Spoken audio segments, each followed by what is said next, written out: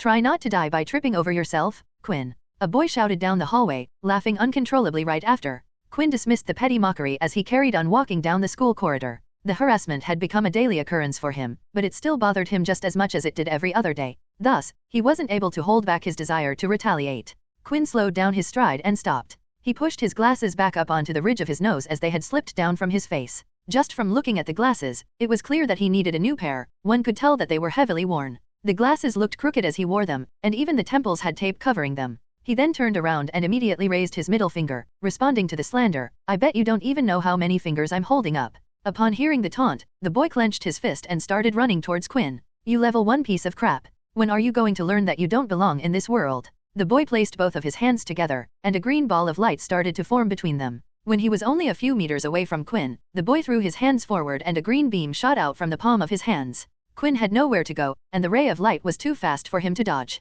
Hence, he knew that all he could do was grit his teeth and bear the pain. As the light hit him, his body was lifted into the air and sent flying backward onto the far end corridor wall. What's going on? A student among the crowd said. Are they fighting on the last day of school? A crowd had immediately formed outside, interested in what the commotion was all about. One of the female students ran over to the wall's damaged part to check on the assaulted student's safety. As the dust started to settle down, Quinn's slightly curly black hair slowly came into view. When the smoke eventually cleared up, the female student finally saw who it was. She instantly backed away and continued on with her business as if nothing happened. The moment that the female student had returned to her friends, he could see that they were laughing at her. I can't believe you tried to help him. I didn't see who it was. The girl retorted, her cheeks flushed. After that, Quinn stood up and lifted his glasses that were thrown on the floor. To his dismay, one of the hinges had fallen off once again. Instead of wearing the worn-out pair, he let it hang on his hand. Damn it. Not again. It was the last day of school for Quinn, so he hoped that someone wouldn't try anything with him. He was sick and tired of their doings, but he wasn't the type to ignore those either. He had seen people who had chosen to keep their heads down and tolerate the harassment. However, their treatment was far worse than what he received. He didn't bother to stay at school like the rest of the students. He picked up his broken glasses and proceeded to leave school. As he walked past, he saw the students having conversations among themselves in their circles. Some were laughing while some had tears, thinking it was the last time they would ever see each other again. However, Quinn wasn't a part of any of that and he didn't want to be. Cliques would not welcome him anyway. He was the weird one. When he finally arrived home, he immediately went to work. Living in a single-bedroom apartment with just enough space to fit a single bed and desk was enough for him. A TV was mounted on the wall, but Quinn would merely use it as a background noise source and didn't watch anything. The apartment was provided to him by the government since he had no living relatives and was only 16 years of age. On top of his bed was a single suitcase that contained all of his belongings that were neatly packed. He walked towards a cabinet, immediately pulling a drawer open which accommodated a single book. It was a large and thick hardbound book, weighing about half a kilo. The front cover of the book was in a color that mimicked a lighter shade of blood. In the center, the lonesome fronts of an upper and lower jawbone could be seen, both colored in the swampy shade of brown. The upper jaw sort of had 4 separated fangs. Meanwhile, the lower one had 2 sharp teeth on the 2 far ends on the overhead and 5 evenly spaced underneath. Let's try again today, Quinn said as he lifted the book and placed it on top of the desk. He then quickly went to his bag to pull out a little test tube that was half filled with a colorless liquid. Test 112, hydrochloric acid. Let's see how it goes. He then started to slowly pour the liquid out of the test tube onto the book. So far, there is no reaction. He proceeded to continue to pour all of the test tube contents on the book, but there was no reaction at the end of his experiment. Carefully, he examined the book while jotting down the results in his notebook, seeing if there was any damage done, yet the book looked the same as always. Another failure. Why won't you open? Why did Mom and Dad even have this thing? 112 times, this was the number of different ways that Quinn had tried to open the book. Not only did the book not open, but it seemed like it cannot be damaged either. He had even tried burning the book, cutting the book, melting the book, though nothing had worked against the book that seemed utterly durable. Lying on his bed, he turned on the TV for its sole purpose, making background noises. He never really paid attention to what was on. With it, the sound of other voices made him feel less lonely. Upon turning on, the TV displayed an ongoing news show. The peace treaty with the Dalki race has lasted for 5 years now, but officials are saying that tension is rising once again. Now, we must prepare for another war. The mention of war had always been shown on the TV non-stop ever since a certain day 30 years ago. The human race received a visit from the so-called Dalki. They had the physique of humans, except for their skins that were riddled with scales and the presence of tails that were similar to what the dragons had. With no real clue of why they had suddenly appeared, they immediately demanded that the human race hand over their resources and wanted to use them as slaves. Of course, the humans decided to fight back, but they quickly found out that their modern technology was useless against them. Bullets couldn't penetrate their skin, and as for tanks, well, Dalki had airships. Every individual, disregarding the gender, was told to fight for their planet, and that included Quinn's parents. The war went on for years, so he grew up not knowing what his parents looked like. When the humans were on— Hey everyone, welcome to our channel, and thank you for your support. If there's a favorite novel on the channel and you want the next part, you're just one step away. Become a Patreon member and I can make it depending on your tier. Thank you for your attention. the brink of defeat, a select group of people came forward. These people had special abilities. They began sharing their knowledge of how they obtained such power in hopes of turning the tide in the war, and thankfully, it worked. Even so, the Dalki were still strong, and a seemingly endless stalemate led to the peace treaty signing 5 years ago. Obviously enough, human greed got the better of humanity, and instead of sharing these powers with everybody else, the higher-ranked governmental officials decided to keep them for themselves. Only those with money could learn the more powerful abilities while everyone else was left with scraps. It was something that needed to be done. Poverty had taken over the world, but people had powers and were using them uncontrollably, unlike before. Quinn was given nothing when his parents died. The government agreed to pay for his living expenses while he was still in school, but that was it. When his parents died, him being at the age of 10, an agent appeared at his doorstep and handed him a book. He was told that it was the only thing that his parents possessed, one that they passed down when they died. Why is the world so unfair? He uttered, lamenting about his situation. Getting out of his bed, he started sauntering towards his desk. He picked up his glasses that were still slightly broken and decided that he needed to fix them. He noticed that one of the lenses was slightly out of place, and tried to punch it back into its frame. "Come on, just get in," he shouted as he tried to forcefully fix the glasses. The frustration he had been bottling up was on his face as he struggled furiously with the lens. Unfortunately, the lens suddenly crumbled into pieces. One of the shards of plastic even created a deep gash in his thumb. He screamed and kicked at the table. "Why does the world hate me?" After a while, he calmed down and started to clean up the little pieces of glass, noticing that a piece had landed on top of his book. As Quinn removed the piece of glass, a drop of blood from his thumb landed on top of the book. The object plastered on the center of the book started to glow, and suddenly, the book began to float, hovering until it was on eye level with Quinn. Quinn darted back and away from it. The glow from the book made his room look emptier with the little bed at the corner and the solitary seat beside it. What the hell is happening? The book started to emit a blinding radiance as it shook uncontrollably. A few seconds later, it finally opened up. Pages after pages were being turned. Quinn couldn't take his eyes off of the shining book. It was as if he was in a deep trance. The words written on the pages of the book weren't in any language that he had seen before. Nevertheless, for some reason, he felt like he could understand it. When the book reached its last page, it started to disappear, gradually turning into dust. At the same time, his body suddenly felt weak. Quinn's vision was starting to fade, and with that, his eyes pulled shut. But just before he passed out, there was a single message that he heard. "Congratulations, you have been granted the Virginia." Unable to maintain consciousness long enough to hear the final words, Quinn duly passed out. Gradually, Quinn's eyelids started to flutter open and his vision soon returned. His head felt heavy and his body was slightly sore. As he lifted himself off of the ground, he touched his head gently to see if he had injured himself. "Why does my head hurt so much?" he thought, bewildered and unable to make any sense of what just happened to him. After patting his head all over, Quinn then went to pick up his glasses that had fallen on the floor not too far from him. Regrettably, only one lens that was left intact. Still, Quinn put the glasses on out of habit. He felt a little disoriented and his vision became slightly blurry. He took them back off and noticed that his vision only turned hazy when he put the glasses on. Wow, he thought before he quickly rushed to his desk to grab a pencil. He proceeded to draw the letter A on the wall and stepped back. He continued to move back until his back had hit the wall that was on the other side of the room. The figure A was still there, and he could see it clearly. "What? But how?" Quinn said slowly, mind blown. He was still trying to make sense of what had happened to him. Somehow, Quinn's vision was now perfect. He had lived his whole life with terrible eyesight, but strangely, he could now see clearly. His mind started flashing images of the events that led to his passing out on the ground. The more the memories flooded his mind, the more one thing stood out, the book. When Quinn surveyed the room, he felt panic building up in him. The book was missing. The book? Where the hell's the book? He looked everywhere for the book, yet he couldn't find it. It couldn't have gone missing in such a small room, so its disappearance was baffling. "Where's the damn book?" he lamented. He imagined the book at one corner of the room hidden and out of sight, somehow living and silently enjoying his misery. "Maybe it's like my socks. They go missing all the time.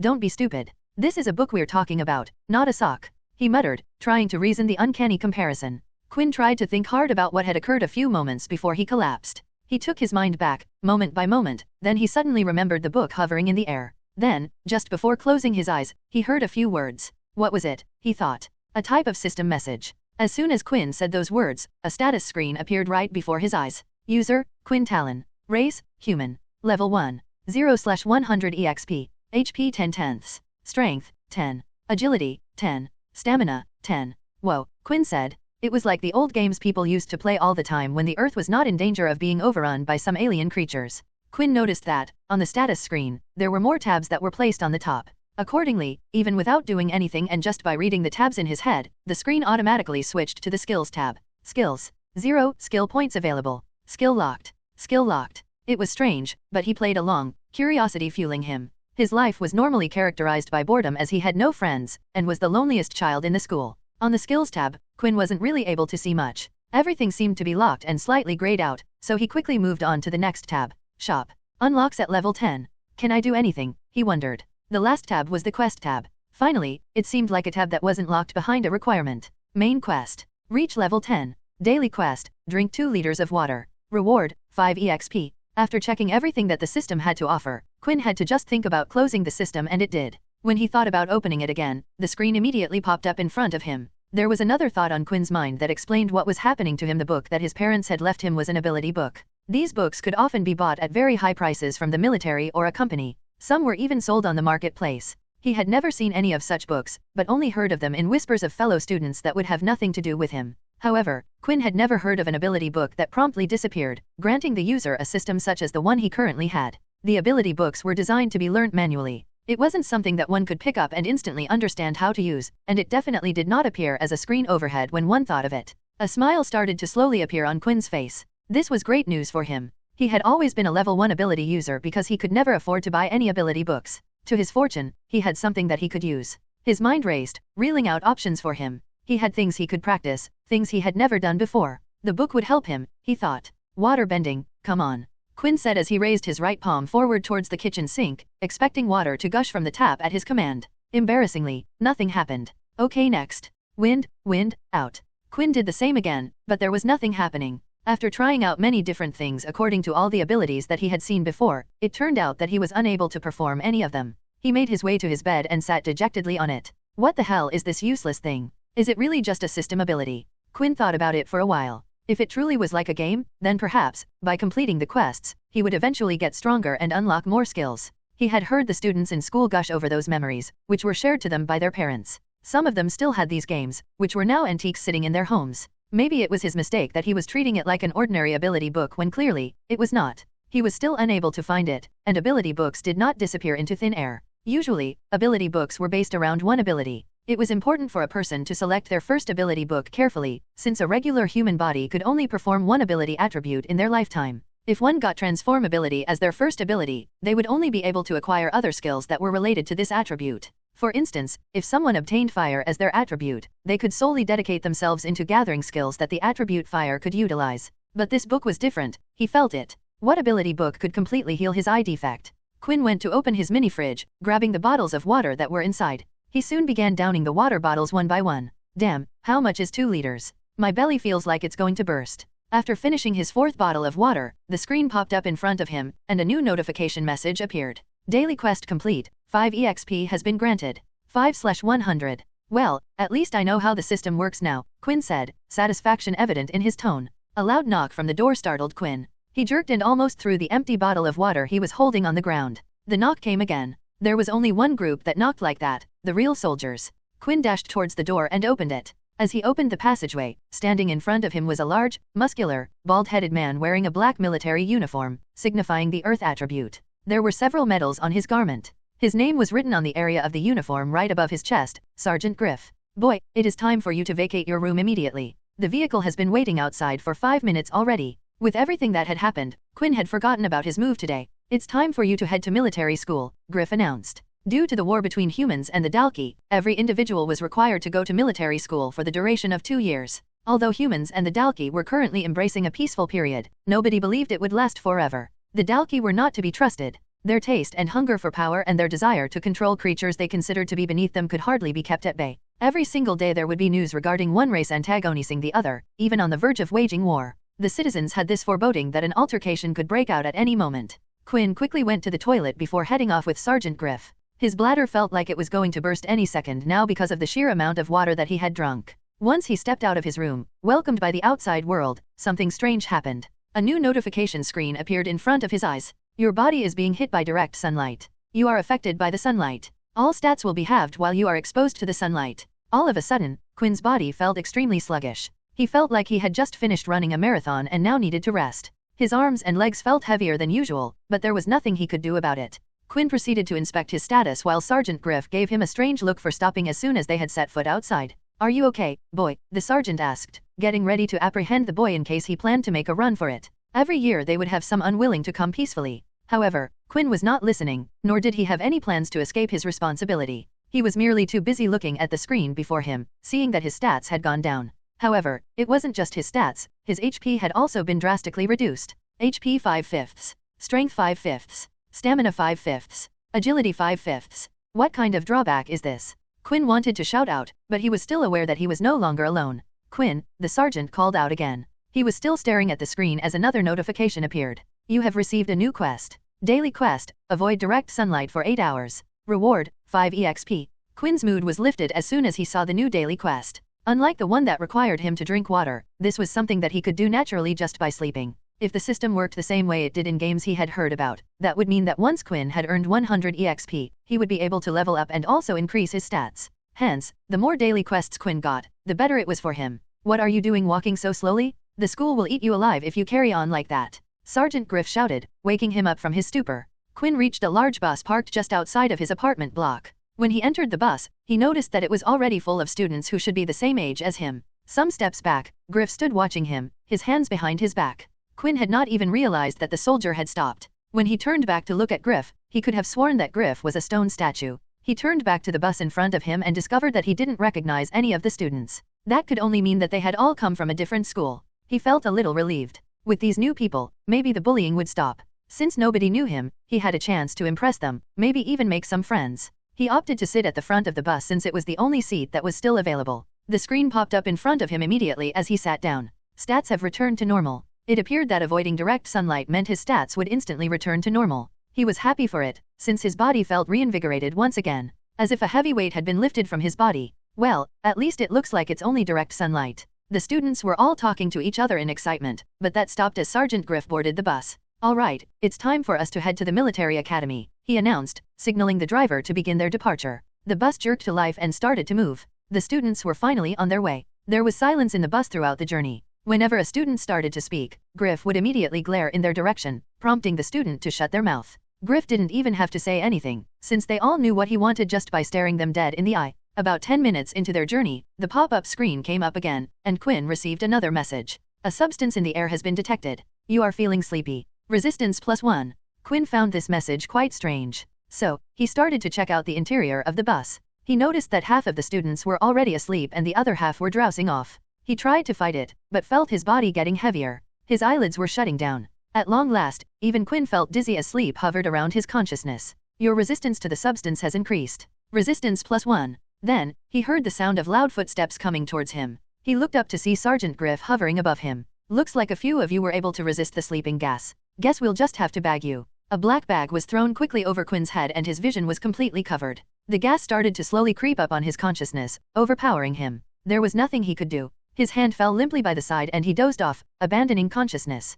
After a while, Quinn felt a splash of cold water chucked over his head. It served its purpose, immediately jolting him awake. The only thing that he could see upon opening his eyes was a greenish smoke that dominated his surroundings. He and several other students began to lift their heads to look around them. There were currently a total of 500 students standing on a plain open field, in a strange place that none of them seemed to recognize. The puzzlement on their faces spoke volumes. "This is where the lot of you will spend the next 2 years of your life," the voice of Sergeant Griff explained. The green plane was not the only thing the students saw. There were 3 futuristic, huge buildings directly in front of them. The buildings were human images sculpted entirely out of glass. Each one stood at least 60 feet tall, but that was not the only thing that the field overlooked. They were standing on an elevated platform with a city in front of them, a hidden city. Everyone was already dressed up in a military uniform and there were technological marvels appealing to them all. These devices were too advanced for their time. There were mesh-moving crates and there were building machines, enormous things rising high into the sky with their crane. There was no one inside the machine, yet it laid down panel after panel of glass on a building that was still in construction.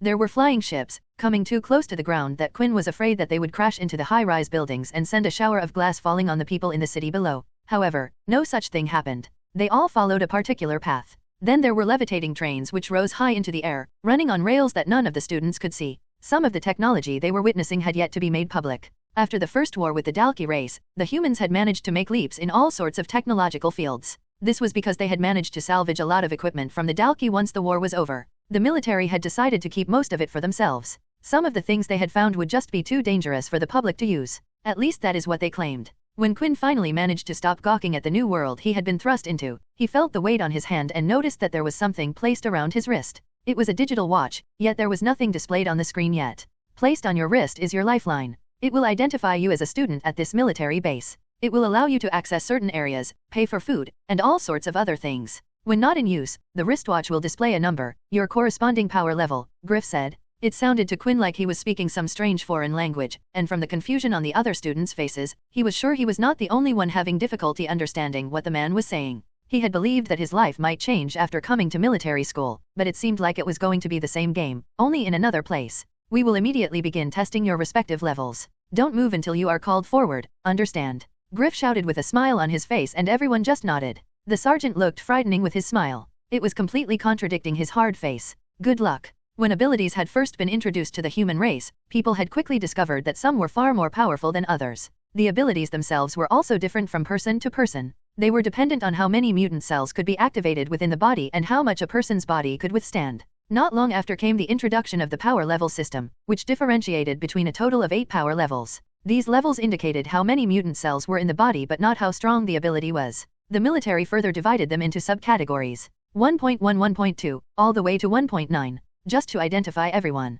There were 2 ways for people to obtain abilities. There were the so-called originals, and the people who had learned one. During the war with the Dalki race, some people in distress started to exhibit powers, which the human mind could not comprehend. Scientists claimed it was humanity's last stand against extinction. The power the originals could display had come as a shock to the Dalki and had proven to be enough to push them back. These new superheroes realized that they could share their powers with other people. So they did it quickly since humanity depended on these strange powers for survival. They wrote down how they accomplished this and put the information down in things that would later become known as ability books. After the First War had ended, the books were no longer distributed freely and instead started to go on sale to the public. The first ability users had realized that their powers now put them at the top of the food chain and they wanted to make the most of it. The military decided to keep some of the more powerful abilities to themselves. From that point forward, ability books ranging from level 1 to 5 were the ones sold to the public, while giant corporations and the military connived with the first known ability users to keep the higher level versions to themselves. As such, if one was an ability user, they either belonged to an original family or one would have learned the ability from a corresponding book. Unsurprisingly, the originals were stronger and accessed higher levels than the rest of the human race. Additionally, not all ability users had chosen to share their abilities with the outside world and some had decided to keep it exclusive to their own bloodline. Originals usually had the strongest of abilities that couldn't be measured using the power system. After the demise of his parents, Quinn had not had any family members to support him. He had lacked the means to buy even the cheapest ability book and as far as he knew his family had not been special enough to be an original. Now, after all these years, it seemed like he had managed to obtain an ability after all. Even though he never heard of an ability book like his before, so he didn't even have a clue what power level it had mutated his cells to. Usually, on the front, there would be a technique that could help you master your ability up to a certain power level. Unfortunately, the book had disappeared and with it whatever knowledge it had contained.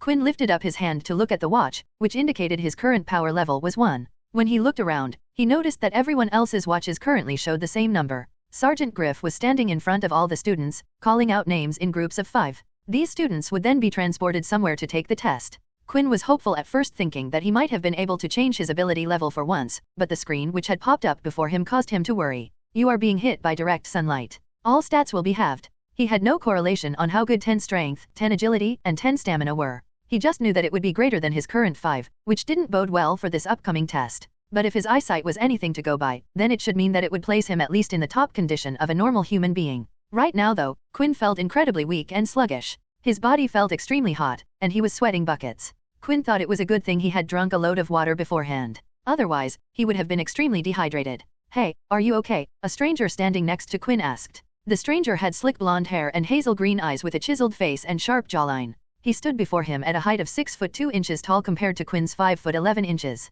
He looked to be the type of person Quinn would have usually avoided in his school as everyone would always pay attention to them, and boy did Quinn hate attention. If you want, I can call someone for help, the stranger offered. It's okay, I'm just a little bit nervous about the testing, Quinn lied as he tried to ignore his tired body and stand up straight. The stranger's eyes roamed over Quinn's body with concern. Quinn was quite skinny for his age, not having a lot of muscle on him, and right now, he looked incredibly weak. To the stranger, Quinn looked like the type of boy who would be a prime subject for bullying. Being in a new place and not knowing anyone's power levels, of course, he would be nervous. Quinn sighed. If he was to get a level 1 rating again, the same thing from his school would most likely repeat itself. Well, don't be. I'm quite strong, you know. If anyone messes with you, you can come and ask me for help, the stranger offered, smiling. Quinn returned the smile, yet he couldn't help but feel uneasy. Quinn didn't usually get on with the active, positive type of person. In fact, he did not get on well with anybody, but he found it hard to dislike the boy, especially for being the first person to offer his help. The name's Vorden, by the way, the other boy introduced himself and placed his hand out. Quinn looked at Vorden's hand. It was the first time in his life someone had treated him like a normal human being, but he was afraid that would quickly change. Should his ability turn out to be a low-leveled one, he would probably take back his offer of friendship, but at least for a short time Quinn just wanted to forget about all that. My name's Quinn, Quinn replied as he shook Vorden's hand. Use of an ability has been detected. The ability has been rejected. Once the system messages appeared, Quinn looked at them strangely. He then noticed that Vorden still hadn't let go of his hand. Then the system repeated the message once again. Use of ability had been detected. The ability has been rejected. Quinn forcefully pulled his hand back. The system was clearly telling him that Vorden was trying to use his ability on him. The other even had a puzzled look on his face as he stood there. What is your ability? Vorden eventually asked.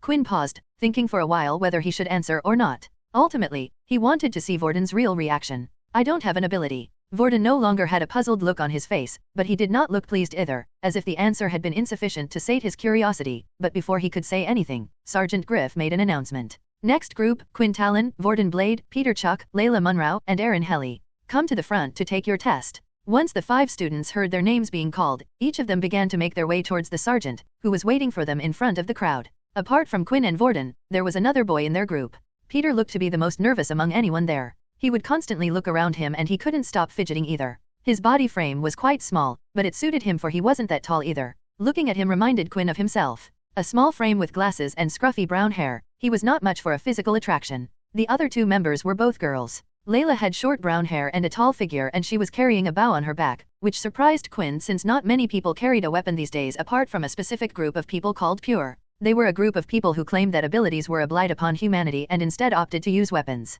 However, they were very rare and Quinn had never met anyone who belonged in the faction in his life. He had merely heard stories about them. Erin, on the other hand, was the type of girl whose beauty turned necks. Her proportions were perfect, not too big and not too small, and she had long silky hair with a magnificent golden hue. The only problem was her facial expressions. Even while walking through the gathering of people, not once did her expression change. It stayed stiff and neutral and made her appear cold. The awe on the faces of the other kids was lost on hers. As Quinn was walking to the front, he noticed that he couldn't recognize any of the students there and it seemed like the others were not familiar with anybody either. Quinn could only assume that this was done on purpose. Their group soon stopped just behind another group that was being transported to the testing area. Vorden walked around and greeted each one of the people in his group with a handshake and a confident smile. Vorden was very polite, so most of them accepted his greetings. All of them, except for Erin. She merely stared at Vorden's hand when he offered it to her, then turned her gaze away after a second. Come on, you don't have to be like that, Vorden said as he placed his hand on her shoulder. A terrible mistake. Erin moved faster than anyone could react. She grabbed Vorden's wrist and twisted his hand. Specks of ice started to crawl up his hand and began to freeze his limb. They were making a scene, and everyone gleefully watched. Wow, she has ice abilities, one of the boys said. Isn't that very rare? I would let her freeze me any day. Several students expressed their amazement in unison. Stop it, you two, Griff barked at their little fight. If you have that much energy to pick a fight, then save it for the test. Erin immediately dropped Vorden's hand, leaving him gasping in pain. Slowly, his hand started defrosting. He scrambled back to the line and stood behind Quinn, his face flushed with embarrassment. Can you believe her? Vorden complained. I nearly lost my hand. You can't just go around touching people without their permission, Quinn replied. Yeah, I know. She's lucky I didn't wipe the floor with her just cause she's a pretty girl. His words were creating enemies for him. Many of them admirers of Erin who felt disgracing Vorden might earn them points with the beautiful girl. Looking at the people around them, Quinn could tell what the others were thinking. It was on their faces. Instinctively, Quinn moved away from Vorden, hoping that others wouldn't mistake the two of them as friends. At last, Quinn and the others were called forward and were told to stand inside a square, drawn with white lines on the ground. The space inside of it was just big enough to fit the 5 of them in. One would notice that outside of the square, there was a hooded man who was standing nearby. Send them away, Griff ordered. As soon as Griff gave the command, the hooded man planted both of his hands on the ground and the square started to light up, shining in a bright purple color. An ability to transport others, huh, Vorden said, leaning forward to speak into Quinn's ears, much to the latter's discomfort. What a rare ability. The plain fields faded from their sight and they were thrown into a whirlwind of colors. The very next second, they found themselves in another outdoor area, this time an empty wasteland. There was no sign of life nor greeneries. 2 people stood before the group. A woman dressed in black and next to her another man whose face was hidden beneath his hood. Quinn could not make out the badge on the arm of either of their uniforms, making it impossible to tell what rank they possessed. The woman held a tablet in one of her clutches, busy thumbing through it. She ignored the group that had appeared before her and continued till she was done. Once she had finished, she shifted her gaze to the students and began to speak. Hello, I am Jane and I will be the one in charge of your test today. Once the test has been completed, I will be updating your information and your score will then be reflected on your wristwatches. Quinn noted that her face appeared to display the same emotional range as Erin's. Now, who should we call first? Oh, it looks like we have a couple of previously leveled ones. Jane noted as her eyes ran across her tablet screen. The tablet seemed such a delicate thing to hold in this place where the beautiful city was out of sight. The information the woman made mention of had been passed down from their previous schools. Peter Chuck, step forward. The nervous, small-physiqued Peter did as he had been told, looking even worse than before. Quinn thought that he appeared unsightly, yet he looked to be in perfect condition if you were to compare the two. At least Quinn was able to stand up, whereas Peter looked like he would fall over at any second. What is your ability? Jane asked. I don't have any ability, Peter answered quietly. Quinn and the others now understood why Peter had been so nervous. Having no ability wasn't rare. Because of the war, many children had ended up as orphans like Quinn. This usually meant that there was no chance for them to buy an ability book. Don't be afraid, Peter. Jane said. Here, take this. The hooded man, who was standing beside Jane, suddenly conjured a book in his hand and held it out quietly. Jane took the book and handed it over to Peter. For me? You're just giving this to me for free? Peter asked with utter excitement in his voice. Thank you. Study the book in your own free time. When you have finally learned to use it, you can come back to redo the test, but for now, I'll have to temporarily award you a level 1 power status. Even though Peter had received a level 1 power status, he didn't care about it. At this moment, he only felt hope. His life could finally turn around due to the book that he had just received. Quinn Talon, step forward, Jane ordered, looking at him. Quinn did as he was told. What is your ability? Quinn considered this entire charade to be ridiculous. It was quite clear to him that the tablet Jane held already had all the information on him from his previous school. They should know that he had never possessed any ability and that his financial status would never allow him to buy one, and yet he struggled with the answer to her question. Before coming to military school, Quinn had done a bit of research himself. Unlike Peter, he already knew that the military freely gave all students who had no ability their very own ability book. Everyone would receive a level 1 Earth ability book. This way, all those students like Peter would suddenly become indebted to the military. Not only that, but the military also had a hold on nearly all of the Earth-type ability books and the corresponding skill books. In other words, if you ever wanted to increase your strength, you would have to stay loyal to the military, and in return, they would give you more power. Before Quinn had been granted that system from his book, he had made up his mind to accept it. Even if he didn't join the military after 2 years, an Earth ability was handy to have. With it, one should be able to find quick employment since the Earth ability was useful in construction. And this was exactly where the problem came in.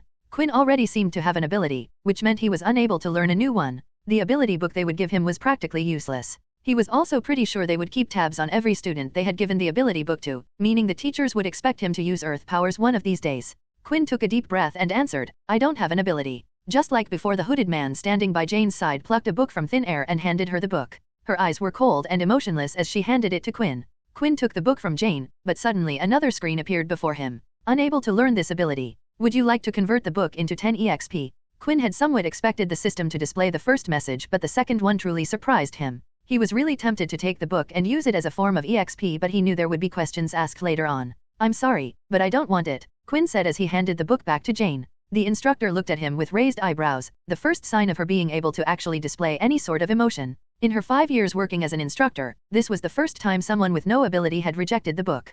Please give me one moment. Jane walked away from the group of students who all looked at Quinn as if he was some sort of freak. Once she was far enough away from them, her hand went to her ear to activate the electronic piece inside. A student by the name of Quinn Talon doesn't want to accept the ability book. I await instructions on how to deal with this outlier, Jane asked, speaking into her earpiece. No need to force him. Just let him take the test and report back if he shows promise, the mysterious man on the other side instructed her. As the man hung up, he couldn't help but think that this Quinn seemed like an interesting student. He began to check on the corresponding file, which left him puzzled. The student had no ability, and according to their research, he also should not have any relations with the group here either. Let's see how long you can survive in this cruel world, Quinn, the man said to himself, leaning back into his seat. Jane adjusted her suit and headed back to the group of students. Apologies for keeping you all waiting, Jane noted stiffly. Then she turned to Quinn. Although you don't wish to accept the ability book, you're still required to take the test. He found this to be quite the bizarre request. Was there really a need for him to take the test as someone without an ability?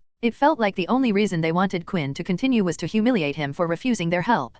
Making him feel small and insignificant might lead to him approaching the military on his own and eventually beg for the ability book they were handing out. Please follow me. Jane took Quinn a little further out onto the field where Quinn noticed that there were huge craters in the ground, burn marks, patches of the ground scorched and burned like there had been some fire. This was all done during the previous testing of contestants. Please proceed to destroy the targets in front of you as quickly as you can, Jane instructed him. The test will begin immediately. As soon as Jane finished talking, 3 targets popped up out of the ground at random locations around the wasteland. They were metal round targets with a red dot in the center. The problem was when Quinn tried to look for the targets, everything appeared like a blur in the distance. He noticed that his perfect eyesight suddenly wasn't so perfect anymore. Is this because I'm out in the sunlight? Quinn thought. Quinn had no choice but to slowly run up to each of the targets and hit them with his fist one by one. Unsurprisingly, his time ended up being incredibly slow. After this, Jane asked him to complete 2 other tests. The second one was in regards to this strength test. All he needed to do was to punch into a huge drum-like machine. Quinn gave it his best shot and hit the drum as hard as he could.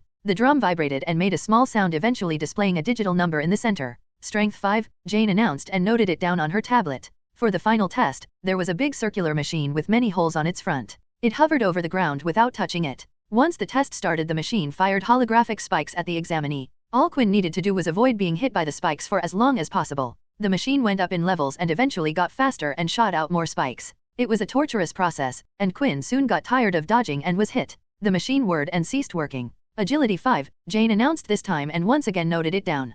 Quinn had heard the words from Jane's mouth and it started to make him think if there was some kind of link between the scores she had given him. This test had focused on agility and he had scored a 5, which was the same as his system. The same was true for the test before, which had revealed his 5 in strength. Quinn sighed internally. If only he could have taken these tests at night, he would have most likely doubled his scores. However, if his ability was indeed one allowing him to evolve, he could always try to take that test again. Quinn Talon, your overall current power level is that of a level 1 ability user, Jane informed him. Quinn clenched his fist and went back to stand with the others. He knew that the days ahead of him as a level 1 user would be harsh, but hopefully, that would change in due time. The test continued with Layla being the next one to step forward. She was the only one among them who had a weapon on her back. Her weapon didn't look like a regular bow, it was different from the ones that people had used a long time ago. This bow was carved using the bones of some beast. It was polished to a shiny bronze, which glittered in the light. Quinn had heard about these beast weapons, but this was his first time seeing one. In fact, he would not have recognized it as such if it were not for the whispers from Vorden beside him. When the human race had been attacked by the Dalki, the human technology had advanced fast by replicating their invaders' technology, and with this, the humans had gained the ability to travel to other planets using portals. These planets would often contain different levels of beasts. The stronger the beast was, the better weapon you could make out of it, provided you could kill it first, of course. It was strange to see someone as young as her, who had most likely never been to another planet, possess a beast weapon. Layla stood in the center of the field and waited for the test to start. Unlike when it was Quinn's turn, Jane waited until the girl was ready before starting. It was quite a difference in treatment. When the test started, 5 targets appeared in different areas of the wasteland. Layla immediately took out 5 arrows and placed them in her bow, shooting them all off at once in the same direction. The arrows shot out fast and strong, but then suddenly, the 5 arrows split off, each in their own direction, each of them heading to a different target. What a good combo, Vorden praised. Although telekinesis is considered quite weak, when paired with her bow to control the arrow's movements, it's very useful. Simultaneously, all 5 of the targets were hit, and she completed the first test. This one demonstration showed Quinn how useful beast weapons could be. Even if one had a weak ability, they could make it strong. Quinn wasn't completely sure what his ability was yet, but even if it just increased his stats as he leveled up, he imagined that pairing it with a weapon like a beast sword might also turn him powerful. On the strength test, Layla didn't do too well. She used her powers to try to move her fist even faster when punching the drum, but, in the end, her score was only an 8. In the last test, Quinn also saw her do quite badly. When the test began, Layla had attempted to use her ability on the spikes coming at her. Unfortunately, she had been unaware that they were holograms and not the real thing, so it had no effect. This led to her nearly being hit at the start. After that, Layla relied on her actual body to avoid the spikes, yet she ended up getting the same score as Quinn. It looks like you have the power level of a level 2 ability user, Jane informed her. As soon as the instructor had typed it in, the number 2 appeared on Layla's wrist. Quinn could tell Layla wasn't happy. She was red in the face as she stumped back towards the group. Quinn thought the test wasn't really fair. Her ability level might be that of a level 2, but when used with a bow, Quinn felt like she could probably beat some level 3 or perhaps even level 4 ability users. Still, even if he voiced his opinion, who would listen to a measly level 1 like him? Quinn was starting to take note that the academy really did only measure the power level of your ability and not your fighting ability. The next person to take the test was Erin. She walked forward confidently without even looking at anyone else. She stood in the center of the testing field waiting for the test to start. 5 random targets appeared across the wasteland. She quickly formed an ice spear and chucked it at the first targets, hitting it dead on. She repeated this 4 more times at an incredible speed, nearly clearing them all just as fast as Layla did. For the next test, Erin's performance was even more impressive. She started to gather ice in both her palms, and then after a minute or so of gathering her power, a huge ice column shot out from her hands and hit the center of the drum dead on. The drum rang out louder than it had before, and the number kept going up until it had eventually reached 50. No wonder she's so confident, Vorden noted, a thoughtful expression on his face. Quinn realized it was a good thing the two of them didn't fight, otherwise, Vorden would have ended up a dead man. Finally, when it was time for the last test, the instructor told her she wasn't allowed to use her ability and should just dodge. Erin didn't object and the test started immediately. She managed to do well, moving swiftly, avoiding each spike, but eventually, the machine had gotten too fast and she ended up getting hit. Impressive? Best result so far. So far, you're the third first-year student with a power level of 5. Erin started to walk back to her group, her face expressionless and unimpressed, as if she knew what she was going to get all along. Either that or she didn't really care about the whole thing. Finally, the last person to take the test in the group was Vorden. Time to show you what I got, wish me luck. Quinn had no clue who Vorden was talking to, but quickly realized it was him after Vorden winked in his direction as he walked off to the center of the field. Could that idiot actually be strong? Quinn wondered. Most of the time people who were strong were either arrogant, openly flaunting their powers, or kept quiet about them, but Vorden was a strange person. He wasn't exactly arrogant, more like flashy. When the test started, everyone's mouth was left wide open at what they were seeing. On every single one of the tests, Vorden copied the exact same moves as Erin. He used the very same ice ability, performed just as well as Erin. See, I told you I was strong. Vorden gleefully pointed at the number 5 to his seemingly new best friend, Quinn. After seeing Vorden perform well on the test, Quinn couldn't help but think about what Vorden's ability was. When Vorden went to shake his hand when they first met, his system had informed him that Vorden had tried to use his ability on Quinn. Yet for some reason whatever he had tried to do had been unsuccessful. If Vorden's ability had been ice, surely his hand would have just frozen. Unless Quinn's ability was to block all types of other abilities, but that seemed highly unlikely. Not only that, but Vorden had a very strange reaction about it, even asking Quinn what his ability was. Thinking about it, Vorden noticed another strange thing in the other boy's behavior. For some reason, he had been very adamant about shaking the hands of everyone he had just met. Although Erin had refused his gesture, in the end, hadn't Vorden still ended up touching her on the shoulder? At that time, it seemed like a weird thing to do, but thinking about it, it all made sense. Touching had to be like a condition for Vorden's ability, and the last person he had touched had been Erin. It couldn't be a coincidence that both of them had the same powers. In that case, Vorden's ability was most likely the kind to copy other people's ability. And it hadn't worked on Quinn because his ability wasn't straightforward. Quinn couldn't help his curiosity, so he asked Vorden. Hey, Vorden, is your ability? Quinn whispered to the boy next to him, are you able to copy other people's abilities? Vorden looked at Quinn and smiled slyly. That's the first time someone has figured it out so fast. How did you figure it out? When you shook my hand, you seemed surprised that nothing happened. Vorden had believed he had given himself away by insisting on touching Erin, yet Quinn had seemingly deduced it by the earlier handshake. He had to give him some credit for that. After all, it wasn't outside the realm of possibility that Vorden had coincidentally obtained the ice ability from an ability book as well. Quinn's brows were furrowed in thought as he stared at his new friend.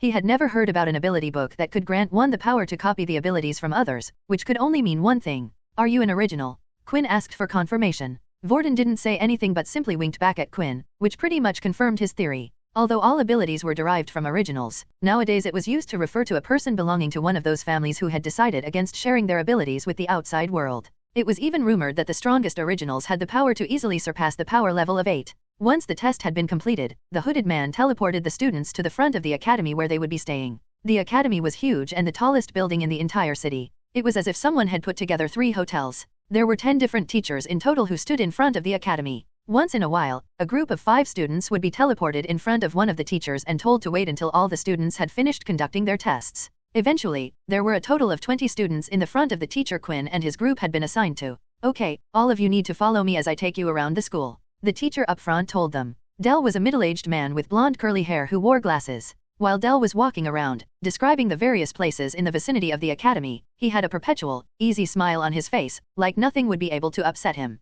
You guys should start to get to know each other as much as you can, Dell suggested. After all, the people you are with now will be your classmates. All of a sudden, everyone started to get chattier, talking to each other as they were being shown around the school. However, there was an annoying thing that Quinn noticed. The level 2s were trying their best to befriend the level 3s, while the level 3s attempted to do the same with the level 4s.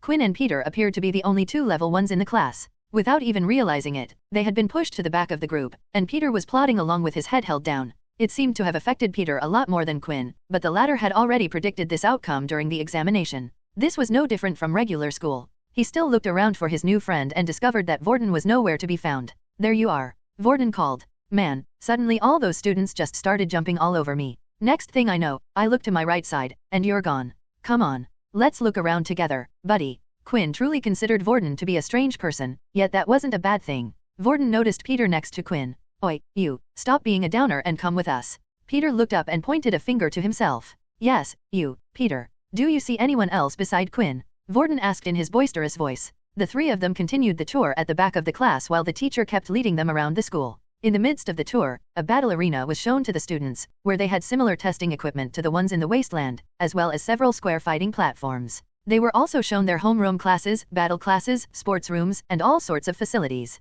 Dell never failed to provide a little bit of explanation about each area of the school they visited. However, Quinn was uninterested in most of them until they had finally reached the library. As you can see, the library here is split into 3 floors. First-year students are only able to access the first floor. Second-year students can access the second floor. Finally, the upper floor is only for authorized military personnel. Quinn was interested in the library because it contained books that weren't available to the public. In this place, Quinn just might be able to find some information about his ability, though he earnestly hoped that it would be on the first floor. Eventually, the tour came to an end just outside the school's dorms. And this is where you will be living during your stay here. Once you have dropped off your things, feel free to explore around the academy. There will be no lessons today, so enjoy the free time and make sure to be in your rooms during the curfew. Each student was then handed a number written on a piece of paper. These papers displayed which room they would be staying in. From the corner of his eye, Quinn noticed his eye that Vorden was coming towards him. Hey, Quinn, what room number did you get? Vorden asked. 23. No way, what a coincidence. I got the same number? Seems like fate is really bringing us together, Vorden noted excitedly. Maybe, Quinn replied. Somewhere down the hallway, 2 other students were having a conversation. Whoa, what happened to you? A student asked as he looked over to his disheveled friend. I don't know, man, some guy just appeared and hit me out of nowhere, forcing me to swap room numbers. Man, should we try to get it back? The student suggested. I'm pretty sure I saw his wrist showing a 5. It's best if we just leave it. It's just a room after all. After Quinn had finished unpacking, he was free to do what he wanted for the rest of the day. It was still noon, so he had plenty of time to explore the academy. Quinn ended up sharing his room with 2 people, and to his surprise, he knew both of them, Vorden and Peter. There were 3 single beds in the room, each spread out from one another evenly, but other than that, the room was pretty empty. There was just a single desk and a cupboard for each person to use by the side of their bed. Students were expected to spend most of their time studying or practicing their skills, as there was no time for pleasure. That was why the rooms were designed for efficiency. What do you guys want to do then? Vorden asked the others. I'm still unpacking, but you 2 don't have to wait for me. Feel free to go out and explore, Peter replied meekly. Peter had opened up a little to the 2 of them. At first, he was completely shy and hardly uttered a word, unless specifically asked, but slowly, he seemed to be coming out of his shell, especially around Quinn. Peter most likely felt comfortable around Quinn, knowing that they were both level 1 ability users. I was thinking of heading to the library, Quinn said. That will probably be too boring for you. Boring? Please, I can make anything fun. Besides, I haven't read a book in. Vorden paused for a while. I can't even remember the last time I read a book. The 3 of them laughed before Vorden and Quinn agreed to head to the library together. When they arrived, they found that the first floor was surprisingly bustling with students. Quinn noticed that there were multiple round desks spread out where students were sitting, and in the middle of the desk was a glowing orb. You're probably wondering what that orb thing is in the middle, aren't you? Vorden asked. It looks like they don't have them at public schools. If you touch the orb, then it allows you to create an isolated space. Inside, only those people who have been invited can hear each other. This way people are able to chat as much as they want without disturbing others. Wow, Quinn was quite surprised at how far technology had evolved. Quinn and Vorden chose a table that had 2 other people sitting on one. Just as Vorden had explained, Quinn could see the 2 talking but couldn't hear a word. According to Vorden, the orb had a limited range and could only cover the surrounding tables, though. Quinn searched around the first floor of the library and picked up as many books as he could about abilities, most of them listing and describing the most common abilities. Vorden wasn't too bothered and decided to just select a random fiction book to read. The 2 sat at their tables while Quinn started to flicker away. After skimming through several books, he had been unable to find a single one that sounded like his ability. Vorden had kept a close eye on Quinn and had noticed the type of books he had been picking out. What's with all the books? Are you looking for something in particular? Quinn thought about it for a while before giving Vorden an answer. Given his own ability, he should be quite knowledgeable about abilities. I was trying to decide what ability to get since I've turned down the school's offer. Oh right, I nearly forgot about that already. To be honest, I thought you might have been one of those pure members who hate abilities. Turns out you just didn't want to become a dog to the military. Vorden said with a big grin on his face. Well, is there anything specific you're looking for? Not really. Although I've found something very interesting in one of those books. Have you ever heard of an ability that is weaker in sunlight? Vorden suddenly started to laugh out loud. What are you, crazy? I've never heard of something like that. Abilities are something our bodies learn. Sure, some people have limits and can't adapt to stronger abilities or can do less than others, but for one to get weaker because of the sun. Are you sure you have not accidentally grabbed a fantasy book about vampires? Quinn felt a little embarrassed by Vorden's reaction. Of course, he understood this reaction was pretty normal. Would he have reacted any differently if someone had asked him about an ability making one grow stronger depending on how full the moon was? Unfortunately, the reality was that as long as Quinn stayed in direct sunlight, all of his stats would weaken by half. He continued to look around the library to see if there was anything else he could find. Eventually, he had gone through every single one of the books detailing abilities. Quinn then considered trying his chances by going a floor above where there were some second-year students. Maybe there's something up there, but I can't imagine what the academy would do to me for breaking the rules, especially on the first day. I might already be on their radar for refusing their Earth ability book. No reason to make them any more suspicious, Quinn thought. As Quinn continued to walk around the library, he considered what Vorden had said. Perhaps he really should venture into the fiction section and see if he might be lucky. What's the worst thing that could happen? A book titled The Truth About Vampires immediately caught his interest.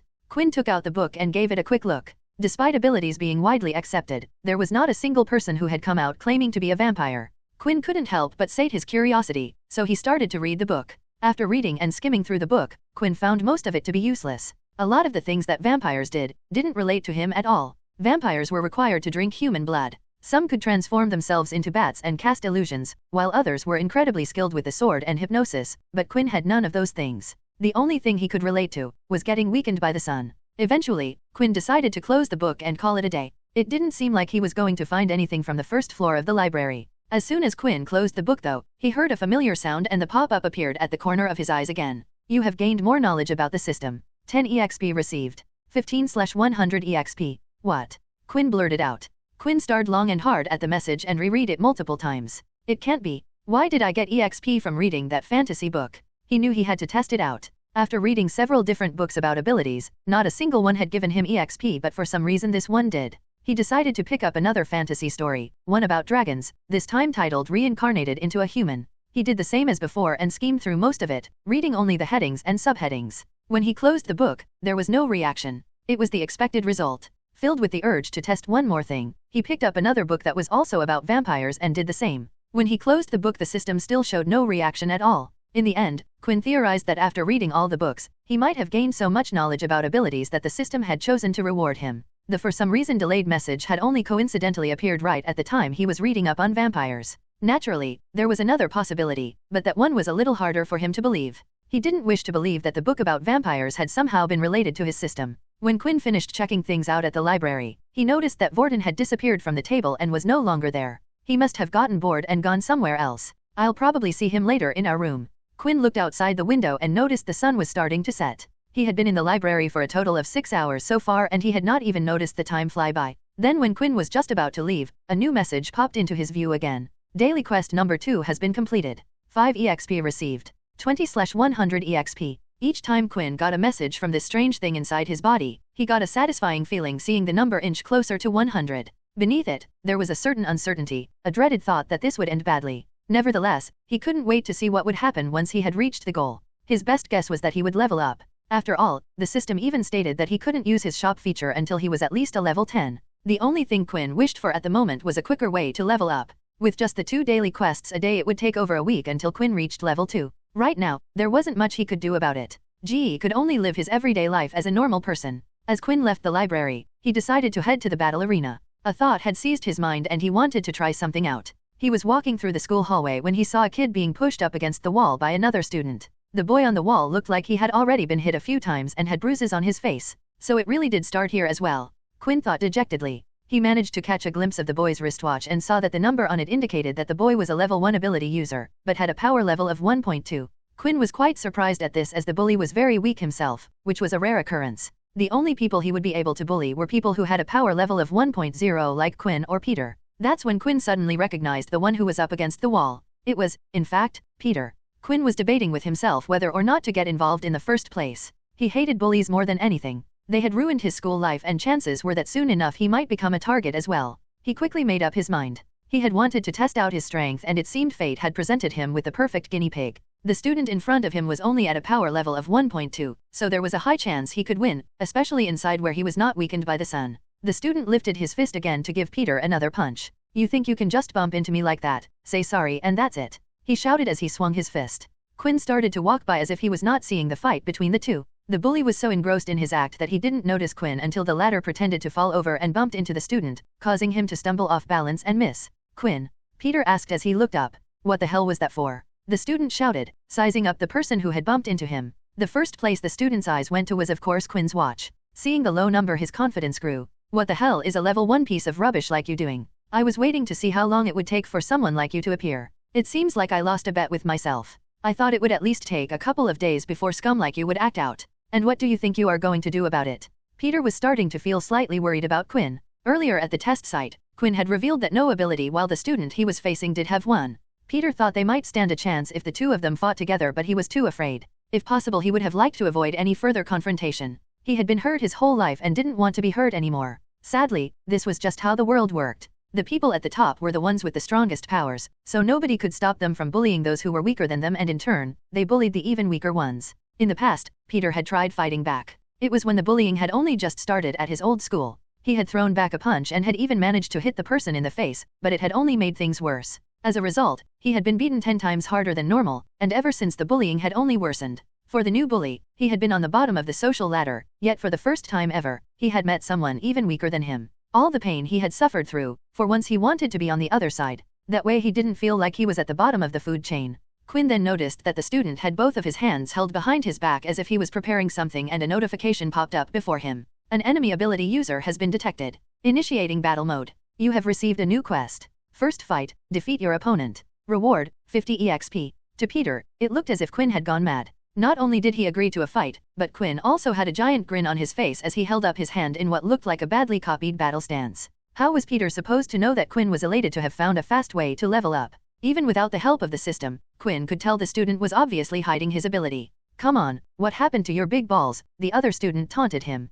You seem to be playing with them behind your back, Quinn replied. You weak piece of garbage, the student shouted and came charging forward. Quickly, he slashed his hand out at Quinn. Luckily, Quinn's increased stats allowed him to lift his arm in time to block the attack. However, the student's hand managed to slice right through a part of Quinn's arm, drawing blood. Damn it! Quinn cursed. HP 8/10. Quinn looked at the student who now had his hands out in view. It appeared that the bully had a transformation ability, yet it seemed to be a weak one, limited to only his hands. The ability had changed his hands to tiger claws and had hardened his nails. From the cut, deep in his hand, Quinn knew that the nails were sharper than they looked. Suddenly everything became a little bit more serious for Quinn. The stinging pain he felt on his arm was real. The game-like system had caused him to take things a little too easy, but his pain quickly reminded him that this wasn't a game. He was unsure if he would faint after 4 more hits or if something worse would happen, but he had no intention of finding out anytime soon. The student started to charge at Quinn once again with his claw-like hands. As the student swung his right hand, Quinn managed to duck and throw a punch of his own into the student's stomach. The student staggered. The shock on his face revealed that the power behind Quinn's punch was greater than he had expected. The student maneuvered his way around Quinn, moving quicker than he looked. His claws slashed at Quinn's unprotected back, injuring him once more. HP 6/10. Shut up, I know. Quinn shouted as he lifted the student using both of his hands by the legs and threw him up against the side of the wall. How did Quinn manage to pick him up like that? Peter wondered. They're roughly the same size and he threw him with ease. Does he really not have an ability? Or did he hide it for some reason? Quinn didn't stop there though. It was important to teach this bully a lesson, otherwise, they would just come back for more. Quinn needed to scare him from ever trying to mess with him again. He ran up to the student who was still lying on the floor and kicked him in the stomach with full force. The kick was so hard that it caused the student to cough up a little bit of blood from his mouth. First fight has been completed. 50 EXP received. 70/100 EXP. Is he dead? Peter asked, slightly worried. As if on cue, the student started coughing out some more blood. If he attacks you again, he's going to wish he was, Quinn stated with conviction. He was actually quite relieved. He had no idea how the academy might punish him for killing another student. Fortunately, his system had rewarded him the experience points without the need to kill the other student. Then suddenly another message appeared before his eyes. Additional quest reward. Skill unlocked, LV1 Inspect. Excitement started to fill Quinn's mind as he had finally received his first skill. Quinn was hoping that maybe this would help him figure out what type of ability he had received, but the name of it didn't sound too promising. Inspect. So maybe it can tell me the weaknesses of my opponents. Quinn assumed. Quinn then decided to test his new skill and looked at Peter who was standing next to him. Unfortunately, Quinn had no idea how to use his skill, but the moment he started thinking about the skill it had activated on its own and a screen appeared right next to Peter. Name, Peter Chuck. Race, human. Ability, none. HP 3/5. Blood type A+. Quinn was shocked, but he was also pleased. The skill seemed to work by just thinking about it. He read through the information that had been given to him, unhappy with the blanked out sections. He assumed it was due to the skill only being at level 1, but still, the information it did give him was quite handy. It told Quinn what type of ability someone else had, which would be very useful in a fight. The same was true for how much health another party had. However, there was one bit of information that Quinn found very strange, and that was the blood type. It was weird for the system to give him information about such a specific thing, and Quinn also wondered how on earth this would ever help him in the future. Quinn then went up to the student who continued to lie on the floor groaning in pain and used his new skill on him as well. Name, Kyle Main. Race, human. Ability, transformation. HP 1/8. Blood type B-. Quinn, I think we better go before someone comes along, Peter told his friend. Quinn ignored him for the time being. He wanted to find out as much as he could, and who knew when he would get the opportunity otherwise. Checking the status of Kyle allowed Quinn to learn a few new things. The information he was given about the ability of the target was not very specific. There were hundreds of different transformation abilities. The other thing was the HP. It looked like for his victory he only needed to bring down the student's HP to 1, but Quinn still didn't know if 0 equaled death or not. It could also just mean the person had been knocked out. Right after inspecting Kyle, Quinn received yet another notification. You have received an optional quest. Drink the blood of your victim to absorb a stat point. What the? Is this thing crazy? Quinn thought. Even if he would gain a stat point, there was no way he was going to drink someone else's blood. The very idea of it made Quinn feel sick. Still, when looked to the ground where Kyle had spat out some of his blood, he felt magically drawn to the red liquid. Maybe a little bit wouldn't hurt. No, I shouldn't do it. You're going crazy, Quinn, stop it. Quinn. Peter called again, only this time he shouted at his friend. Yeah, you're right. The two of them continued to walk down the hallway, but while doing so Peter noticed that Quinn kept turning his head to look at Kyle on the floor. He must be worried about him. Although he is a mean fighter, seems like Quinn's a nice guy after all, Peter thought as he smiled. If only he knew that Quinn was actually still debating whether to go back and try a bit of the blood after all. As the two continued to walk down the hallway, Quinn started to feel a strange surge through his body. Hey, let's go to the doctor. I'm sure the military must have a healer who can patch that up, Peter suggested, his eyes focused on the cut on Quinn's hand. Good idea, Quinn agreed. You don't have to come with me. I can reach there on my own. It will be a busy day tomorrow, so why don't you head back to the dorm? Although Peter was worried about Quinn, Peter didn't want to stick in the halls for much longer where other students were able to see him. He also had an irrational fear that someone would link them with the injured boy down the hallway. Quinn read the hesitation on Peter's face. Look, don't worry, I will be fine. I appreciate you looking out for me, Quinn encouraged. It was a strange thing to say, given that he was the one that had gotten injured while saving Peter. He could see the puzzlement on Peter's face, so he gave him an encouraging push towards their room. With that, Peter quickly rushed off and headed back to the dorms, making sure to cover up his wristwatch most of the time as well. He didn't want to stumble into another bully. Quinn on the other hand immediately rushed to the nearest boys' toilet just down the hall. When he entered the toilet, his eyes went to his arm where Kyle's claws had left an ugly cut. Quinn examined his hand closely. Something strange was happening. He could literally watch his arm healing in real time. Though it looked slow, in reality, it was incredibly fast. For someone to be able to actually witness his skin scabbing over and healing was an amazing sight. Quinn had actually felt something strange happening to his body when he was talking to Peter. It was the reason why he had insisted on Peter leaving him alone. If Peter had watched his wound heal, Peter would know for sure that he had an ability, if he did not already suspect that.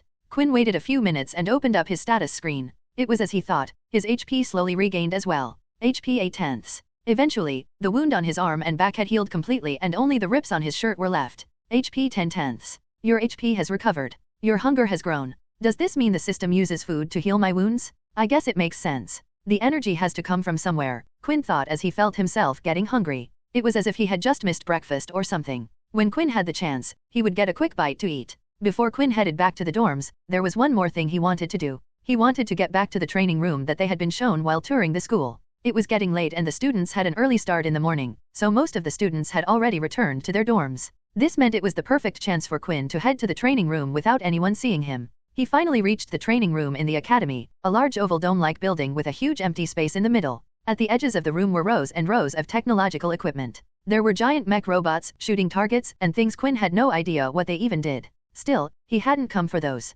No, the one thing he was interested in was the power level testing equipment. Inside the training center, Quinn had also spotted the same machinery that had been used at the testing field. When Quinn entered, the room was unsurprisingly empty. Slowly, he made his way over to the testing equipment while walking past all the other sorts of machinery, and finally he stopped just in front of the drum-like level testing machine. It was the same type of model as the one they had used out in the fields to test their strength. Unbeknownst to Quinn, Layla had also snuck to the training room before Quinn had entered. She had come to test out her bow and arrow skills. She always practiced at night when she was nervous and she couldn't help but worry about tomorrow. When she heard the doors to the training room opening, she immediately hid behind one of the giant robots. Suddenly she saw the student walk over in her direction, then she noticed something. Isn't that the boy that I took the test with? If I remember correctly, he had no ability. Layla recognized him, although she could not recall his name. Layla continued to watch Quinn as he approached the large drum. Let's see, Quinn said to himself as he circled his right arm to warm it up. He swung his fist back and prepared to hit the drum as hard as possible. When he punched the drum, a number appeared on the drum and slowly started to rise until it eventually stopped at 10.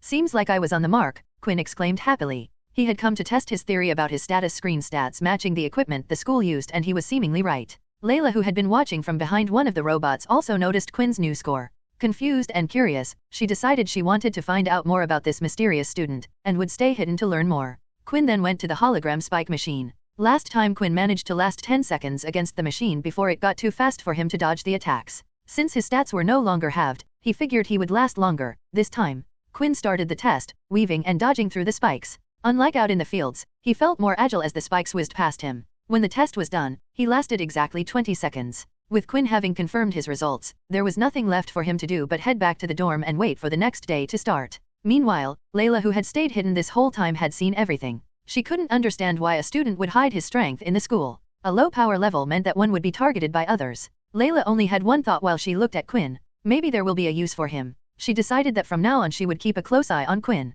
The next day, at 8 a.m., the students were woken up by the sound of an alarm in the dorm rooms. It was the signal for everyone to get dressed and start the day. Once everyone was ready, they were to head down to the canteen for breakfast. When Quinn woke up, the system was the first thing that greeted him. Daily quest number 2 has been completed. 5 EXP received. 75/100 EXP. Quinn was thankful for this convenient way of gaining 5 EXP without actually having to do anything but sleep. Suddenly, a rumbling sound came from his belly. He felt hungrier than he usually was, as if something was biting through his stomach. Must still be from the fight yesterday. The canteen was a large hall that was quite plain. In fact, while walking around the school on his own, Quinn became aware of how plain most of the school looked. Single white walls, no picture frames, just windows every now and again. It was the sleek, modern, clean look that the world had taken. The canteen was filled with large tables that could seat 3 people on each side. There were no set seats in the canteen, meaning students were free to sit wherever they liked. Quinn noticed that low levels sat next to the other low levels while the high levels sat with the high levels. His school life had just begun, and yet the social norm appeared to have already been established, just like it had been in his old school.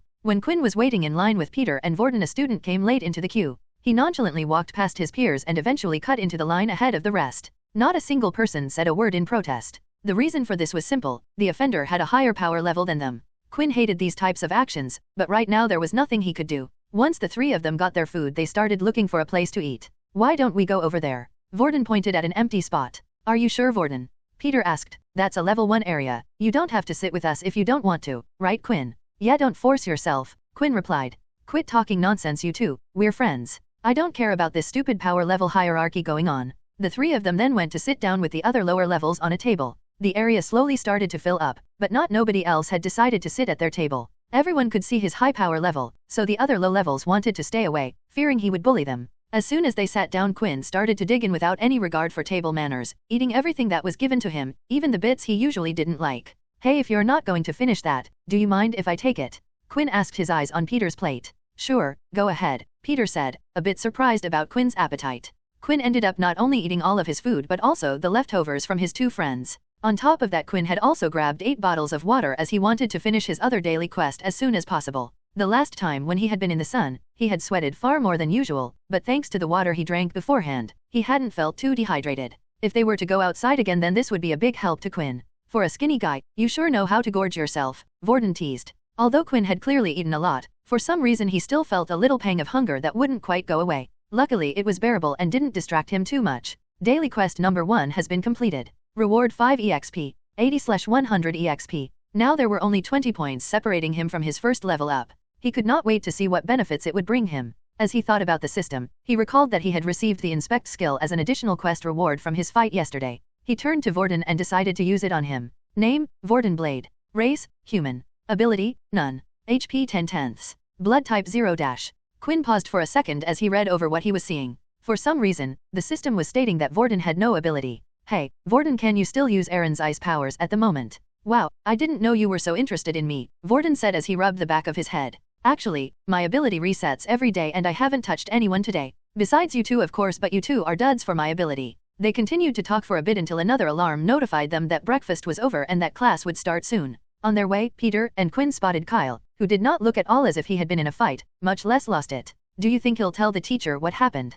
Peter whispered to Quinn. I doubt it. It should be too embarrassing for him to admit he was defeated by someone weaker than him. Plus it would only make him a target if people find out, Quinn whispered back. Their teacher for the day was Dell, the same person who had shown them around the school. The students took their seats and just like in the canteen they chose to sit close to those of the same power levels. All but Vorden of course. Vorden decided to sit at the back of the class with the level 1s and 2s, between Peter and Quinn. The other students noticed his behavior and quickly started to talk amongst themselves. What does he think he's doing sitting with those bottom feeders? I saw him sit with them in the canteen as well. Won't this cause a problem for the hierarchy at school? Won't the second-year students start to do something? Yeah, if he keeps breaking the rules, then they will definitely step in. This focus on one's power level wasn't just a school thing. In fact, the school was the perfect example of how their society worked as a whole. With a higher power level, you would be guaranteed better jobs and better pay. The government would support you, while the rest would be forgotten. The ones at the top didn't really have a problem with this kind of system. The people with lower power levels would do anything they asked them to do just to curry favor with them, hoping that one day they could increase their power level.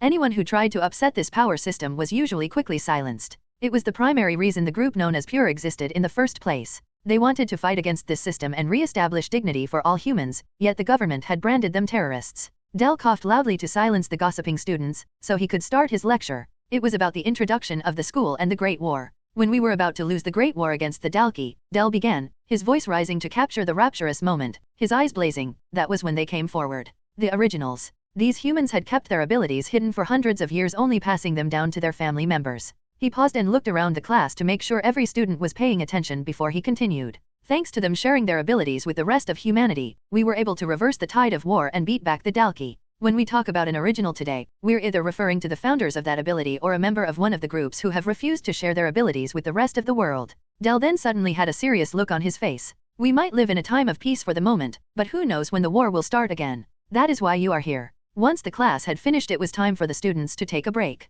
Vorden, Quinn, and Peter headed outside to grab a snack. As soon as Quinn stepped outside, the dreaded message appeared. All stats have been halved. The three of them sat by a nearby bench and Quinn once again felt weak. Hey, are you alright? You look sick again. Vorden asked. Dude, you're sweating like crazy. Yeah, I just get hot easily, Quinn lied. The three of them continued to talk about random things and the experiences they had at their previous schools until a group of 6 male students approached them. Each of them was wearing a black arm badge indicating that they were second-year students. Looks like the rumors were true. One of the second-year students said. We have some business to discuss with the three of you. Do you mind coming with us? Another added. His eyes dared the trio to refuse the invitation. Quinn, Peter, and Vorden were escorted by the second-year students to a separate part of the school. The school was split into different sections and the second-year building was separate from the first years. As such, second-year students didn't really interact with the first-year students. Should we just run? Peter asked Quinn in a hushed tone. It might just make the situation worse. If they were going to do something to us, they would have waited until we were on our own, Quinn whispered back. They must have intentionally done this in public to make a statement to all the others. After walking for a while longer, they eventually arrived at their destination. It was underneath one of the second-year buildings. There were a few second-year students who were walking past, but otherwise, the place was relatively quiet. We brought them here, Mono, one of the second-year students informed a tall man with brown hair wrapped in a ponytail who had been sitting on the staircase. You guys can leave, Mono waved them off as he stood up from the staircase. The second-year students did as they were told and quickly left them to be on their own. Some rumors have reached my ears of a high-level student hanging around with a bunch of low-levels. So what? Is it against the rules? Vorden stood his ground with confidence. However, Quinn couldn't help but notice this Mono's wristwatch, which displayed the number 6. Mono started to laugh. True, the school might not have a written rule preventing you from associating with their kind, but there are some unwritten rules. Mono then walked over to Quinn. You see, the moment you start treating this trash like they are useful to society, they might start to get a big head. Now that Mono was close enough to Quinn, he tried to use his inspect skill on the older student, but for some reason the status screen was blurry. It looked like the status screen itself was melting, making all the information unreadable. Is it because I'm out in the sun? Quinn wondered. Look at this scum. I'm only a few feet away from him and there isn't even an ounce of fear in his eyes. Mono snorted at Quinn before him. I can't wait for the next war, so we can get rid of these wastes, so only the strong survive. Quinn's blood started to boil. He despised the war as it had taken everything away from him, including his parents. He no longer cared if he was going to take a beating or not. All he wanted to do was punch Mono in the face right there and then. Unable to hold his anger in any longer, he threw out a punch. Alas, Mono appeared to have been able to predict his action. Before Quinn had even begun his attack, the older student had taken a step back, making Quinn's fist hit nothing but air. Vorden took this chance to try and grab onto Mono. However, once again Mono had reacted in advance, resulting in Vorden grabbing nothing. You think I'm going to let someone touch me whose ability I don't even know? Mono sneered at them in derision. I didn't come here to fight you guys. Consider today to be a friendly warning. There are people in this school that not even the military can touch, and if you continue acting this way, they will get involved. With that, Mono headed back up the stairs and into the second-year building. Do you think he's serious? Peter asked. I know at school they didn't like this type of stuff, but it seems even worse now that we're in a military school. Why don't the teachers do something to stop it? Because it works in their favor, Quinn sighed. With the strong bullying the weak, the latter will try to find a way to become strong themselves. However, if you're weak to begin with and can't rely on your family to help you, where can you go to get this power? The military, Vorden answered in Peter's stead. Exactly, Quinn nodded his head. The teachers and the school don't do anything against it, because it benefits them. After experiencing hell for 2 years, your mind will likely have been broken down. In that state you might do anything to seek power and protection, and the military can offer that for you. Quinn then looked at Vorden and sighed. I'm sorry, Vorden, but I think it might be for the best if we comply with their wishes and go our separate ways for now. Why should I listen to them? Vorden snapped back. The outburst surprised Quinn. After all, Vorden stood to gain the most from that. He was strong, so nobody would bother. Look, Vorden, I assume you think you are helping me and Peter, but maybe you don't understand because you've never been powerless like us. When we break their rules, they probably won't do anything to you. It will be me and Peter they will go for. Quinn hated saying that to Vorden, especially since he was the first high-level person who didn't look at them like scum, judging them solely by their power level numbers. Earlier, when Quinn and Peter had walked around with him, the higher levels had done nothing to them because of Vorden. Unfortunately, his behavior had attracted bigger fish, something that Vorden and Quinn couldn't handle. At least, not yet anyway. Fine, have it your way. Vorden shouted, as he angrily stormed off back to the dorm building. Maybe we should have explained it to him better, Peter noted in a low voice. It's fine. It might be better this way, Quinn sighed in defeat. Vorden was angry, but not at Quinn's words. No, he was pissed off at the whole situation at the school. It seemed that even here people were dictating how he should live his life, who he could, and who he couldn't hang out with. Still, Vorden didn't want Quinn and Peter to get hurt, so he regretfully accepted this as the right choice. Nevertheless, Vorden wasn't going to just let these people get away with trying to control his life. No, he was going to go after them all. Layla had been tracking Quinn and the others for a while now. From afar she had been watching their encounter with Mono. It was kind of amazing how much attention Quinn managed to attract in a single day. The only thing that Layla was confused about was why Quinn's punch had been so weak and slow. From the looks of things, Quinn had really wanted to punch that second-year bully, so why had his attack lacked the power she had seen him exhibit at the training center? After Vorden had stormed off, Peter and Quinn decided that it would be best to head back to class for their next lesson. Just before they got back to the first-year building, they came upon a group of first-year students standing in front of the staircase. What are we going to do? Dan asked for 50 credits by the end of this week, one of the boys asked his 2 friends. Their wristwatches showed numbers ranging from 2 to 2.5. I don't know. Not like we can resist him. He's picking on us just because we're weaker than him, his friend lamented. Credits were the school's and city's currency system. There were restaurants and shops and even fun activities and games to play all around the city, however, they cost credits. The military school didn't want their students to starve, so all 3 meals were free while at the school. Additionally, each student received a daily amount of 10 credits, which was automatically sent to their wristwatch. It was possible for students to earn more credits for rewards, usually by performing well on missions or school activities. Of course, there was also the possibility of more dubious means. Wait, stop right there you two, one of the boys suddenly shouted at the duo who had been about to pass them. Peter stopped immediately while Quinn carried on walking. Hey, didn't you hear me? I said stop, the same boy shouted again. His friend catching the drift got in front of Quinn and pushed him back to where Peter was standing. Quinn had hoped they would be safe for a little while, at least until he was out of the sun. If only he got inside the building, then he would stand a fighting chance. I think I might have just solved our credits problem, the first boy said, grinning. Lucky us, to meet some of the few level 1s in this whole school. Hand over 10 credits each and we'll let you head inside. But that's all the credits we have,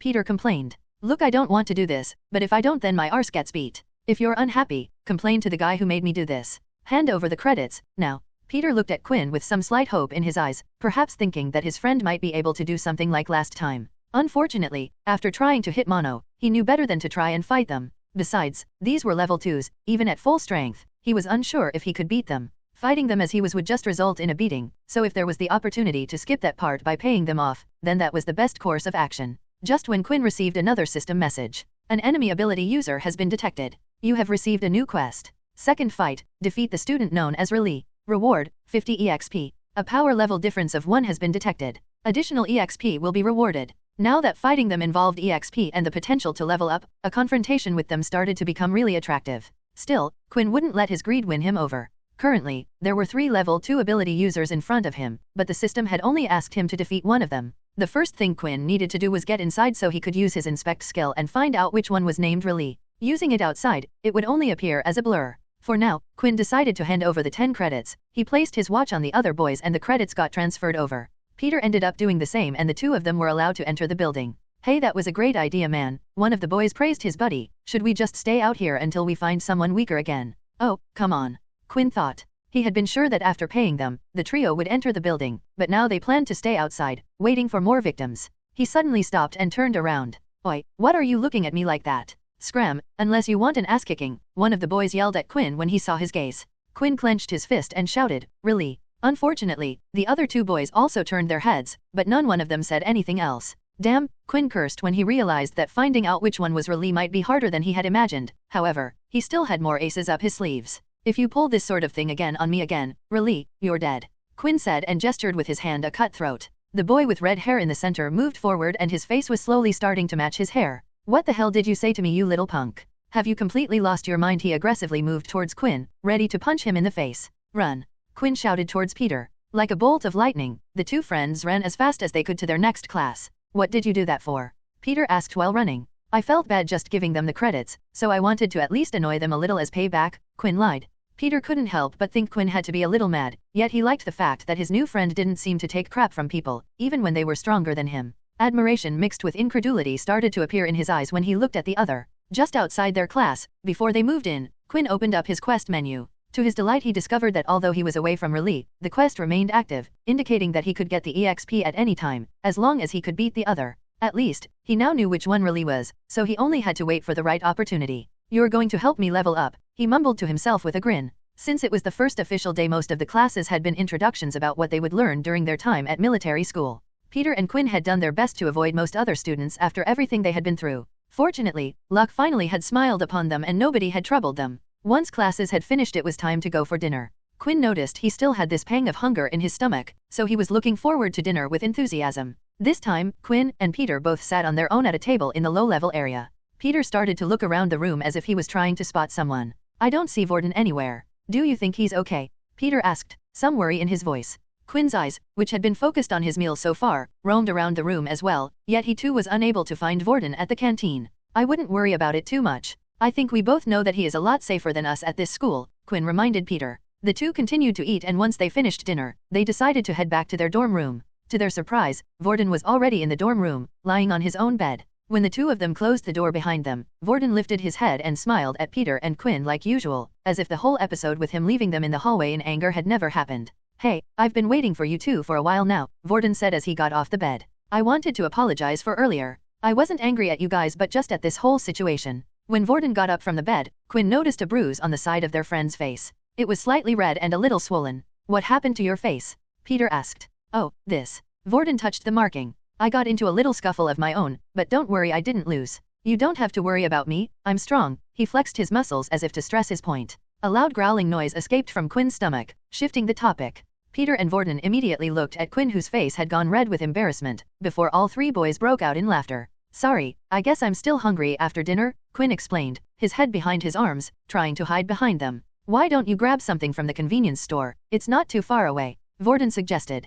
Quinn looked at his watch and disappointment replaced embarrassment. Although he would have liked to buy himself a snack, he had no credits after their earlier encounter. Before he could even say anything, Vorden had come over and had tapped his watch against Quinn's. Transfer of 10 credits successful, the notification sounded. Don't refuse, man. Just take it as my apology and go grab something, Vorden insisted with a smile. Thanks. Quinn left Peter and Vorden on their own and rushed off to the convenience store. It wasn't too far away from military school, just 20 minutes by foot at a normal tempo. At the front of the school was a huge gate that had 2 guards standing at the entrance at all times. Only students, teachers, and certain military personnel were allowed on the school grounds. Anytime a student wanted to leave, they had to show their wristwatch to the guard and the same procedure was followed upon entering. Once past the gates, Quinn decided to test out how much 10 stamina points really were. It had already turned dark and the sun was nowhere to be seen. He started to jog at a relatively fast pace to the convenience store. After running for about 5 minutes, he happily noted that he wasn't out of breath like he usually would be. He decided to run even faster, eventually reaching the convenience store in 7 minutes.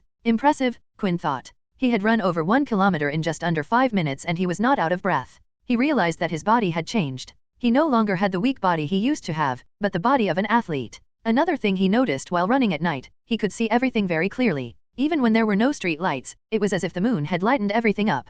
A type of night vision of sorts. Your hunger grows slightly. I know, annoyed Quinn waved it away. I will deal with that in a moment. Once Quinn entered the convenience store, he grabbed a few of his favorite snacks. Some late-night ice cream and potato chips. That was when he suddenly spotted Riley and his friends in the same store just down another aisle. He ducked down quietly and waited for them to finish shopping before deciding on his next course of action. Here, I thought I would have to track him down, but it seems like he's come right to me. As he waited, he looked around him, only to notice that next to him were a lot of masks. There was one in particular that stood out to him. It was a fully black mask that covered the top half of the face, only leaving the mouth open. Across the mask was a very realistic blood splatter design.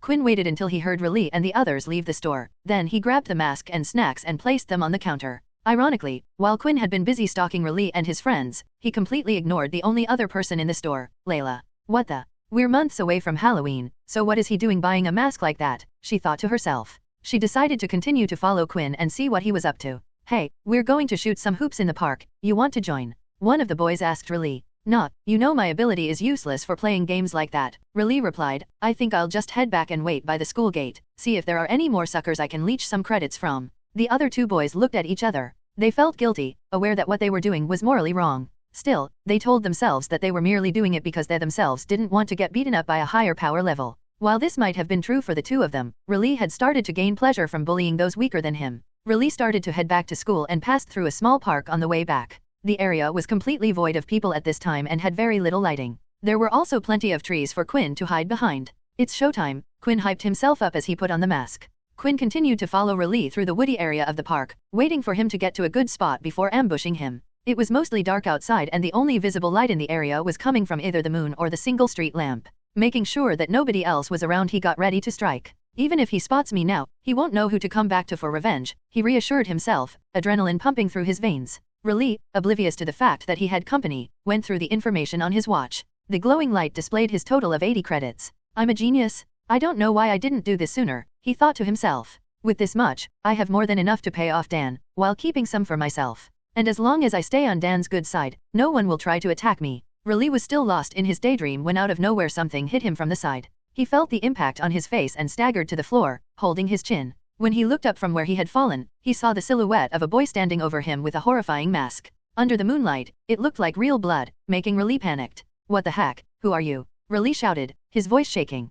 Quinn would be stupid to answer this question. He wanted to finish the fight fast. He ran up to Riley and threw another kick. Alas, this time Riley was prepared and lifted his hands, managing to block the kick. What's worse, when Quinn's leg hit Riley's hands, it felt as if he had kicked against solid rock. God damn it. Quinn cursed, as he quickly leaped backward. He lifted his trousers and saw his leg was badly hurt. It looked like his bones had even bent in slightly. What? Riley was confused as he watched his attacker fall back. Then the boy spotted his attacker's glowing wristwatch, which lit up brightly in the dark, displayed the number 1. Riley started to laugh, convinced of his superiority. You must be one of the students I took credits from earlier? Let me guess, you thought you could get some revenge? Huh? Nice try, but that's all it was. Quinn quickly used his inspect skill on his opponent. Name, Riley Blade. Race, human. Ability, hardening. HP 8/10. Blood type B+. Damn it. No wonder my leg felt like it hit a rock. Although Quinn's initial surprise attack hadn't been enough, he still felt like he could win this fight. He charged in once again, this time throwing a fist. The attack was faster than Riley had expected, not giving him time to use his hardening skill and therefore taking the blow right in the face. Riley staggered back, nursing a broken tooth. The punch was hard, and he was beginning to doubt the validity of his attacker's wristwatch. Quinn threw another punch with his other hand, but Riley had predicted this and had managed to harden his face in time. When the fist hit the hardened face, once again Quinn felt like he was hitting a rock. Your fist is broken. 7/10 HP. Quinn screamed in pain and stepped back, creating some distance between the two. Damn, what am I meant to do if he keeps hardening his body? Quinn was getting desperate. However, soon enough another thought came to mind. If Riley was able to harden his body, then why didn't he keep it hardened all the time? If he had, then Quinn's first attack wouldn't have gone through. Either it took up too much energy, or he simply was unable to. Given his level 2.5 ability, Quinn was willing to bet that it was the latter. Most likely Riley was only able to harden a single part of his body at a time.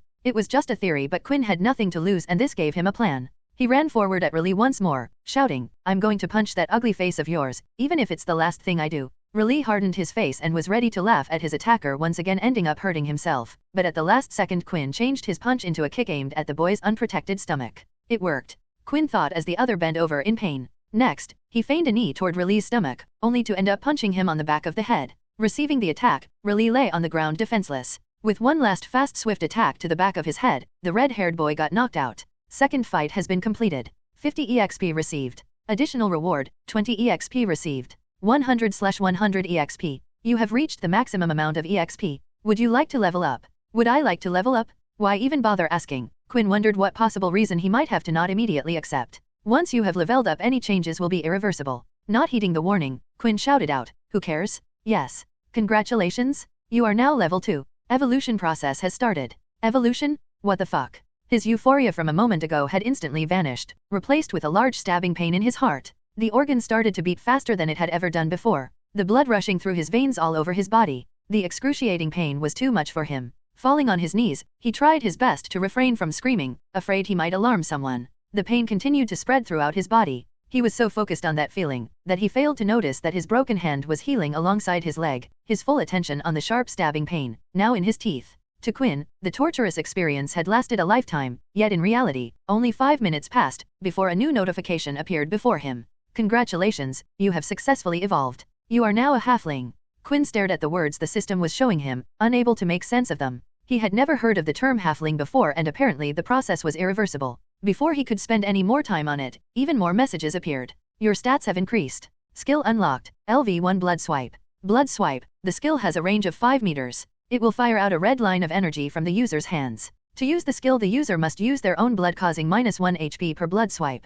He had no time to check his new stats, as yet another message showed itself, this one bolder than the previous ones. It drove Quinn into a state of shock. Your hunger grows. You can no longer suppress your need for blood. Your HP will decrease by -1 HP every hour until you have consumed human blood. Quinn staggered where he stood, unable to take everything in. He couldn't believe what he was reading right now. After seeing that last message, there was only one thing that came into his head. Have I become a vampire? He mumbled to himself. On the ground, Kylie stirred. No matter how hard he tried to ignore it, this message made it clear. The truth had been staring him in the face long enough. All the signs had been there. The book about vampires granting him EXP, growing weaker when hit by sunlight, the constant hunger, the clear night vision, and the way the blood of his first victim had been enticing him to consume it. Quinn was not sure he could do what the system was demanding of him. There was this moral binding, his last shred of humanity, that held him back from completely turning into a beast. He stood there looking down at Riley, who had passed out on the ground. It was the perfect opportunity for him to do as the system demanded. He gulped his saliva down as spit was starting to fill his mouth. Something was drawing him to Riley's body. He could smell his victim's blood, he could hear the beating heart. Without realizing it, he bent towards Riley and could see his pulse beating through his neck, the blood flowing through his veins. The smell of blood from the chipped-off tooth was strong and intoxicating. You have received an optional quest. Drink the blood of your victim to absorb a stat point. There were many questions on Quinn's mind, questions he was unsure about and had no answers. How much blood was he supposed to consume? Would Riley die if he did this? Would he perhaps turn and become another vampire like him? Layla had continued to watch Quinn ever since he had left the convenience store. When she had seen him follow after Riley and donning the mask, she had understood what he was about to do. She had kept a safe distance while staying in between the trees to avoid detection. It had worked perfectly, allowing her to watch the whole thing unfold. Although Quinn's ambush had failed, he had nevertheless managed to win over his opponent by tricking him. However, everything after that had been completely strange. Out of nowhere, Quinn had first grabbed his chest, then his stomach, before going down to his knees, the expression on his face showing the great pain he was suddenly under. Lael had debated whether to run and help him but had been unable to reach a decision. Eventually, the 5 minutes were over and Quinn had looked to have regained his composure. The next second she saw Quinn lift Riley's body slightly off the floor while kneeling beside the unconscious boy. Yet, the gaze he was looking at him was very strange. It wasn't the gloating type of look of a winner over a loser. What the? Layla wondered. He can't be planning to kiss him? What is wrong with this guy? The next moment, Quinn placed the unconscious body back down. Unable to come to a decision, his mind continued to go back and forth. Damn it, in the movies it looked so easy. Just the idea of sticking my teeth into someone. I just can't do it? Wait, maybe I don't have to. I could just make a small cut on his arm and lick it. Perhaps that will do it. He was mumbling to himself like a madman, trying to confirm if what she was seeing was real. Layla started to slowly creep about closer through the bushes and trees. Then suddenly, her foot had landed on a small twig and a snapping sound was heard. What was that? Quinn thought as he turned and looked around, but could see no one. However, in a panic that someone was coming his way and would find him, he left the body where it was and headed back to school. Layla was unaware of the small twig she had stepped on and snapped. She hadn't even heard the sound herself. In her eyes, she just saw Quinn suddenly leave. I wonder what that was all about? In the end, he didn't do anything. Layla was curious what the point of him at the end had been. Quinn hurried head back to school and placed the mask into his shopping bag. He noticed that the ice cream he had bought had already melted, but for some reason when he looked at it, it no longer looked so appetizing. There was a hunger in his stomach that he felt couldn't be satisfied with food, and he wondered just how long he would be able to hold it in. When Quinn had finally arrived back at school, he decided to stop by the toilet first. He was taking a good look in the mirror to see if there were any noticeable changes, but his outward appearance looked the same as before. He even lifted up his lips, so he could get a better view of his teeth, but they too were just the same. Phew, at least it looks like no one will be able to tell. But why did I feel that pain in my teeth at the time then? Quinn then decided to open his status screen to see if his stats had changed after evolving. Name, Quinn Talon. Race, Halfling. HP 15/15. EXP 50/200. Strength 10. Agility 10. Stamina 10. Status points available, 1. From what he could see, merely his HP had increased by 50% while everything else had remained the same. To be honest, Quinn was pretty bummed out about that, expecting more from something called an evolution. Still, at least his level up appeared to have granted him a single status point. When Quinn pressed on the system, it allowed him to increase either his strength, agility, or stamina by 1 point. Quinn thought about it for a while and decided to add a point to his agility. Agility 11. Quinn had considered increasing his strength in case he met more people like Raleigh, but he had concluded that he could overcome that problem with a good beast weapon. It would therefore be wasting his stat point. As such, what he wanted right now was to become fast and agile like an assassin. Quinn wondered if there was a reason why the system had only given him 1 point, but then he recalled the optional quests it had offered him. So far Quinn would have been able to gain an additional 2 stat points, whereas leveling up only granted a single one. If he wanted to get stronger fast, then that would be the quickest way. However, Quinn was unsure of whether or not he would be able to go through with it. At first, he would like to do more research into the system and see if there was anything he could find out about it. He had a direction now and knew his system was similar to that of a vampire. Perhaps if he learned more about them he would be able to figure out if there was a way around drinking the blood as well. With that in mind, Quinn decided to head to his room where he could hear Vorden and Peter practicing together. Peter was trying his best to learn the ability book the military had given him, while Vorden was tutoring him. What took you so long? Vorden greeted him with a question. We were starting to get worried, you might have gotten lost. No, I just went exploring the city a little, Quinn told a white lie. I'm a bit tired, so I think I'm going to bed early today. Maybe we should call it a day for now as well, Peter suggested, visibly exhausted. Not wanting to push him, Vorden agreed, and with that, the group turned off the lights and went to sleep. Although Quinn had been the one to suggest going to sleep, he was unable to. His stomach was in a tremendous amount of pain and he had too much on his mind. If what the message had claimed would be true, Quinn only had a limited amount of time to solve his problem. However, there was nothing he could do. The school's curfew began at 10 p.m. and if you were caught outside after that, major punishments awaited. With no other choice, he closed his eyes, hoping to deal with his problems in the morning. Eventually, he managed to drift off to sleep. When he woke up the next day, the pain was worse than before. His head was pounding and the first thing Quinn did was open up his system. 10 hours have passed. Your hunger grows. You have lost -10 HP. HP 5/15. Your HP will continue to decrease every hour. P alpha and D alpha no 10. Even though Quinn had lost 2/3 of his HP, it strangely didn't feel like he was hurt or dying.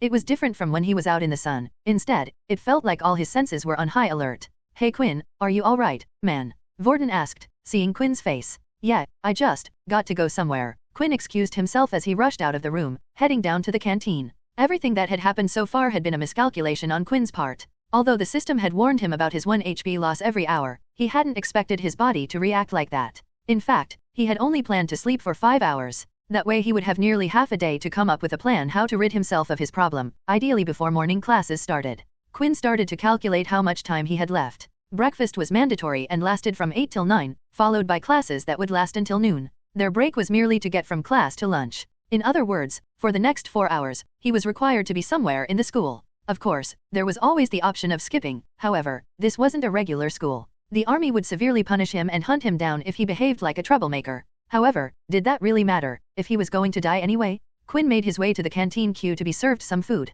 He was taking in deep breaths slowly, an action that was supposed to help him get the hang of his heightened senses. Right now, he was able to hear the conversation from the other side of the room, pots and pans clanging in the kitchen as if they were next to him. Slowly Quinn was figuring out how to ignore all these sounds, clearing his mind. Just then, Raleigh entered the canteen. Surprisingly, he had no bruises on his body from yesterday's fight. The only possibility was that he had made a full recovery at the medical center. Nevertheless, he looked like he was in a terrible mood after that experience. Ironically, as soon as he saw Quinn, he decided to have found the perfect target to take out all his pent-up frustration on. Raleigh walked past all the level 1s that were in the queue until he eventually reached the spot where Quinn was standing. Hey Pipsqueak, you got a problem if I cut in front of you? Raleigh asked as a clear provocation. However, Quinn was too busy trying to isolate the sounds from his mind to pay attention to him. I'm talking to you, Raleigh said, this time louder, and looked at Quinn's wristwatch. Seeing the number 1 shine brightly on it brought back bad memories of the night before. Who the hell do you think you are? Raleigh shouted as he grabbed Quinn by the collar. In that instant, Raleigh's face was incredibly close to his.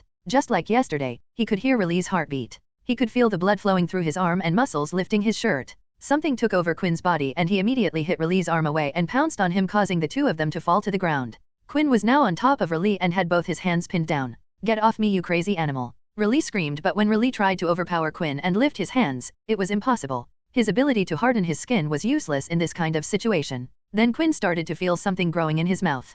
Quinn placed his head just a few inches away from Raleigh's neck and got ready to bite in. Just as he opened his mouth though, he felt someone pull him by the back of his collar and chucked him off Raleigh towards the people in the queue. Don't touch one of my boys, the newcomer said. Dan was a large teenager with a muscular build. His appearance was more like that of a bald adult. Dan, thank you so much, Raleigh bowed as he stood up from the ground sweating. You're dead now, boy. As soon as Dan took one step forward though, Vorden stepped in front of Quinn with Peter. Do you really want to cause a problem? Vorden asked, lifting his arm to show the power level on his wristwatch. In reality, Vorden was only bluffing. Vorden's power very much depended on what ability he copied, and right now all he had access to was Peter's level 1 Earth ability. If they were to get into a fight here, there was no contest on who would win. Fortunately, Vorden's plan succeeded, as Dan decided to back down after seeing the number 5, taking Raleigh with him. Before Raleigh walked off, he mimicked Quinn's action of imitating someone cutting his head off. Oh, thank God, I can't believe that worked, Peter sighed, aware of Vorden's secret. After the canteen incident was over, something became clear to Quinn. The teachers wouldn't step in, no matter what happened.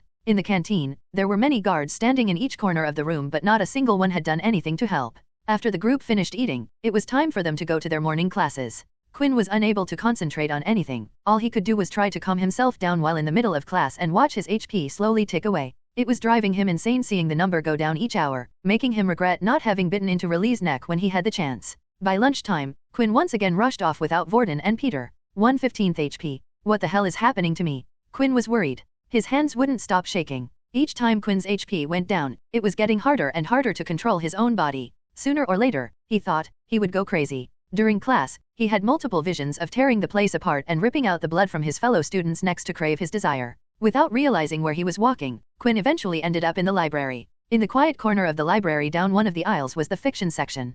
Please have something I can use, Quinn prayed as he took out fantasy book after fantasy book about vampires. In some of the books, vampires were able to live off animal blood. Unfortunately, Quinn's system had clearly stated his need for human blood. Even if that hadn't been the case, it would be next to impossible to find an animal in time. In other stories, vampires had been made responsible for raiding the hospitals for their supplies. Alas, the one in the city was heavily guarded and he wouldn't reach it in time even if running. For the first time, Quinn could feel himself getting weaker. He sat on the floor and read one last book and found nothing of use. When he closed the book, he could see Layla standing there opposite him. Are you okay? Layla asked, concerned for Quinn as he was starting to look very pale. Layla bent down so she was at eye level with him and placed her hand on his forehead to check his temperature. You're so cold. Do you want me to take you to the nurse's office? Layla offered.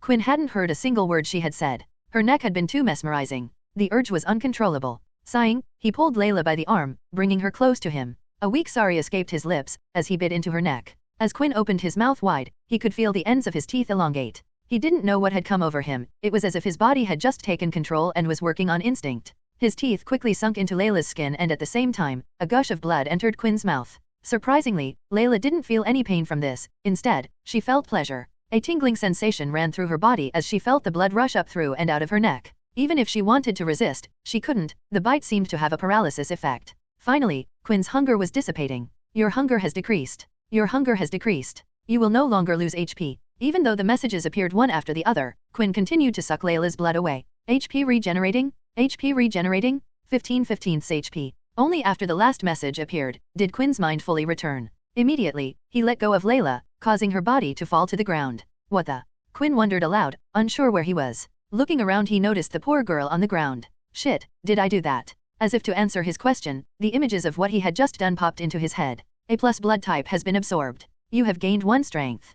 Quinn was curious to check the message, but for now, he needed to get Layla out of the library fast. Even though they were in a quiet part of the library, there was no telling what kind of scene it would cause if somebody found the girl on the floor. Thankfully Quinn could hear Layla breathing, so he at least wouldn't have to worry about accidentally having sucked her dry. Unfortunately, there were 2 clear bite marks on her neck that needed to be dealt with. He then lifted Layla up with his 2 hands, to his surprise discovered she was lighter than he had imagined. Not wasting any time, he headed to the doctor's office, all the while going over what had just happened. A part of him tried to convince himself that the system might have just been playing tricks on him. Even though he could see his HP going down, he had never felt like he was going to die at any point. In fact, Quinn didn't know if going to 0 HP equaled death, but after what had happened today, he didn't want to take any chances. There were a few things Quinn needed to do. At the top of the list was to find out how frequently his body required blood. Alas, this meant he would have to once again starve his body of blood. Only this time he would prepare blood beforehand, so he would be better prepared. But before even all that, he had another serious problem on his hands.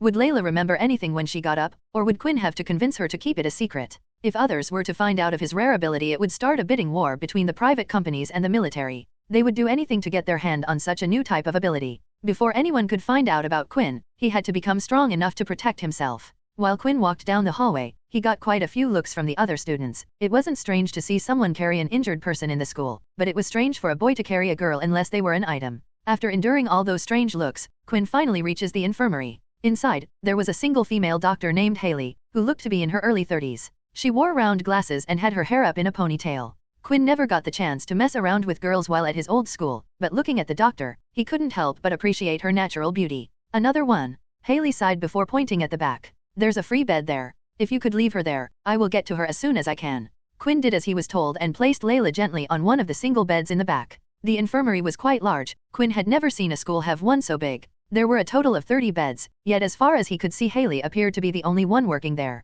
At the moment, about half the beds were filled up with students, and Quinn couldn't help but notice most of them were low levels. There were the odd high levels as well. Even they got into their own fights and disagreements. Haley came over to where Quinn and Layla were and started to examine Layla. She placed her hand around her wrist and did a few other checks. That's when she noticed the 2 small hole marks on her neck. What happened? Haley asked, clearly concerned. I'm not sure. I was in the library when I saw her on the ground like that, Quinn replied.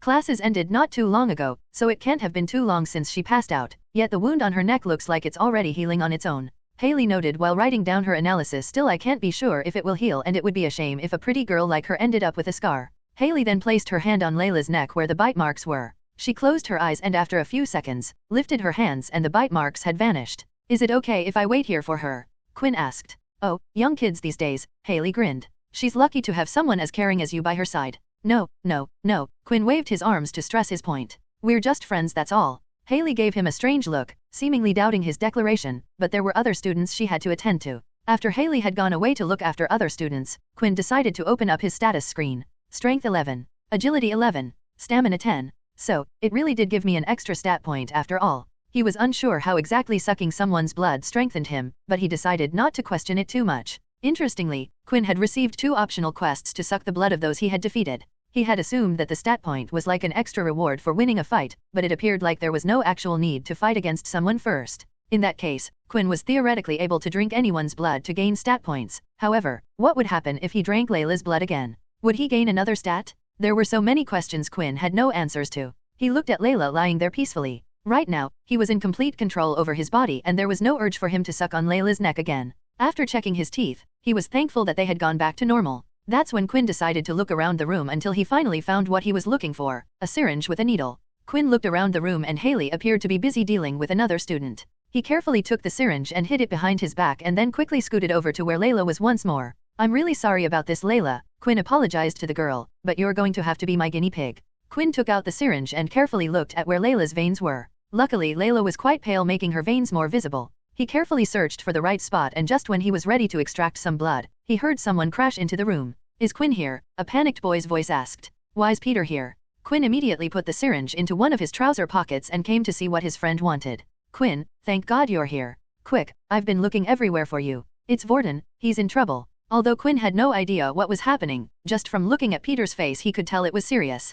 Quinn then looked behind to see Layla lying there still sleeping away. It was important for Quinn to be there when Layla woke up. He had to convince her to not tell anyone her secret, but right now it seemed like Vorden was in trouble. Quinn then thought back to the incident at the canteen. When Quinn was in trouble, Vorden stepped up to help him. Although there probably wasn't much Quinn could do to help, he wouldn't know if he didn't try. What kind of person would he be if he couldn't help Vorden now? Alright, come on, Quinn said. Let's hurry. The two of them quickly ran through the hallways until they had finally reached the assembly hall. It was currently a large empty hall with marble flooring and a stage at the front. It hadn't been used for anything yet so far, but it was the area where the students would be called if they were to have a meeting. When the two of them entered the assembly hall, there were already multiple students there mumbling about a commotion. Did you see what happened? Yeah, that guy is a monster, how could he do that? Luckily the second-year students were here to stop him. The assembly hall was complete trashed. Craters and rubble had formed on parts of the walls and ground. Burn marks and other things were there as well, and there was even blood. Something Quinn could smell the second he had entered the room. What happened here? Quinn asked. Where's Vorden?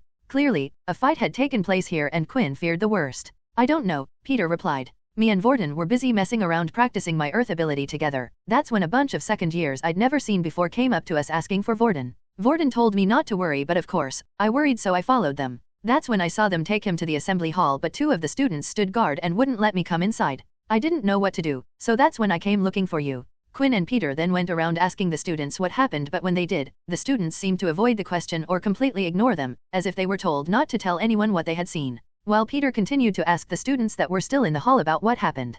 Quinn already knew that they wouldn't give him any more answers, so he started to do some inspecting of his own. The smell of iron in the room was thicker than anything else to Quinn, and it led him to an area where dried up could be seen on the floor. Inspect. Name, Vorden Blade. Race, human. Blood type, O. Quinn started to inspect the battle scene and found more traces of blood, but when he used the inspect skill on them, it wouldn't show him any information at all. It would only show, do I have to use the inspect skill on them in person? Quinn thought. It was a shame the blood on the floor had already dried up, otherwise, Quinn would have used the syringe he had on hand. Just then, Peter had finished questioning everyone and returned to Quinn. It doesn't look like anyone wants to talk, Peter said. Figures, let's just head back to our dorm, who knows, he might have returned. The two of them then headed back to the dorm room together, and when they entered, they were surprised to actually see Vorden already there. However, something wasn't right. Vorden wasn't his regular self. Just by looking at him, Quinn and Peter could tell he had been in a rough fight. Bruises and scuff marks everywhere, large cuts on his back. He looked like he had been in a tough battle. Not only that, but Vorden didn't even greet them when the two entered. The Vorden they had come to know was not the same Vorden right now. Vorden just stayed there lying down on his bed. Vorden, what happened? Is everything all right? Peter asked. Yeah, just leave me be, I'll be fine, Vorden said. If you stay near me you will just get hurt anyway. What are you talking about, Vorden? Peter shouted. Look at you, you have to go to the doctor's office. Come on, let's go. Just leave me alone please, Vorden said quietly. Quinn, come on, say something, he needs to go to the doctor's office, right? But as Peter turned around to seek support from Quinn was nowhere to be seen. Even he thinks I'm a monster, Vorden mumbled to himself. Just outside the dorm room, Quinn was leaning up against door, panting hard and sweating. Although he had no reaction when looking at people anymore, it was different when he saw Vorden. Vorden still had fresh cut marks all over his body, and the smell coming off him was strong. Suddenly Quinn felt like he had a craving for a little bit of blood. It was something he could control. It wasn't like last time where his body had taken over, but it had brought back bad memories for him, and he was a little afraid of what might have happened. I really need to find out what's going on with this strange system ability I have. Then a thought came into his head. There was a pending problem that he still hadn't dealt with. Although Vorden was acting strange right now, Quinn knew he was safe. Whatever problems Vorden were dealing with now would just have to wait.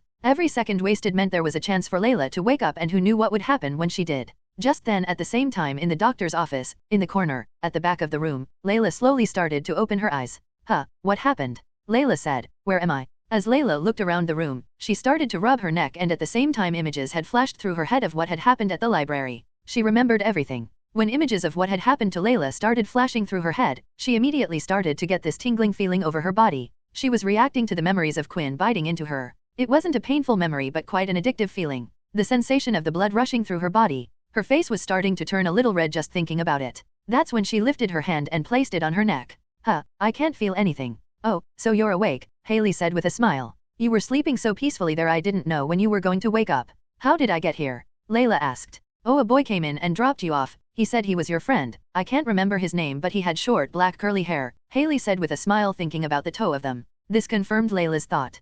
Quinn must have brought her here right after biting her. Haley then noticed that Layla was rubbing the side of her neck with her hand. Oh, I got rid of those 2 marks for you. Do you remember what happened? Once again, as she thought back to the memory of Quinn biting her, she started to get goosebumps all over her body. I'm not sure, maybe it was a beast. Layla replied. A beast? Yeah, I hear sometimes a stray can come out with the students while they're training through the portals, Layla said nervously, hoping that Haley would believe her lie. Well, whatever it was, I'm sure someone else will deal with it. It's just a good thing you're safe now. Quinn was running through the school halls as fast as he could. He needed to make it to the doctor's office before Layla woke up. He had no idea how Layla would react. Not only that, but what were the consequences of biting someone? If it was like some of the vampire novels Quinn had read in the library, some vampires had the ability to turn others. Right now, Quinn thought that might be a better situation than everyone finding out about his ability. Finally, Quinn had reached the doctor's office and he pulled the door wide open. Oh, hello again, Haley said. If you're looking for the girl you just missed her, she left a little while ago. Really? Did she happen to say anything?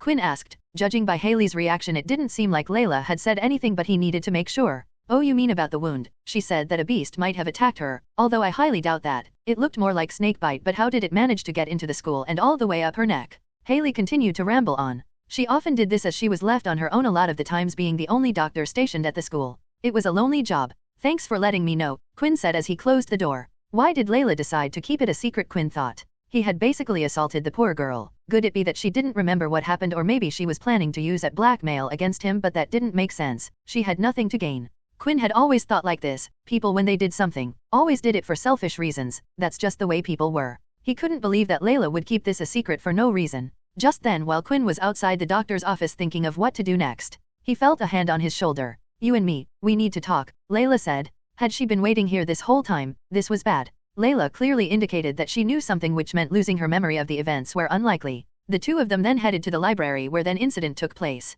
Quinn felt a bit more relaxed. Taking him here meant she wasn't looking for a fight, as there were other students in the room. The two of them sat at a table and activated the orb so only the two of them could be heard. As they looked into each other's eyes for a bit, Quinn started to run multiple scenarios through his head. If worst came to worst, he might have to silence her. What happened at the library? What did you do? Layla asked, rubbing her neck. Why bother asking if you already know what happened? Quinn said. Just tell me what you want. I don't know if you know this, but I kept an eye on you for longer than you think. After observing you for a while, I came to a conclusion. You're a vampire, aren't you? Quinn started to laugh nervously, hoping to throw Layla off track. He was actually amazed by how she had come to the conclusion so fast when it even took him a while. Even if she did see everything he had done so far, he didn't think this was the natural conclusion someone would come to. And why would you think that? I saw you lifting that boy's neck. At the time I thought you doing something else cause I couldn't see clearly, Layla said as her ears started to heat up a little. But after what you had done to me, it confirms it.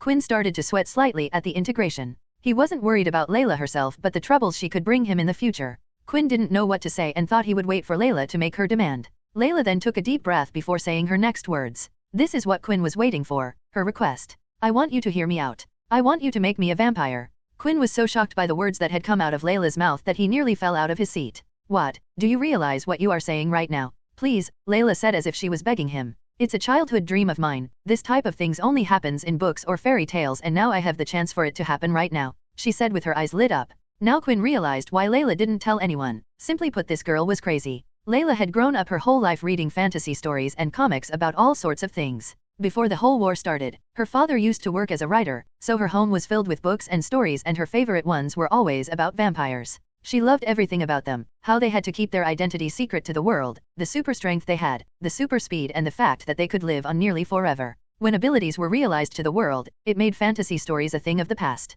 Many people read stories because they were that fantasy. It allowed them to imagine doing something that they could never do, but now that humans actually had special powers, what was the point? However, the love for vampires never died down for Layla, it only grew. If abilities exited, then that meant somewhere out there maybe vampires did too. When she saw Quinn's actions, she had already convinced herself that he was a vampire. Quinn was right when he thought a normal person wouldn't have come to the same conclusion, but that was because Layla wasn't a normal person. Layla then suddenly got out of her seat and started to bow down to Quinn on her knees. The students in the room, although couldn't hear their conversation, couldn't help but look at them. Please, I'll do anything for you, Layla said. All right, I understand, please get up, Quinn said. The two of them sat down at their seats again. Before Quinn started to speak, he let out a big sigh, thinking about how he was going to explain this to her. It's not what you think, Quinn said. I'm not a vampire. I became like this from an ability book. Suddenly the smile on Layla's face disappeared. You know what that means, right? Quinn asked. Layla nodded. Quinn was basically telling her it was impossible for him to give her this ability. The reason was a human body could only activate one ability. When learning an ability, it mutated the genes inside of your body, but once your genes had been mutated, they could no longer change or add a second mutation. Because Layla already had the ability of telekinesis, it meant Layla was unable to learn a second ability. Then why did you hide this from the academy? Why did you tell them you had no ability? If you got this from an ability book, you can't be an original. Have you ever heard of an ability like this? Quinn asked. Layla thought about for a while and realized there was nothing quite like it. There was never a record of an ability requiring someone to drink blood. But if you told the school you got it from an ability book, one that's not even been registered, and you aren't an original, you could make a fortune selling the book. Layla said excitedly. I wish that was true, but I can't do that either, Quinn explained. When I learned the ability, the book simply vanished. Layla was debating whether Quinn was telling the truth or not, but she had no choice but to believe him. It was the only explanation of why Quinn was so adamant in hiding his ability. Ability books didn't just vanish, they were books. They could be passed on for others to learn. If people found out about this, multiple companies and the military would put immense pressure on Quinn to share the ability with the world, and with no powerful family backing him, Layla couldn't imagine what would be done to him. They would never believe him if he said he got it from an ability book and it disappeared. Quinn then proceeded to tell Layla about everything that had happened so far, but left out the details about the game-like system, only stating that he continued on as normal when suddenly, he had this incurable hunger. Layla felt like it was a mixture of things she had read about vampires before. Quinn didn't die in the sun but felt incredibly weak. She was just as interested to learn more about his vampire-like ability. Fine, I will keep this as a secret but only on one condition. I want you to help you out, Layla said. Clearly you don't know much about this thing, so much so that you had gone out of control and bit me in the neck. We can't have you going around school biting people. They'll take you away in a heartbeat. If you need to feast on someone, then feast on me, Layla said, placing her hand on herself. Quinn started to think about the situation. Having Layla as a helper was a big advantage. Quinn himself wanted to test multiple things about the system, and here he had someone offering to help for free. And it truly felt like Layla was telling the truth. Not only that, but Layla seemed to be more knowledgeable about vampires than himself. Perhaps she would even be able to help him in his research. It's a deal, Quinn said as the two of them shook hands. Layla was happy that Quinn had accepted. The truth was Layla still hadn't given up the idea of being a vampire. Unlike Quinn, Layla wasn't too sure that what Quinn had was an ability in the first place. An ability was usually a specific set of skills, but Quinn had completely changed, as if he was no longer human. Alright, the first thing is first, you going to need to take some of my blood, Layla said. That way if you're getting hungry again, you can drink some of that. Layla then pulled down her shirt slightly and started to show her neck towards Quinn. What are you thinking? We can't do it here in front of the library, and I'm not just going to bite into your neck. As the two continued to talk and chat about things in the library about what to do next, Vorden had entered the library and could see Quinn talking to Layla, both chatting and smiling away. Have you forgotten about me that quickly already? Vorden said. You're mine and I'm not letting anyone hurt you.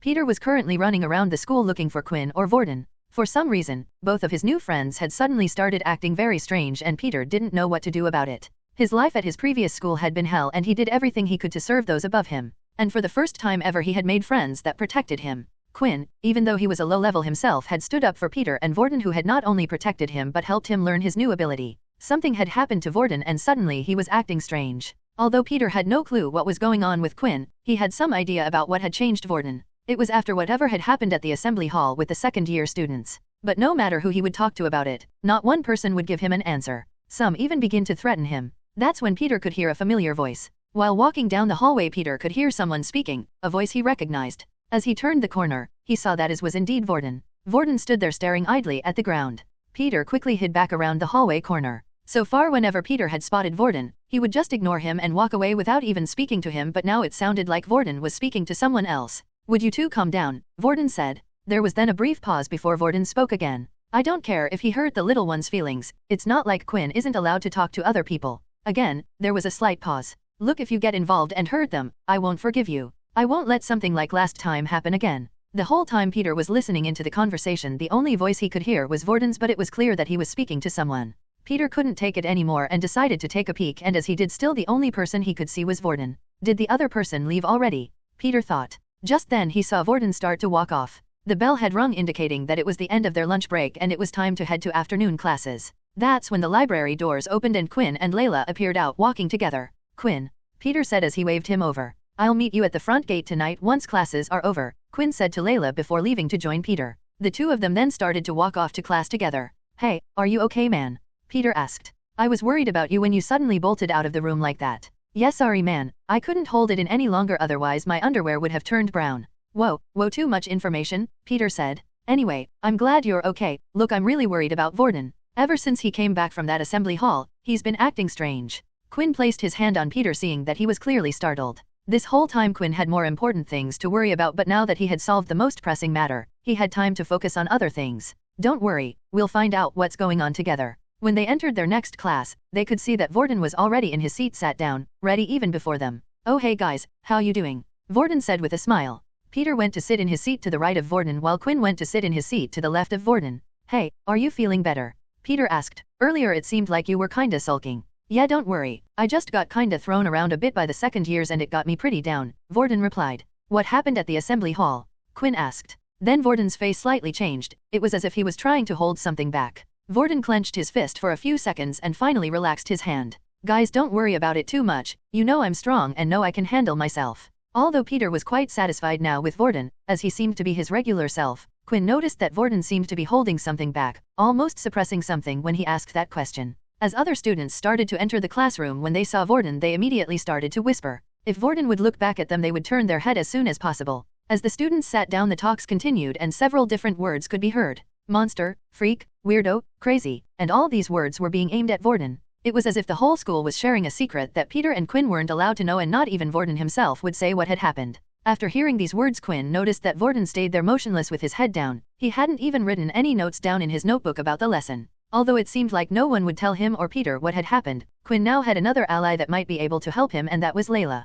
At the end of class, the teacher Dell projected a screen in front of the whole class. There was a list of names, each sorted into a different category. Please look at this carefully and see where your name is, as tomorrow will be the start of your combat classes, Dell explained. The list was split up into several different categories. Each one was different depending on what type of ability you had.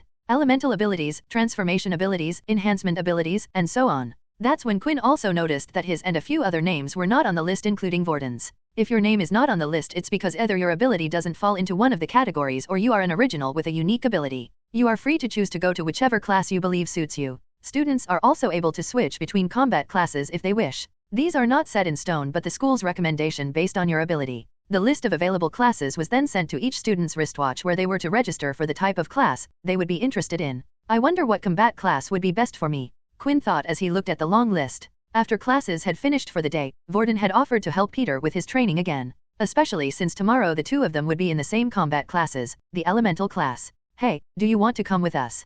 Peter asked. Nah, I won't bother you guys, I wouldn't be much help anyway, Quinn replied. Peter was pleased that it seemed like the group had gotten back normal again. There was no tension between the three of them, and Peter wished it would stay that way forever. Just then, when Quinn had left, Vordan and Peter were left in the room. That's when Vordan asked Peter a question. Hey, have you seen Quinn hanging around with a girl lately? Vordan asked. Come to think of it, I saw him exit with a girl at the library. It was the same one who was at the test with us that day, with the bow and arrow. After Peter had given an answer, for a split second, Peter felt like he saw the expression on Vordan's face change. But Quinn blinked and looked again, and Vordan seemed to be fine. Maybe he's gone and got himself a little girlfriend, said Vordan laughing. Quinn had, of course, decided to ditch the other two because he had already made plans to meet up with Layla beforehand. The two of them were to meet at the school gate. But before the two of them were to meet, Quinn decided to stop by the science lab. Although most lessons in military school were about combat or how to use technology, science was still a core subject. It was because of scientists that the human race had discovered how to use all the different technologies they had in the world today. So students were encouraged to continue to learn science throughout their service time, in hopes they would continue to in the future. The classrooms were empty for the day and the important equipment were locked in a storage room. But Quinn wasn't looking for anything too fancy. All he needed was some test tubes and small corks. After searching around the room for a while, he found where they kept the test tubes. He took a total of 5 test tubes. Even though there were many there, if he took too much it would be suspicious, and Quinn couldn't carry more than 5 without having to worry about them breaking or not. Quinn shoved the 5 test tubes into a messenger bag he was carrying and wrapped them up in a spare shirt he took from his room. Quinn currently had a total of 60/200 EXP until his next level up. 50 experience points had carried over from the last quest, and he had received 10 EXP from his 2 daily quests. So far, with each level up, he would gain 1 additional stat point and 5 points of HP. Although Quinn had gotten stronger through this, it wasn't the fastest way for him to improve his strength. Quinn realized the system had offered him the chance to gain an additional stat point 2 times as long as he drank his victim's blood, but when he drank Layla's blood, he still gained a stat point. This was what Quinn wanted to test out today. It was 6 o'clock in the evening and the sun was just starting to set, meaning Quinn wasn't affected by the sun right now. As planned, Layla was standing there waiting for him by the gate with her bow on her back. Students who used weapons would carry it with them around most of the time. There was always the chance of an attack or a beast escaping through a portal. After the two of them met, they decided to walk to the nearby park that was in between the convenience store and the school. Then they ventured away from the trail into the woods where they were behind cover. No one ventured in these parts and it was hard for them to be seen. So are we going to this? Layla asked excitedly. Quinn still found it weird that rather than being scared by the whole situation, Layla was exited. All right, close your eyes, said Quinn. Layla closed her eyes and was ready. She could still remember the satisfying feeling from the last time and couldn't wait to feel it again. Although she was a bit nervous when a thought came to her head that Quinn's lips would be on her neck. Suddenly though, Layla felt a small prick in her arm. Layla opened her eyes and noticed that a needle was there. What? You didn't think I was just going to bite you, did you? Layla's cheeks suddenly went bright red. If it wasn't for the needle in her hand, she would have tried kicking Quinn away. Once the syringe had been filled up, Quinn squirted it out into one of the test tubes he brought with him. Is it okay if I fill another one? Quinn asked. Layla didn't say anything and held out her arm. She was still a bit embarrassed about what had happened earlier. Once Quinn had filled up 2 test tubes, he put one of the blood-filled tubes in his bag while holding the other. Inspect. Blood of Layla Munro. Blood type A+. Quinn then looked at Layla and used his inspect skill once again. Name, Layla Munro. Race, human. Ability, telekinesis. HP 12/12. Blood type A+. It was as Quinn thought. When using the inspect skill on the blood, it only showed him what blood type it was and who it was from. Just like the time at the assembly hall. But if the person was in front of him, it would reveal their ability, HP, and blood type. Some of the blood marks in the hall only revealed question marks. Assuming that Quinn either had to have run into the person before or used the inspect skill on the person once before. Quinn looked at the test tube and gulped. He then pulled out the cork at the top and started sniffing the blood. "You're not going to drink it right here, are you?" Layla asked. "Why not? I need to know if it will make any changes." "I don't know, it feels kind of embarrassing. I can't explain." Quinn ignored Layla and looked at the blood again. The fragrance smelled quite sweet, which was different from how he remembered it before. Then suddenly, Quinn lifted the tube and drank the blood in one gulp as if he was taking an alcoholic shot. As the blood ran down his throat, he felt a warm tingling sensation through his body. The blood was also surprisingly sweet rather than metallic. It seemed like the race change had also changed his taste buds and sense of smell. "Your HP is already full. The blood will have no effect. Blood from this person has already been consumed. No stat points will be given." Quinn was surprised to see at the information he had been given. The blood last time seemed to have a healing effect on his body. Judging by the message, if Quinn was injured, Layla's blood would allow him to regain HP, but the second message is what interested him more. The system stated because he had already consumed this blood before, that no stats would be given. This meant that as long as it was the blood of someone he hadn't drunk before, he would be able to get an extra stat point. Quinn smiled at the thought. Of course, this was only a theory of his, but Quinn wanted to test it out straight away. "I guess whatever you wanted to test out worked, judging by your creepy smile and all," Layla said. "If only there was someone else's blood I could test this on." Just then the sound of 2 people entering the woods from the playground was heard. Quinn and Layla immediately ducked down and hid behind a tree. That's when they saw 2 students started to walk into the forest. "Now hand over your credits, otherwise I'll dig you your grave right here and no one will ever find your body," a boy's voice said. Quinn immediately recognized the voice. It was Riley. It looked like he still hadn't learned his lesson and was still up to his old tricks. Quinn then went into his bag and took out the mask he had bought at the convenience store. Last time he had let Riley go without taking any of his blood and now he felt like it was such a waste. But this time Quinn wouldn't let Riley go. As Quinn put on his mask, he moved in closer to where Riley and the student was, making sure to move in and out between the trees. "Hey, do you want a beating? Pass over the credits now," Riley said, holding up the student against the tree. "But I only get 10 credits a day, they're mine. This isn't fair. Since when has this world ever been fair? Blame the people at the top for not looking out for us," Riley said. As Quinn heard those words, he realized that Riley was in the same position as him. He was only a level 2 user and was just part of the weak bunch being pushed around by those above, but that didn't mean he could do it to others. That would fix nothing. Layla followed Quinn closely and had taken out her bow and arrow. She knew from last time if Quinn had put on the mask, he was going to act. "Do you want me to help out? It will be easier with the 2 of us," Layla asked. "It's okay, there's something I wanted to test out," Quinn said. The last time the 2 of them had fought, Quinn was only a level 1. Now he was a level 2 and he had also obtained a new skill which he wanted to test, and Riley was a great test subject. Quinn started to move closer and closer. He was hoping to finish Riley in one shot, and this was the perfect chance while his back was turned. Finally, Quinn was just about in striking distance. That's when the student held up against the tree spotted Quinn. "Please help me," the student cried. "You idiot," Quinn shouted as he leapt forward, hoping he could be quick enough to hit Riley before he could activate his ability. The student's warning had given Riley enough time to activate his ability and turn around. However, Quinn's fist was fast, and even though Riley put out his hands to stop the attack, Quinn's fist still managed to hit Riley in the stomach. The impact was just like last time. It was solid and felt like he was punching a wall, but the blow managed to still hurt Riley a bit. The attack was slightly stronger, and this time Quinn's fist hadn't broken. I've been waiting for you," Riley said as he put 2 fingers in his mouth and whistled. Just then 2 students came running in from the park and into the forest. "You think you can take on 3 of us?" Riley said. Quinn looked at the 2 students running towards them, and that's when an arrow came flying from the words and hit one of them in the knee, causing the student to instantly fall to the ground. The other students went down to his friend. "What happened?" the students said. Then he noticed an arrow in the student's leg. Where did this come from? Quinn saw this as an opportunity and dashed away from Riley and started heading towards the other student. The skill said 5 meters right. "Well, show me what you got." As soon as Quinn was within 5 meters, he activated his skill blood swipe, at the same time swinging his hand across. A red line of power came surging out of Quinn's fingertips and hit the student right on his chest, causing a claw-like mark, but it wasn't enough to knock him out. Blood swipe, blood swipe, blood swipe.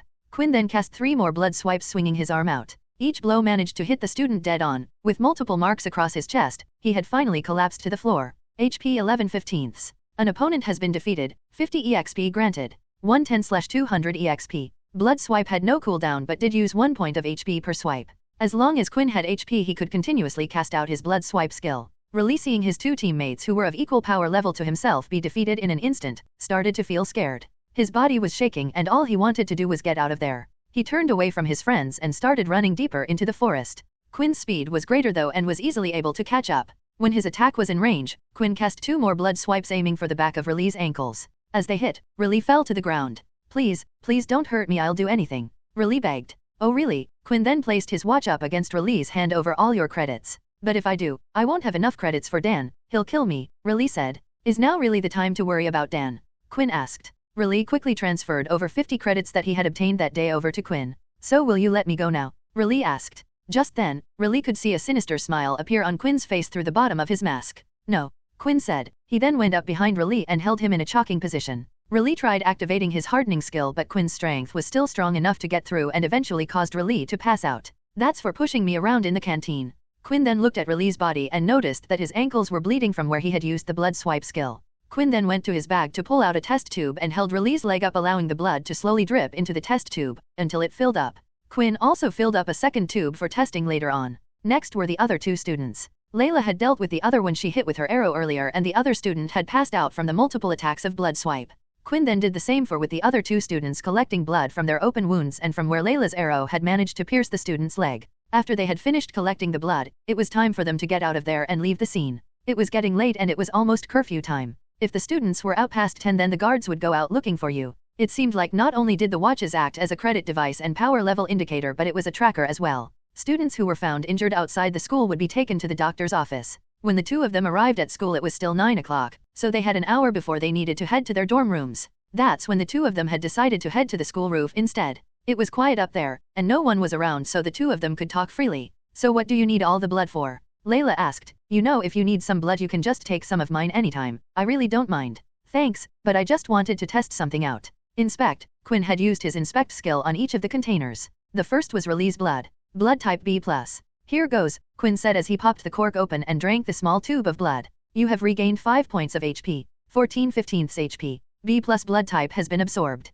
Plus 1 point of agility has been added." Quinn couldn't stop smiling as he saw the message. He then went on to drink the second tube of blood. Drinking the blood no longer bothered him once he found out the taste was quite sweet. All Quinn needed to do was convince himself it was some type of juice. "You have regained 1 point of HP. HP 15/15. This person blood has been consumed before, no extra stats will be given." As Quinn thought, the blood still regained his health, similar to how a potion worked in a game, but once a person's blood had been consumed, it would no longer give him any stat points. Quinn then drank the 2 other test tubes from the other students. Blood type A has been absorbed. Plus 1 strength point has been added. Blood type A+ has been absorbed. Plus 1 stamina point has been added. Quinn looked at messages he received and started to notice a pattern. When he drank Layla's blood, which was A+, he had gained a strength point. It was the same when he drank the A blood. Raleigh, whose blood type was B+, had given him an agility point, and lastly, A+ had given him a stamina point. Assuming being positive or negative blood type didn't matter so far. A type had given him strength, B gave him agility and AB stamina. That left one blood group that Quinn hadn't drunk from yet, which was O. Quinn couldn't help but wonder what would happen if he drank the O type. After absorbing all the blood tubes apart from the spare one that contained Layla's blood, Quinn was feeling stronger than ever. Name: Quinn Talon. Race: Halfling. HP 15/15. 110/200. Strength 12. Agility 12. Stamina 11. If Quinn's body before was that of a top athlete in the past, then Quinn now surpassed the capabilities of regular human power. But he was still weak compared to those with an ability. Lucky for Quinn, it seemed like Raleigh and the other two students weren't very good fighters. In Quinn's old school, he would get into fights all the time regardless of what ability they had. He saw how the others got bullied more than him, while the bullying for him lessened because they knew he was a target that would bite back. But because of this, Quinn managed to get a good grasp on how people fought and a good grasp on different abilities. If Quinn was to face a level 2 user who was good with their ability like Layla, at this point it was still most likely he would lose. What Quinn needed more than ever was more skills he could use. Blood swipe was great, but it only had a distance of 5 meters and it took away his health. With other abilities, you would be able to obtain new skills by purchasing books or being taught by someone who already knew the skill. Quinn didn't have this option as there was no one who he knew that had the same ability as him, and that, of course, meant there were no skill books either. Before Layla and Quinn split ways to head back to their dorm rooms, Quinn had one last request. "Do you know about what happened to Vorden?" Quinn asked. "Oh, your blonde friend," Layla replied. "Honestly, I don't know too much cause when everything happened I was stuck in the hospital bed because of someone." Layla pointed at Quinn. Quinn laughed nervously. Well, do you mind finding out for me? It seems like the second years are behind this and are stopping me and Peter from getting any information. The second years are involved in this? Well, that's not good. You're not planning to get involved, are you? Layla asked concerned. Quinn thought back to when the second years had called Quinn, Peter, and Vorden out. That Momo person had warned them not to disturb the system within the school. Quinn wanted to punch his face in, but at the time he couldn't. But now with this ability, he could grow stronger, without the need of help or relying on others, and he couldn't wait for the day he could punch that Momo's smug face in. Yeah, but I need to get stronger, of course. There was one big difference between the second years and first years, and that was something called awakening. The second years had learned how to awaken their ability. This allowed the user, regardless of the power level, to get a power boost for a short period of time. Once a user had awakened, they then also could form something called their soul weapon. A powerful weapon unique to each user that was formed in the body itself. This was different from a beast weapon, as a beast weapon could be used by anyone. After finishing everything he needed to do with Layla, the two of them split up and Quinn said he would contact Layla via his watch when he needed her. Quinn also kept the test tube containing Layla's blood on him. What he needed to do now was figure out how long his body could go without needing blood. If Quinn was to go out on a mission or through a portal to another planet, there might be times where Quinn wouldn't be able to contact someone for a while. In these situations, he needed to know how many test tubes of blood to take with him. So, for now, Quinn would do his best to avoid blood until the system message appeared again. If he fought anyone along the way, he could keep their blood for after. He didn't want to waste any precious stat points after all. Quinn headed back to his dorm room where Vorden and Peter were still practicing their earth abilities. I did it! I finally did it! Peter shouted. Peter held a small round solid lump of mud in his hand. As he moved his hands, he was able to change the shape of the mud. He turned it from a ball into a long staff, then back into a ball again. The only problem is, as a level 1 user, you will need to keep some type of mud on you at all times, Vorden explained. Perhaps it's best you keep it as a round staff and carry it around with you, then you will always have something to take with you. Vorden then grabbed the mud and started to demonstrate. He did the same thing as Peter and started to change the mud ball into different shapes. But the difference between speeds was noticeable. While Peter took a long time to form the shape he wanted, Vorden was changing the mud in seconds. Wow, is this cause you're a level 5 user, Vorden? Peter asked. No, this is something you should be able to do as well, it just takes practice. When I copy someone's ability, I also copy whatever power level it is at. So everything I can do with this mud you should be able to as well. Vorden then turned the mud ball into a sharp dagger and placed it up against Peter's neck. See, not so useless after all. Peter gulped as he looked down at the sword, but then realized that Vorden had already changed the ball's shape into a harmless stick and handed it back to Peter. Oh, Quinn, you're back, Vorden said, smiling. Did you have fun? Yeah, a little bit, Quinn said. Vorden here said you got a girlfriend. Peter quickly added. What? Quinn said. You know that girl that was with us at the testing that time? Oh, her. No, we're just. Quinn started to think about what his relationship with Layla was. He wouldn't exactly call them friends, and they defiantly weren't lovers. Layla did almost everything Quinn asked without answers. It was almost a master and servant relationship, but if Quinn said that, they would defiantly get the wrong idea. We're just acquaintances. I was talking about how she got to use her weapon and discussing what classes to take, since I won't be going to the elemental class with you two. Oh, so you finally decided then? Peter asked. Yeah, I'm going to join the beast weapons class. When the next morning had arrived, Quinn made sure to pack some things with him in his bag. He put in the blood tube that contained Layla's blood, the 4 remaining empty tubes, and also the mask that he had bought at the convenience store. He never knew when a situation would come up when he had to use these things, so it was better to be prepared than unprepared. The 3 boys headed down for breakfast as a group as usual, and like always, people would give Quinn, Vorden, and Peter looks. Vorden decided to split form Quinn and Peter and sat on his own on the higher power level tables. But even then, no one seemed to be sitting next to Vorden. It was clear for some reason the second-year students were making Vorden a target, even though he was no longer hanging out with Quinn and Peter. Do me a favor, will you? Quinn asked. Keep an eye on Vorden while you're in your combat classes today. If anything happens, let me know. But if something happens, I won't be strong enough to help, and you can't exactly do anything either, Peter replied. Peter was right. Quinn right now could barely deal with the level 2 first-year students, never mind the second-year students. But at the same time, Quinn hated the fact that they might be targeting Vorden just because he chose to hang out with them. Perhaps Quinn could find a weak one in the group and target him at night for questioning. These groups always had a weak person acting as a shuttle for them, asking them to carry their things, grab their food for them, etc. I'm not telling you to get involved. I don't think Vorden is expecting you to help him out either, but just to let me know what you see. Peter then gave a quick look around the room to make sure no one was hearing the two of them before giving a nod. Finally, after finishing their breakfast, it was time for their combat classes. After registering what type of class you wanted to attend via the watch, it would then indicate what room you would be in for training that day. Quinn had chosen the beast weapons class after thinking long and hard. Quinn was known as a no-ability user, so it was really the only option for him. Otherwise, he would have to just sit back at the back of the other classes and do nothing. The weapon class was popular among those that had an ability that was able to enhance it. Those who could slightly see the future, or had a telekinesis ability like Layla would attend these classes. But Quinn wanted to find a weapon that would suit him and his fighting style. The weapons hall was away from the main school building and off to the side in its own separate building. It was a single large one-room building that had an Asian palace feeling to it. To enter the building, students needed to scan their watch into the scanner and then the two large doors would slide open. Although the outside of the building had an Eastern feeling to it, the inside was completely different. It was a large room where the ceiling was about 20 meters high. The room had no decorations apart from mountains and mountain of weapons hung up on the wall, and in the center of the room was a round raised platform. Standing at the back of the hall was a bald-headed man wearing leather armor and had a long katana blade by his side. But the katana blade hilt was jagged and rough and the back of the blade the same. It looked like it had been forged from an animal that was not of this planet. The man remained silent at the back with his eyes closed.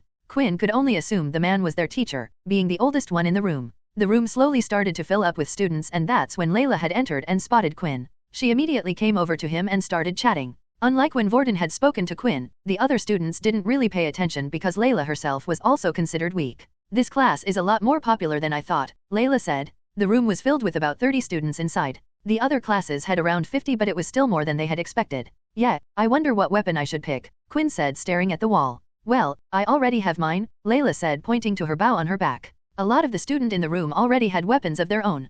Quinn and a couple of others were the only ones who didn't have anything on them. Just then, while Quinn was busy staring at the wall, the other students started to get rowdy as someone entered the weapons hall. What is she doing here? Isn't she an elemental user? Why would she be here? Who cares? Maybe we can spare with her, and if we beat her we can ask her on a date. As Quinn turned around to see who the girl was everyone was talking about, it turns out he had already met her before. It was Erin Helly, the ice ability user. I wonder why she decided to go to this class instead of the elemental class, Layla asked. Just then the bald-headed man opened his eyes and shouted at the top of his voice. Attention! Everyone froze and turned to look at the old man. My name is Leo and I will be your teacher for today. Leo then pulled out his katana blade from his sheath and pointed it out in front of him. Your first task will be to pick your weapon. You must think carefully. Your weapon is your lifeline. When your ability won't work, the only thing you can rely on is your own skills. Now go and choose one from the wall around you. The students fanned out and started to look at weapons. Even those who had beast weapons already were trying out new ones. Quinn looked at the wall and saw all sorts of things: axes, short swords, spiked clubs, whips, scythes. There was so much to choose from. Quinn was really having a hard time. Quinn looked at Layla and her bow. It matched up well with her telekinesis ability. If Quinn was to pick a ranged weapon, he would never be able to be as good as Layla. He needed something that suited him right now and his ability. Quinn then walked up to one of the random swords on the wall and used his inspect skill. Corge sword. Tier basic beast weapon. Strength +3. Agility A-2. The sword is incompatible with the skill blood swipe. The sword Quinn looked at was large in size and looked heavy. Quinn needed to be fast, so losing some points in agility was a definite no-no. But what surprised him was how much information his inspect skill had given him. It even told him if his blood swipe could be used with it. Maybe it wouldn't be so hard picking out a weapon after all, thanks to Quinn's inspect skill. As soon as Quinn realized that his inspect skill would tell him the stats of each weapon, he started to go around the room looking for the perfect one for him. Quinn ruled out anything that was too heavy. Although the strength stat it added was good, Quinn needed to be fast and agile in the night. All the weapons Quinn had inspected so far was at the basic tier level, the lowest level a weapon could be. Weapons were categorized into 8 different levels depending on which beast core it was made with. Of course, this was based on beasts from planets that had already been discovered. There was sure to be other planets with stronger beasts and abilities that they had yet to find out about, that may be categorized above that. In the human world today, there were 2 known weapons of this class. The world called them demon weapons instead. After searching around the room for a while, Quinn came across a weapon that stood out from the rest. Black horned gauntlets. Basic tier beast weapon. Strength 3. Agility 0. Stamina 0. Defense 2. This weapon is compatible with the skill blood swipe. When used with the gauntlets, blood swipe will have an increase of 5% in power. The gauntlets were black in color and had little tiny horns going up the forearm. The fingertips were pointed and bladed at the ends. It made them look almost like some type of dragon claw. There were 2 reasons why the weapon had interested Quinn. The first was it was the only one that had also given him a defensive stat, not just a strength stat, but the second one stood out to him even more. It was the fact that it increases the power of his only skill, blood swipe. 5% didn't sound like a lot right now, but if in the future Quinn was to get more powerful, 5% would make a huge difference. There were also other bonuses. The gauntlets acted as armor for his hands and he could still hold other weapons if he needed to. What a strange choice, young boy, Leo said. Quinn looked to his side to see who had spoken to him, then he noticed it was the bald teacher. It's not many people's first choice. With a weapon like this, you have to have no fear and get in close to your enemy. But that is also the reason it is sturdy than most and can be used as a form of defense. Quinn had already experienced fighting more than most kids. He was used to using his fists, with his blood swipe skill as well. He didn't always have to get up right close to his opponent. Do you mind if I try it? Quinn asked. Go ahead, Leo said as he left to check up on other students selecting weapons. Basic horned gauntlets equipped. Strength, 12, 3. Agility, 12. Stamina, 11. Defense, 2. Now when Quinn checked out his status screen, he had a smaller number next to his stats which would indicate the equipment level. Quinn now had 15 stat points in strength. He felt 3 times stronger compared to before he had discovered the system and was ready to test out his newfound strength. Once everyone had finished picking out their weapon, Leo called everyone to gather around the center ring. Now I won't claim to be an expert in every weapon, said Leo, some of you might even be able to use your weapons better than me. But what I am an expert in is fighting with weapons alone. Fighting can be considered a game. You are always trying to predict your opponent's next move, you measure your opponent's ability and so on. For your first lesson, I want to see what you've got. We will have a sparring match, 2 people at a time. We will all watch the match and commentate on what could be improved on. Now, are there any volunteers? In an instant, Erin was the first to put her hand up. Without even waiting for Leo to say anything, she headed for the arena in the middle and stood inside. She held a single silver longsword that shined bright. It wasn't one of the weapons that Quinn had seen on the wall, so he could only assume it had been one she already owned. At first, a lot of the students were hesitant of going up against Erin. Her reputation for being a high power level had already reached many people's ears. Oh, I also forgot to add, abilities will be banned during today's sparring sessions, Leo added. It is important that you know how to use your weapon first, only then can you truly bring out the full potential of the weapon with your ability. After saying those words, students had raised their hands like a rocket. They all wanted to get the chance to beat the famous Ice Queen. Now that she wasn't able to use her abilities, this was their chance. In the end, a large man was selected from the crowd who wielded a 2-handed axe. He was about double the size of Erin in terms of muscle. I think you chose to join the wrong club. Your ice abilities will be useless here, the man said. Erin didn't reply though and simply took her stance, waiting for her opponent to come forward first. The man charged in, wielding his large axe above his head. When he swung it down, Erin spun her body to the side, avoiding the blow, and at the same time slashed at the back of the man's legs, causing him to stumble. She then placed her blade towards the man's neck, inches away from his throat. I give up, the man said. Everything had happened in an instant and the room was suddenly silenced. They all knew Erin was strong, but it was unexpected of her to be so skillful with the blade. Most ability users, if they had a strong ability like Erin, would rely on that power and not bother learning a weapon. But it was clear to everyone she had some practice. After the fight had finished, 2 men seemed to appear out of thin air wearing a black military uniform. They then grabbed the student by both arms and escorted him to the school doctor to get healed up. The group continued to watch a few fights. The rest of the fights had lasted a lot longer than Erin's, as most of the students were equally matched when it came to using weapons. Even when level 4 power users were fighting against level 2. When they couldn't use their abilities, it all came down to skill and the body. The next fight that had caught Leo's attention was the fight with Layla. Even though Layla could no longer use her telekinesis, with her bout, she was able to shot ahead and predict where her opponent would turn. She had trapped her opponent multiple times and continuously asked him to give up. But her opponent was a level 3 power user and he had his pride on the line. He didn't want to admit being defeated by a level 2 user even if he wasn't using his ability. That's when he got reckless and decided to charge forward. But a few arrows in the boy's legs stopped him dead in his tracks before Leo had decided to call the match himself. The next pair, Quinn Talon and Brad Richardson, to the arena. Now it was Quinn's turn. With the weapons hall being indoors, Quinn was able to use his full stats and his opponent was unable to use his ability. Finally, for once Quinn was in a situation where he didn't feel weaker than the person he was going up against. As Quinn walked up to the stage, he noticed that Brandon, his opponent's indicator, showed that he was at the power level of 3. If this was a fight in the outside world, where they both could use their abilities, Quinn felt like he didn't have much chance of winning. But here in the arena, where abilities weren't allowed, Quinn had a body stronger than most, his speed was faster than most. In the novels he had read, a vampire's strength was far greater than the human race before the introduction of abilities. If they wanted to, they could have ruled the world. Brandon held a large spear in hand which had great reach. The end was sharp with a single curved blade at the end. Opponent power level 3. Bonus EXP will be rewarded. It seemed like Quinn's day was only getting better. Begin, Leo shouted. Brandon immediately charged in with his spear, while Quinn stood there and took a fighting stance with both of his hands held out in front of him.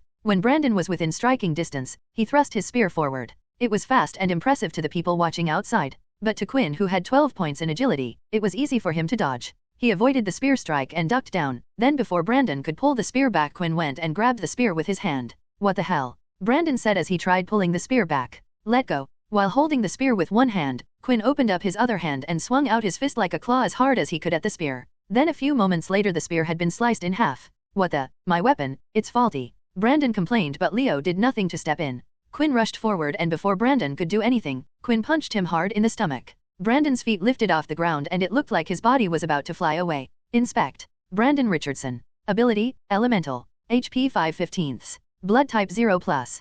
Quinn knew that if Brandon was to fly out of the arena it would be considered his win, but the system wouldn't allow him to win like that. He needed to beat his opponent down to at least 1 HP. So before Brandon could be lifted into the air, Quinn grabbed him and pulled him back down and at the same time kneed him in the face, causing Brandon's nose to bleed and his head to be sent backwards. And finally, Brandon collapsed lying there on the ground. Winner, Quinn Talon. Leo said. Opponent has been defeated. 50 EXP rewarded. First time higher power level bonus 50 EXP rewarded. 220/200 EXP. Congratulations, you are now level 3. 20/400 EXP. 1 attribute point awarded. New skill Blood Bank unlocked. After defeating Brandon, Quinn had received multiple messages and had even leveled up. The bonus reward for defeating a level 3 user was higher than when he defeated a level 2 user. However, it was a shame that the bonus reward was only a one-time thing. With the messages, there was also a new skill that had been unlocked. Although Quinn didn't have the time to look at it now, he needed to get off the stage and look at it later. Before leaving, Quinn looked at Brandon, who was lying on the floor. Blood was dripping from his nose and Quinn just had one thought.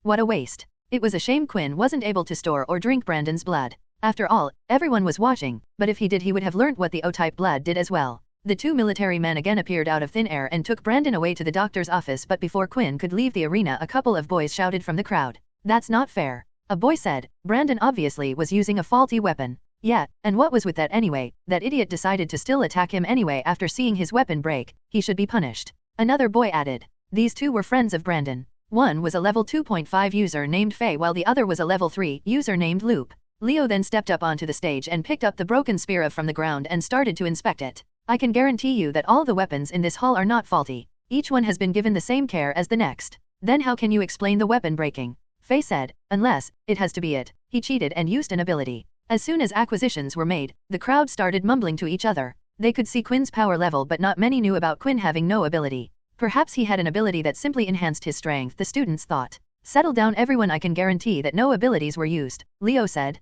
How can you be so sure? Faye argued. Then an unexpected person had chimed in and interrupted their conversation. You fool, will you stop being so disrespectful to the teacher? Aaron said. Do you not know who he is? Perhaps if I told you his war name you would know. This man is Sergeant Leo, or known as the Blind Swordsman. The chatting between the students had gotten even louder. The name Blind Swordsman was known well between common folk. He had helped out a great deal when fighting against the Dalki. He's blind. Loop said, unsure whether it was true or not. Doesn't that mean he definitely couldn't tell if the person used an ability or not? In that instant, Leo threw a piece of the broken spear in the direction of Loop. The spear just missed Loop and had hit the back wall. Loop then started to feel a sharp stinging pain on his cheek. As he touched his cheek he noticed a scratch mark. I can see and hear very well. Better than most of you. My ability allows me to see the aura of people, and when people start to use their ability, their auras change depending on what ability they are using. And I'm telling you now, Quinn didn't use a single ability. With that, the students startled to settle down a bit. It was a memorable first day for all the students in the weapon club, so much had happened.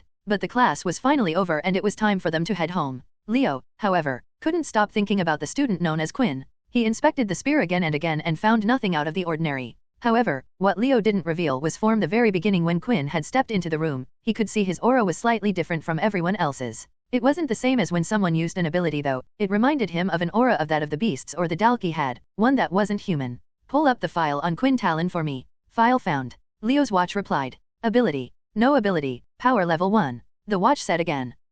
Just what are you hiding, Quinn? Once the class had ended, Quinn had to give back the gauntlets and leave them in the weapons hall. After all, they didn't belong to him and was only there for the purpose of him getting used to using a weapon. Once Quinn went on his first portal outing, then he would be able to hunt for a suitable beast to make a weapon of his own. At that time, he would also be allowed to borrow the equipment. As Quinn was heading back to his dorm room, he decided to first put his stat point into something. So he opened up his status screen to see if there were any changes. HP 20/20ths, Strength 12, Agility 12, Stamina 12. All stats are currently halved due to being hit by the direct sunlight. The system seemed to be consistent with the last time he had leveled up. Although there was no evolution process this time, he still gained 5 points of HP and 1 stat point. There was one thing that bothered Quinn, and it was the fact that his stat points were halved in sunlight. There would come a time where Quinn would need to be at full strength even in the sun. When reading about vampires in novels, he was thankful that he was able to be in the sun at all, as some of them burned to a crisp in an instant. Quinn decided to stick with his plan and add the stat point to agility. As long as he could hit his opponents without being hit back, he couldn't see himself losing, and worst case if he couldn't hurt his opponent, he could always run away. It was also handy if he planned to use the clawed gauntlets as his choice of weapon. He would need to be fast to get in close and use hand-to-hand combat skills. Agility 13. The next thing Quinn wanted to check out was the new skill he had obtained from leveling up. Skill, Blood Bank LV.1. The skill blood bank will allow you to store up to 100 ml of blood in your reserve. The blood bank will automatically be used to heal the user if HP drops below 5. Every 10 milliliters of blood will be used to restore 5 HP of the user. User may also use the blood bank to consume blood at any time for his own personal pleasure. Quinn looked at the skill in disbelief. It seemed like the skill was too good to be true. Essentially, the blood bank acted as a second life for Quinn. As long as his blood bank was fully stocked up, Quinn was able to restore up to 50 points of HP. Not only that, but it had also solved Quinn's storage problem. Although Quinn had used test tube and cork to stop the blood from oxidizing, it still wouldn't delay the process of it being spoiled for long. At most, Quinn would be able to keep the blood fresh for 8 hours without keeping in some special type of storage. Sure, he had Layla he could rely on, but Layla wouldn't always be by his side. Quinn then took out the test tube of Layla's blood and used his inspect skill. It seemed like the blood was still fine to be used for now. Skill blood bank. The blood then started to shine bright in Quinn's hand and suddenly vanished from the test tube. Blood bank 10/100. Your hunger grows. Quinn has happy that the blood bank skill was convenient, and finally, after waiting for a while, he had received a message he had seen once before. Last time he had seen the message about his hunger, the next day the system told him he needed to consume blood, otherwise his HP would drop. With his blood bank skill though, he wouldn't have to worry about it as long as he kept it topped up. After checking out all the information, Quinn had finally arrived back at his dorm room to see Peter and Vorden a little roughed up. Wow, what happened to you two? Quinn asked. Was it the second years again? No need to worry, this was just during our combat classes. The teacher made us do a sparring session on our first day. Were there any problems? Not really, I was humiliated and lost my fight, of course. I still can't control my ability well enough. I think I was too nervous. When I brought out the stick of mud on my back, the other students started laughing and I got distracted. Peter explained. But Vorden, on the other hand, was so cool. He told those kids to shut up and asked them to fight him next. Then, with the same ability as mine, he managed to defeat a level 3 user. Oh, shut up, Vorden said as he punched Peter on the shoulder. You're embarrassing me.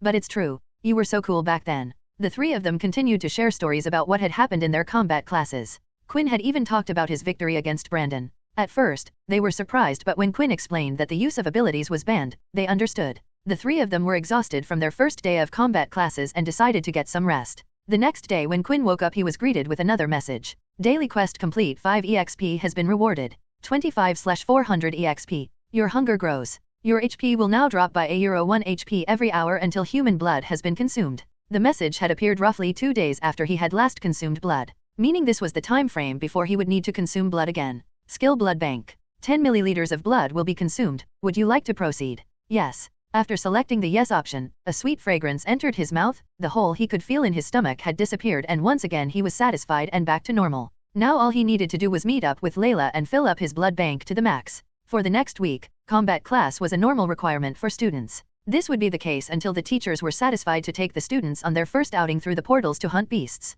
After the students picked their weapons from the wall, once again Leo stood at the front to give the students further instructions. Today's lesson will be sparring once again, but this time you will pick your own opponents. You will fight with them for a minute each before switching to the next opponent. On the battlefield, there will be all types of different opponents that use different weapons and abilities. It is important for you to get used to as many of these as possible. The students then immediately got into pairings, and Layla had run up to Quinn as soon as possible. Don't worry, Quinn, I'll let you win the first one, she said with a wink. But just then, Leo had walked towards the two of them. I'm sorry about this, young lady, but I'm going to have to ask you to sit out of this one, Leo said. Layla then took a step back. Leo then pulled out his katana blade and pointed it at Quinn. Show me what? Why? Without Quinn realizing it himself, the rest of the students weren't really paying attention to their own matches. They were all looking towards Leo and Quinn. They wanted to see how the so-called blind swordsman fought. But in the room, 3 people in particular were paying attention to Quinn. Look at him, he cheats in my match and now he's getting special treatment, Brandon complained. Didn't Leo say he didn't use any ability?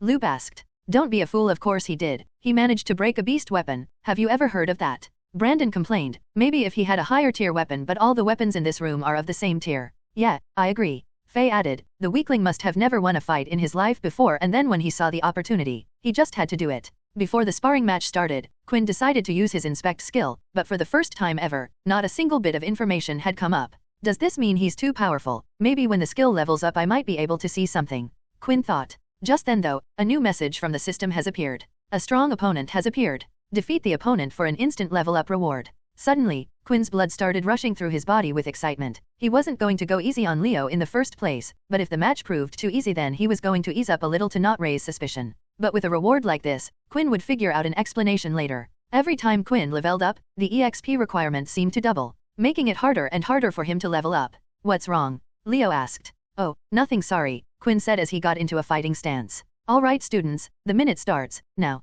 Leo shouted. In an instant, the sound of weapons clashing around the room could be heard, but the ones closer to Leo and Quinn decided to take it easy so they could watch the fight, and that included Brandon's group. As soon as the fight started, Leo dashed forward with a strike, but it wasn't at a speed Quinn couldn't handle. He blocked the first blow, knocking it away. However, straight after another attack appeared, but Quinn managed to block that as well. A bit sloppy and rough, but your reflexes are good, Leo said. Now let's take it up another level. Before Quinn could catch his breath, Leo attacked again with his blade, but this time even faster than the attacks before. But thanks to Quinn's agility points, he was still able to keep up. Ha, I can't believe I'm actually having fun against a student, Leo said, laughing. And once again the attacks coming from Leo sped up again. This time it looked like Quinn was getting knocked around like a rag doll. All the students watching from outside thought Leo was playing with him, but Leo was truly impressed. Although Quinn looked silly, Quinn was still able to block each and every one of his attack with the gauntlets. Now try this, Leo shouted. The attack from Leo's katana blade came from underneath. Quinn held out both his hands to block the attack, but suddenly it looked like the blade had disappeared and phased through his hands.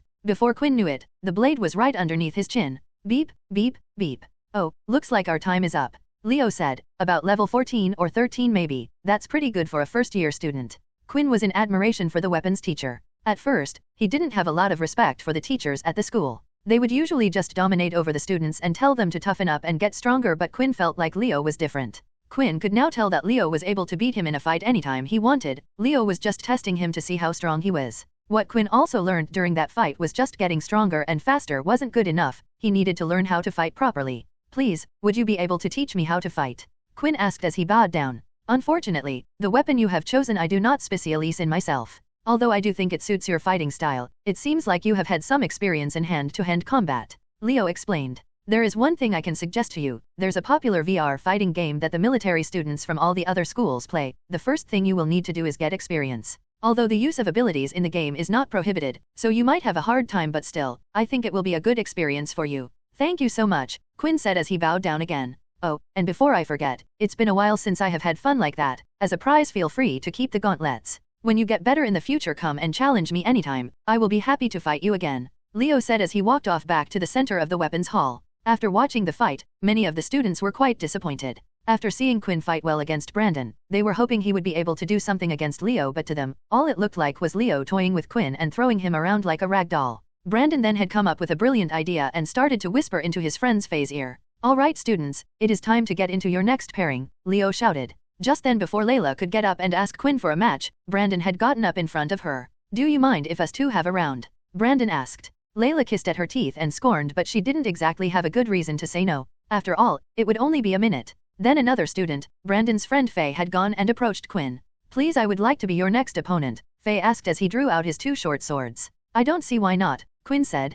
Quinn didn't mind too much. So far, every new opponent he faced, as long as he defeated them, would grant him 50 EXP, and this was the best chance he had right now, in the weapons hall where people weren't allowed to use their abilities. And please, begin, Leo shouted. Faye seemed to have some experience using the dual swords. His flow was natural and he was able to follow his attacks up well from one to the next, but after fighting with Leo, the attacks just seemed slow. Quinn was able to see the path of each strike. But just like Leo had said, the most important thing for Quinn was the experience, so rather than relying on his supernatural strength and end the fight in an instant, Quinn decided he wanted to fight a little longer. Meanwhile, in Layla and Brandon's match, Brandon didn't seem to be doing much at all. He didn't charge in and he didn't attack. All he did was avoid Layla's arrows. It was as if his mind was focused on something else. That's when a noise was heard. Faye was charging in at Quinn and did some sort of little battle cry. That was the signal for Brandon to act. Brandon then lifted his hand and at the right time, cast his wind blast right behind at Quinn's back. Quinn saw Faye's blades and was ready to block, but that's when he felt a strong force push him from behind. It knocked him off balance and at the same time, Faye's blades went right into Quinn's stomach. 10/20 HP. You bastard, Quinn groaned. For a brief moment, Quinn had forgotten about a world with abilities. A world where people didn't try to get up on one another, just for the sake of what? Pride. He looked down and could see the two blades stuck in his stomach, blood dripping off the blade. Faye had let go of the blades and took a step back, with his mouth wide open, acting like everything that had happened was an accident. But Quinn wasn't buying it and he had a good idea what had just happened. As he looked around, he managed to catch a smile on Brandon's face. Quinn then grabbed the hilt half of the two blades and using his strength snapped the ends off. With the other half of the blade still in his stomach, he started to walk towards Faye. So you want to play games then? Quinn said. Then let's play some games. You've taken some of my blood, so it's only right that I take some of yours. As Faye heard these words, he couldn't help but move back away from Quinn. Something was different, the look in his eyes. Why is my body shaking? He's only a level 1 user, calm down. Then when Quinn was only a few feet away, he swung his clawed hand out. Blood swai. But before Quinn could finish casting his skill, his hand was knocked away by a blade. Enough, stop now, Leo said as he pointed his blade towards Quinn. 2 wrongs do not make a right. And you two don't think your plan didn't go unnoticed. I will not have students who can't follow the rules in my class. You can leave your weapons here and you are banned from any more combat classes in the weapon hall. Just then, 2 military men had appeared out of nowhere standing by Quinn's side. Take him to the doctor's office and make sure he gets treated, Leo said. Wait, Layla shouted. Maybe I should go with him, make sure he is okay. He's a strong boy, worry not young lady, he can take care of himself. Although Layla was worried about Quinn being hurt, that wasn't her main concern. It looked like from the wounds on Quinn's body that he had lost a lot of blood. Even if vampires could heal at supernatural speeds, that energy had to come from somewhere and would soon need to be replaced. After grabbing Quinn by both of his arms, after a few seconds, Quinn was transported just outside the doctor's office. Please get some rest once you have healed up, one of the men said before teleporting away once again. What a handy ability to have. After checking the men had disappeared, Quinn decided to head to the closest bathroom on the same floor. Nearly all the students were in combat classes at the moment, so the halls were empty. The reason why Quinn had decided to head to the bathroom rather than to the doctor's office was because he could already feel his body was healing up. His status screen also confirmed that fact. 12/20 HP. Just like before, as soon as Quinn was out of combat, his body was starting to heal at an incredibly fast rate. Quinn looked down and it looked like his body had healed most of the wounds. However, it wasn't able to heal the area where the blades were stuck. This is going to hurt. Luckily Quinn still had his gauntlets on, so he didn't have to grab the blades with his bare hands. 1, 2, 3. He then pulled the blades out as fast he could in one action. The pain was quick and sharp and he did everything he could to hold in his screams. Finally, the wounds around his stomach were slowly starting to heal until suddenly he received some new messages. Your hunger grows. Your hunger grows. 15/20 HP. You will no longer heal. Your HP will continue to decrease by 1 HP until human blood has been consumed. Quinn looked at the message and was trying to figure out what had happened. When Quinn did his tests, he found out that his body would need to consume blood once every 2 days. But this message had come up even though Quinn had only consumed Layla's blood this morning. It hadn't reached the time limit yet. Then Quinn thought back to how the blood was able to heal his health. If it worked the same way, then that meant his body was using blood as energy to heal himself. Once this energy had run out inside his body, then he would no longer be able to heal and he would once again have to consume blood. Quinn felt a hunger in his stomach and started to look at himself in the mirror. His clothes were all bloody and he was in slight pain, but he still cracked a smile. That's when Quinn also noticed that his top 2 teeth had grown slightly. It was different to last time when he had panicked. This time, he felt calm. He was used to taking blood and he already knew who his next targets were going to be tonight. The hunger pangs were bearable this time, perhaps because Quinn wasn't in a critical condition. After heading back to his dorm room, Quinn threw his bloody clothes on the floor and changed his clothes out with a different uniform. While Quinn was busy getting changed, he heard the sound of 2 students talking as they walked down the corridor. Why did I get kicked out as well? You were the only one who used an ability. Faye complained. Hey, you were fine with the plan when I told you about it earlier, why are you getting so annoyed about it now? Brandon said. You were the one who dragged me into it all because you lost to a level 1, embarrassing. Faye chuckled. Just then, Brandon slammed Faye up against the corridor wall and held him by his collar. Do I need to remind you that I'm a higher level than you, Faye, or do we have to fight so you can learn your place? Faye said nothing until Brandon eventually let go of his collar. That's when Faye decided to walk off in the opposite direction away from the dorm rooms. I thought we were friends, Brandon, not just some lackey you control cause I'm a lower level than you. Then as Brandon entered his dorm room, he slammed the door behind him. Oh, a lover's quarrel, huh? Excellent, Quinn said, as he grabbed his bag and headed out to follow Faye. The combat classes had finished and the sun was starting to set. With that, a rush of students was now heading back to their dorm rooms, and that included Peter and Vorden. As the 2 of them entered the room, Vorden's eyes widened as he spotted something. What the? Is that Quinn's clothes? Peter said as he lifted them off the ground. They're covered in blood. Did he get hurt during training? Vorden's whole body was shaking as he saw the blood. What happened to him? Vorden thought. Did the second years target him too? Or did something happen in training? I told you we should have kept an eye on him. We should have killed those second years when we had the chance. Stop it. Vorden said out loud. Huh, Vorden, are you okay? Peter asked. But without saying anything else, Vorden opened the door to search for Quinn, but as he did, Layla was stood there with her hand by the door as if she was just about to knock. Oh, is Quinn here? Layla said. But in the next second Vorden grabbed Layla by the hand, dragging her in and slammed the door behind her. Vorden then immediately pushed Layla up by the door and pressed his forearm against her neck. Tell me what happened to Quinn now. Note, extra chapters for hitting the goal will be delivered in one go on Saturday or Sunday. After hitting the 2 goals, each extra 500 stones will equals another extra chapter. Struggling up against the dorm room door, Layla was finding it difficult to breathe.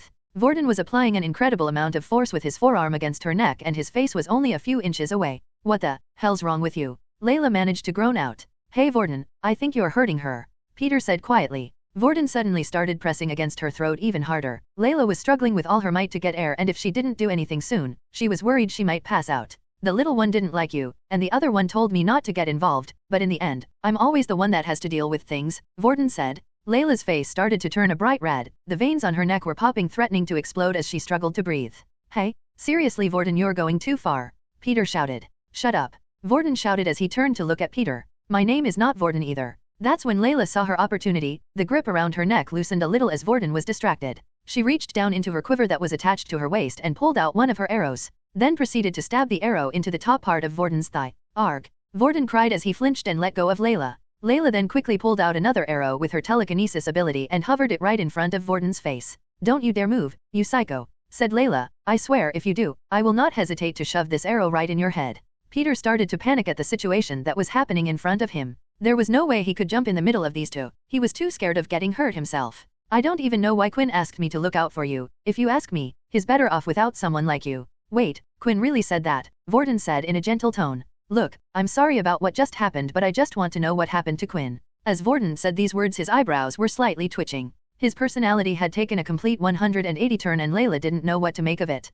For some reason, something was telling her that this boy was dangerous and if she could, she would have nothing to do with him. But right now, she needed to find Quinn, who knew if he was going on another rampage right now. She was the only one that knew Quinn's secret and Quinn needed her. It was just an accident at the combat classes today, said Layla. He wasn't at the medical bay, so I thought he was in his room, but it looks like he already left. I wouldn't worry about it. Layla then recalled her arrow back into her quiver and walked out of the room in a rush. Then as soon as she left, Vorden lifted the arrow out of his leg with the copied telekinesis ability and threw the arrow to one side. Hey, are you alright man? You kinda acting a little strange there, Peter asked. Yeah, I'm fine, Vorden said. She's lying to you. Did you see how she rushed off like that? Something's up. Let's follow her. Or we could try asking the other students who were in the same combat classes as Quinn. They might be able to tell us who did this to him. Oh, payback, I like it. And then on the way back maybe that pretty girl can get into an accident. No, I told you she's just Quinn's friend. Can't you see she's just as worried about Quinn as we are? She's a good person. Well, I don't like her. I agree, we should get rid of her. Vorden, are you okay? Peter asked again. You've been standing there looking at the floor for a while now. Huh? Oh yeah, I just need to head off to the doctor's office, get this wound checked out on my leg. I'll be back when I can, Vorden said as he left the room and headed outside. Quinn had been following Faye from a safe distance for a while now, but it didn't look like he was heading out of the school and time was running out. 12/20 HP. If he lost any more health he would have to go search for Layla and find his target another time. However, Quinn felt like he would never have an opportunity as good as this one again. Very rarely was there a time when people would be on their own, and especially one that Quinn had a grudge against. That's when Faye started to head up the stairs and eventually went up to the school roof door. After reaching the closed door, Quinn quickly moved and opened the door ever so slightly and started to peek through. Quinn glances around the rooftop feeling happy for his luck. Faye was the only person he could see up there. Lady Luck is on my side today. Quinn then took the mask out from his bag and put it on his face. Before he moved on to the rooftop, he used a rag of ripped cloth from his old uniform and wrapped it around his watch to hide his power level. There weren't many other level 1 users who used gauntlets in the whole school.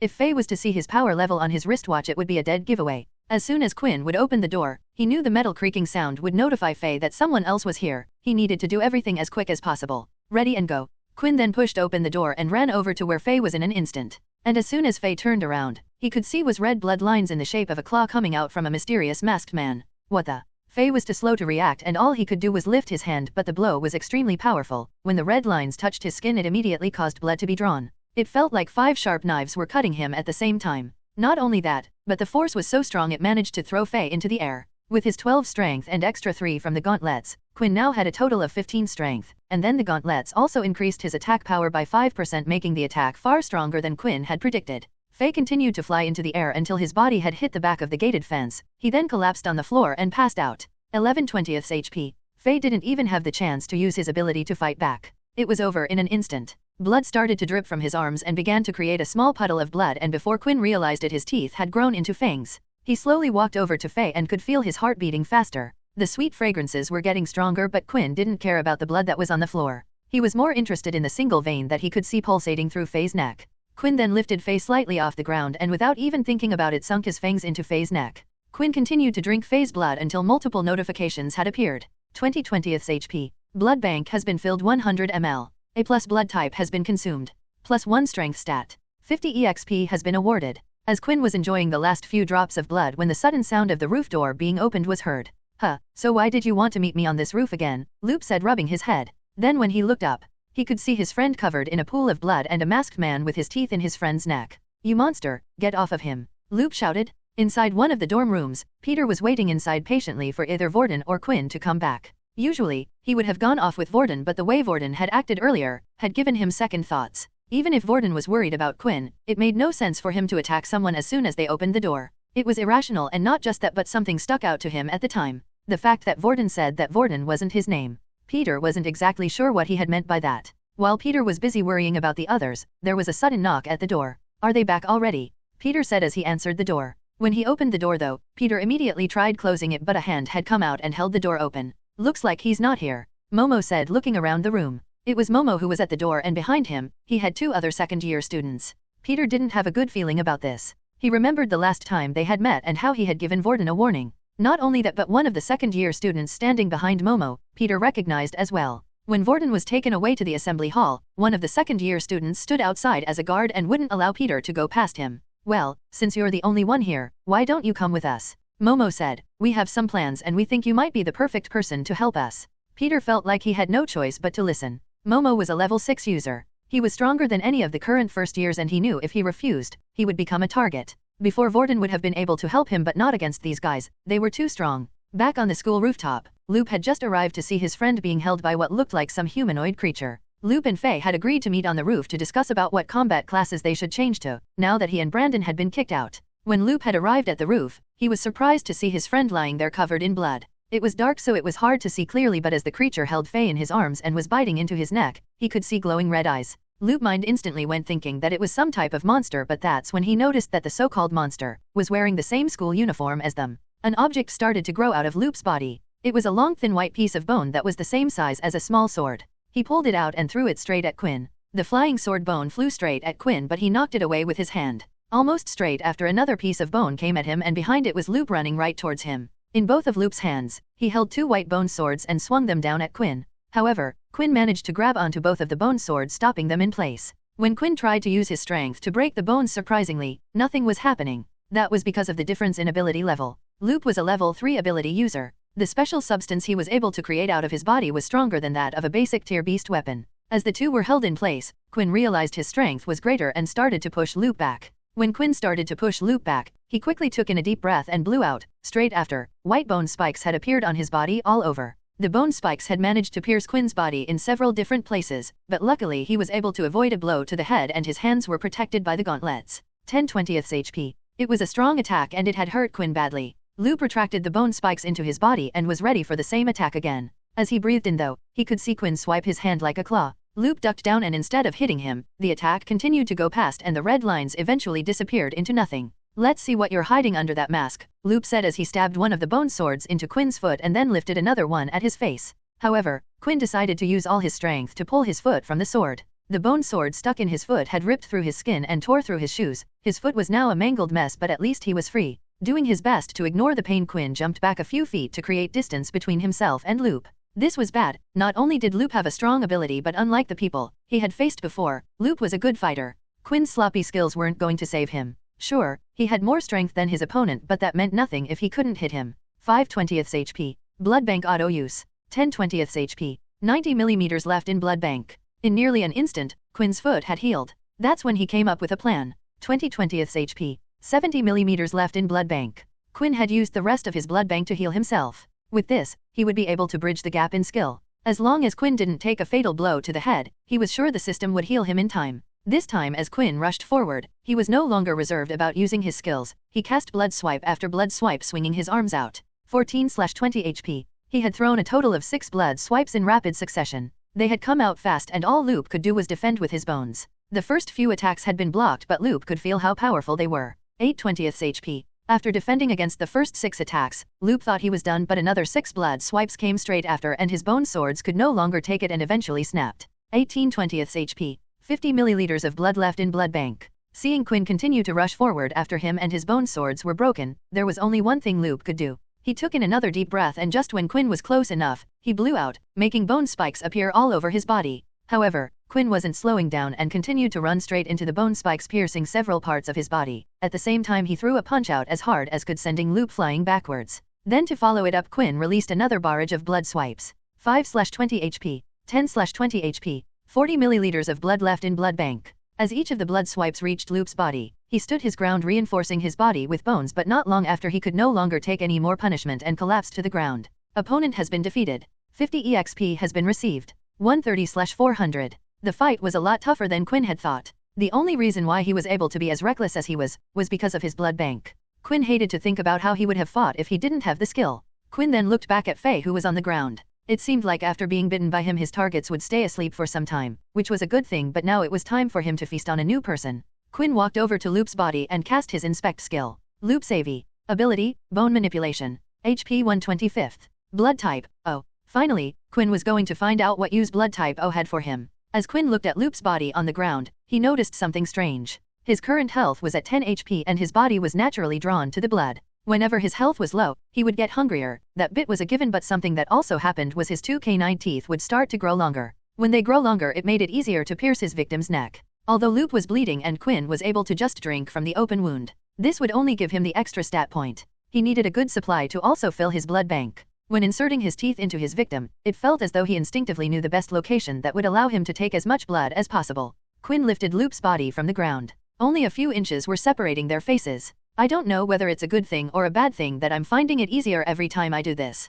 Quinn opened his mouth wildly, showing his teeth. He brought his mouth near Loop's neck and finally bit into his neck. A rush of blood entered into his mouth. The blood tasted sweet. 20/20 HP restored. O blood type has been consumed. 1 free stat point has been added. Blood bank has been filled. Quinn had a few guesses at what the O type would do, but this was better than he had imagined. Quinn quickly opened up his status screen and wanted to decide what to put the stat into straight away. Strength 13, 3. Stamina 12. Agility 13. Quinn debated internally for a few minutes whether he should put his stat point into stamina or not. If he did, his stats would become well-rounded. But he thought about all the people who were strong in the world right now. They were usually a specialist in a certain area. A jack of all trades was something too weak in this day and age. Not only that, but Quinn felt like his growth would be quicker if he specialized in strength or agility. It would allow him to carry on beating weak opponents. Then when he needed to, he could increase his stamina points at another time. It wasn't like Quinn was going to be facing an army of opponents anytime soon. Agility 14. In the end, Quinn decided to stick to his original plan and add his stat points into agility. Quinn stood in place looking at the duo's bodies, wondering what he should do. He was fairly certain that he had acted fast enough during his fight with Faye. He hoped that he hadn't seen anything that could give him away, but he couldn't say the same for Loop. When Quinn started to inspect Faye's body, he noticed that the bite marks on Faye's neck from Quinn had already disappeared. The doctor said the same thing happened with Layla, perhaps some type of effect from my ability. Quinn thought, well, that solves that problem. Now what to do with you? Quinn pondered, looking at Loop's body. Although Quinn wore his mask, there was still the chance of someone figuring out it was him. After all, how many students used gauntlets as a weapon and also would have a grudge to attack these two? However, Quinn wasn't that afraid of them finding out his real identity. After all, the school didn't really care if Quinn beat them half to death. Actions like this were commonplace at the academy. Quinn wasn't afraid that Loop might tell everyone what he had seen. Even if he did, no one would believe what he had said. Throughout all of the history of abilities, there had never been any reports of an ability where someone had to consume something to gain power. The power had always come from within. And with no markings on their neck to prove it, they would be treated as madmen without any type of proof.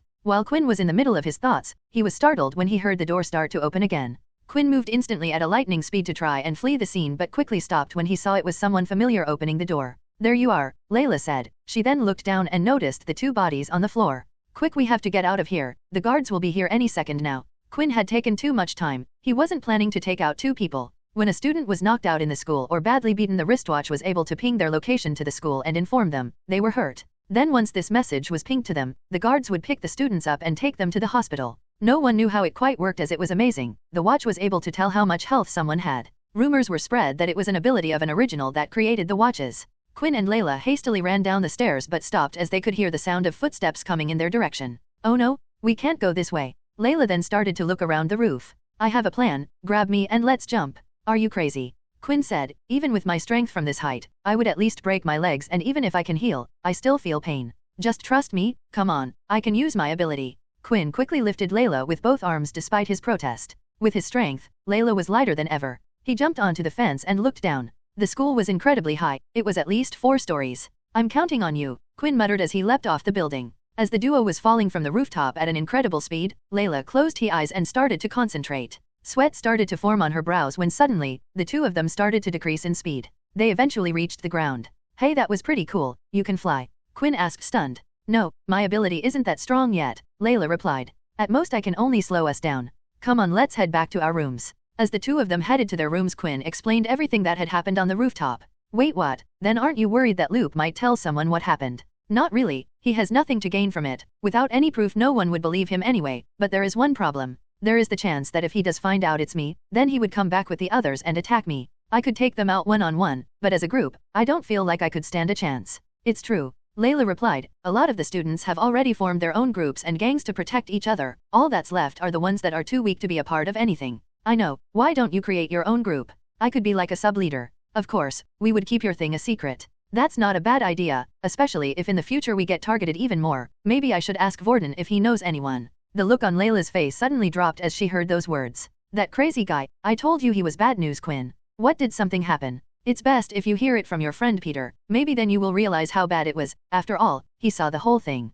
In the doctor's office, the two students who had been beaten on the roof were currently lying on hospital beds. The single Dr. Haley was busy as usual, and especially at night when the guards gathered the beaten students. How can the school just let these sorts of things happen? Surely there is a better way, Haley thought. As she went to check up on Faye, she noticed he was now sleeping calmly. After healing the claw marks on him, and there wasn't anything unusual. However, when she looked at Luke, something had caught her eye that concerned her. In a certain spot on the boy's neck were two small puncture wounds similar to that of a snake bite. She had seen these signs before on another student, and just like before, the wound was already starting to heal itself. Haley then tapped her watch and waited a few moments for it to connect. Hey General, I believe there might be a stray beast roaming around the school. What? That's impossible. We have seen no signs indicating the presence of one. The voice on the watch replied. But there have been some strange signs on two students. I'm a little bit worried. Haley said. Please, for me, would just investigate it. Fine, whatever you want. How can I say no to my daughter? Just then, though, as Haley got of her call, two military men came rushing in with another student on their back soaked in blood.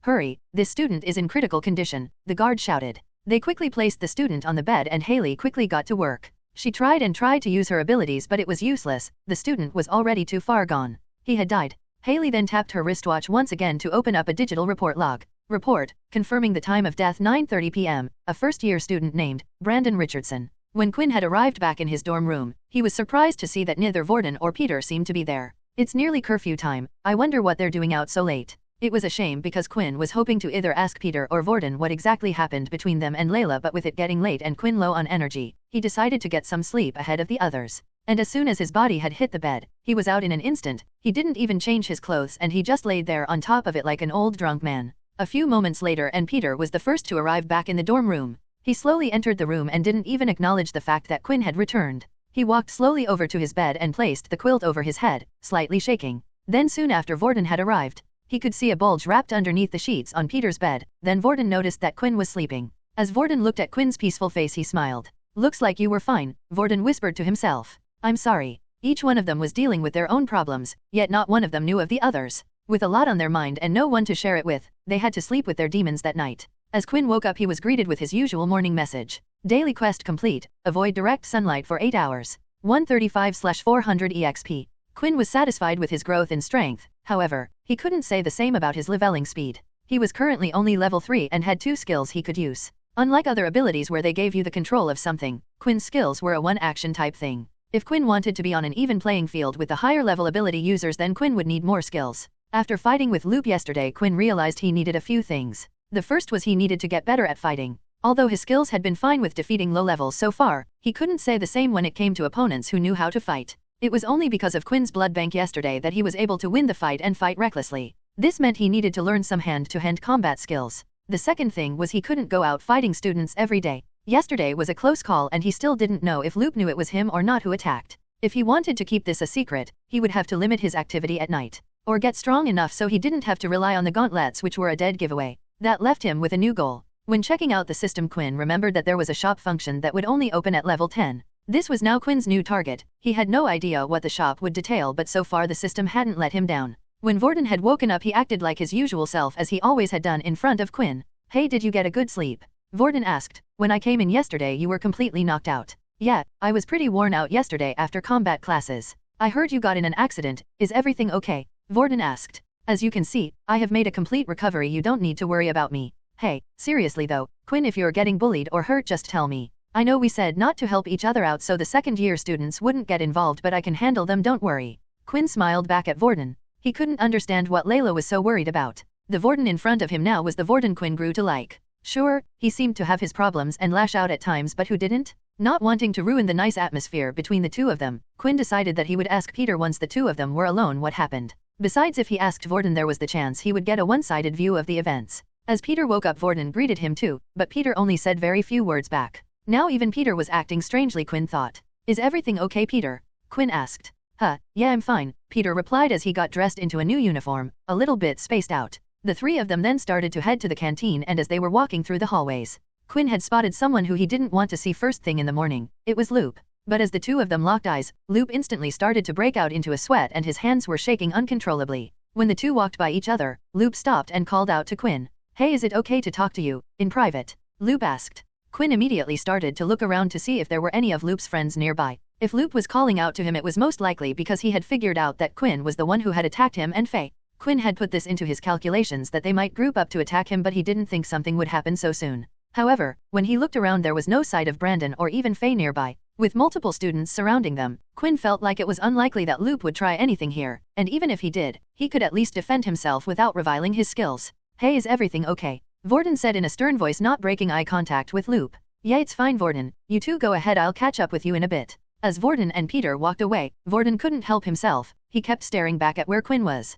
The two of them then walked off to a nearby classroom just down the hallway to the canteen. It was breakfast time, so classes hadn't started yet and the classrooms were empty. Of course, Quinn made sure to stay by the door just in case Loop started to attack. That way he could run out into the hall where the rest of the students were. Loop stood there nervous and fidgeting. It seemed like he was struggling to get his words out, until he finally spoke. I'm sorry about yesterday, Loop said as he bowed. I know we hurt you in training and you probably coming back at us for revenge, but please forgive me. Quinn was speechless. This was unexpected and he didn't have a clue what was going on. I promise I won't tell anyone about your secret. Please, whatever you do, just let me live. I won't bother you again and no one will ever know anything happened. Although Quinn had his suspicions that this was all an act, it seemed like Loop was genuine, either that or he was the best actor in the world. But what Quinn didn't understand was what on earth had happened to get Loop to act like this. Thanks for keeping my secret. Besides, I don't really have a grudge against you. Although your friends were the one to act on me, you didn't do anything. You were just trying to help your friends. Quinn said. Thank you for sparing me, Loop said. I promise if you need anything, I will help you. I just don't want what happened to Brandon happening to me.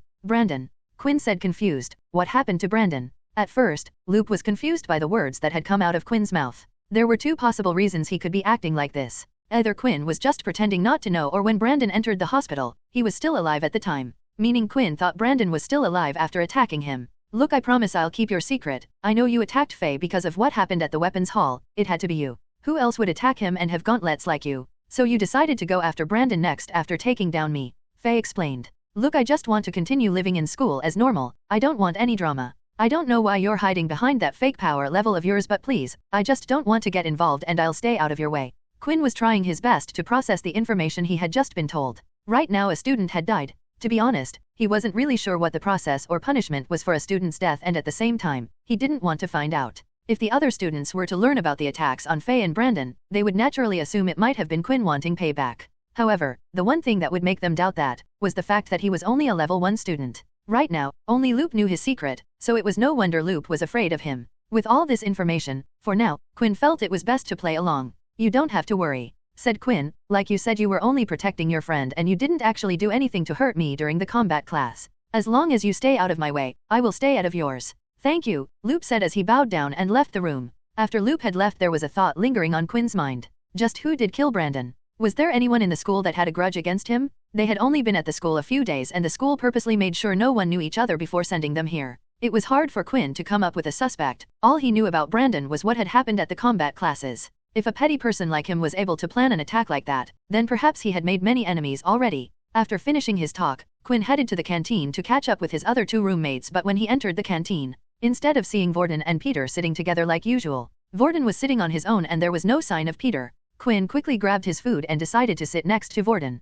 Hey, aren't you worried about the second years coming to attack you? Vorden said. From the looks of it, people will continue to bother us anyway, so we might as well live how we want. Quinn replied. Hey, so where's Peter? Didn't you two come here together? You're looking in the wrong places, Vorden said as he pointed in a different section of the canteen. The two of them were sat in the low-level section where the level 1 and 2s would usually sit. This was where Peter would usually come to join them as well. but the direction Vorden had pointed in was the higher level tables, the level 4 and 5 tables, and sitting next to them was Peter. What is he doing over there? Are they targeting him? Quinn asked. Who knows? When Peter entered the canteen, he looked at me and said, I'm going to hang out with some new friends I made the other day. I asked him if he needed help and he said not to worry. As the two watched Peter hang out with the others though, it seemed like he was getting on with them well. He wasn't being asked to grab food or carry their things like the other lower power levels in other groups. Well, maybe we should just keep an eye on them for now. It doesn't look like he's in trouble and we can always ask him about it later. Just then though, as Quinn and Vorden were busy eating their food at their table, another tray of food was slammed down. I hope you two don't mind, but I have come to join you, Layla said as she sat down. As soon as Layla sat at her seat, she couldn't stop staring at Vorden, and the same was true for him. In the middle of the two was Quinn. He could feel the heat and tension in the air with both of them and he didn't have a clue what happened. So I see that hole in your leg healed up nicely, Layla said. Vorden's face started to twitch slightly. Ha ha ha, what are you talking about? Sorry, my name's Vorden, I don't believe we have met, Vorden said, pulling out his hand for a shake. You are crazy if you think I'm going to shake your hand and you're just going to pretend nothing happened, are you? Layla then turned to Quinn. Quinn, can you not see this guy is crazy yet? Don't call me crazy, Vorden said, slowly saying each word. Hey, I think you both need to calm down, said Quinn, feeling like any second now the two were going to clash in the canteen. I don't even know what happened between the two of you, please explain. This crazy boy attacked me when I went to your room last night. Look, Layla said as she pulled down her uniform slightly to reveal the red marks on her neck. I keep telling you, Quinn, he's dangerous, leave him. Vorden was visibly shaking at this point, but it was hard to tell if it was with anger or something else. I said don't call me crazy, and again just like last time. Vorden slowly said each word, one by one. Judging by the tone of Vorden's voice, it felt like he was going to snap at any second, and Layla was prepared for it. She kept her senses on high alert, ready to use her ability any second now. Even Quinn was unsure about what Vorden was about to do. Vorden, is what Layla said true? Did you attack her? Quinn asked in a soft voice, hoping to defuse the situation. After hearing Quinn, Vorden stopped shaking and lifted his head up. I'm sorry about attacking you. When I saw Quinn's blood, I thought that maybe the attacker had come back to get revenge. I thought you might have come in to attack me and Peter as well. Vorden explained. I don't know if you know this, but Peter is only a level 1, and even though my indicator says I'm a level 5, I have to touch people to use my abilities. When you came through the door, I had no choice but to act first. How can we even believe you? Layla said, still annoyed by the whole thing. It was clear to her that Vorden was unstable. It was as if his mood and mind were changing all the time. Just seconds ago she felt like Vorden was going to attack her again, and all of a sudden he's calm. Layla wasn't buying it. However, even Quinn felt like Vorden was acting strange. It seemed like Vorden was always trying to hide something. When Vorden was asked about what happened between him and the second years, and even now with what had happened between him and Layla,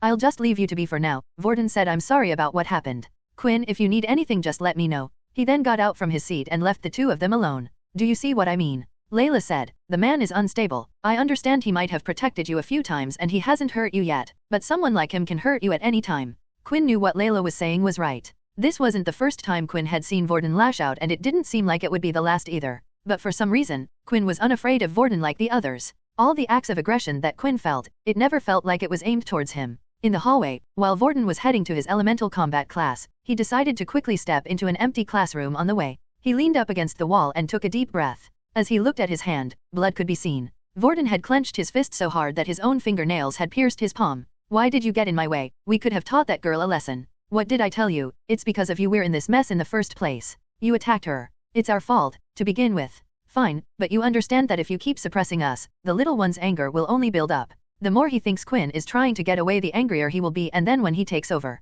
there is nothing me and you can do. I won't let it get to that point. I'm sorry, Quinn, for getting you involved in this, but you were just unlucky the little one chose you. With breakfast over and done with, it was time for Layla and Quinn to head to their beast weapons class. When they entered the room, Faye, Brandon, and Loop were nowhere to be seen. Of course, Faye and Brandon were banned from the class, and Loop had decided to make a transfer to another combat class. Loop just wanted to be as far away from Quinn as possible. Leo stood at the front of the class and was prepared to give out his instructions for today's class. Now for today's lesson, it will be individual practice. You have fought for the last couple of days with your weapon. Now you must learn how to get the hang of it, how to make it a part of you. Maybe come up with unique ideas to combine the use of your ability with the weapon. Then tomorrow you shall put today's hard work into practice. With that, everyone went into a separate space with their weapon. A few of the students sat down and started to think about how they could use their ability with their weapon. One student covered their whip in flames, making a fire whip. Another held a shield and managed to alter its shape to form spikes. While Quinn had no clue what to do. His only skill was easy to use and there wasn't much to do with it other than swing his hand, but what Quinn wanted to do more than anything was learn how to fight.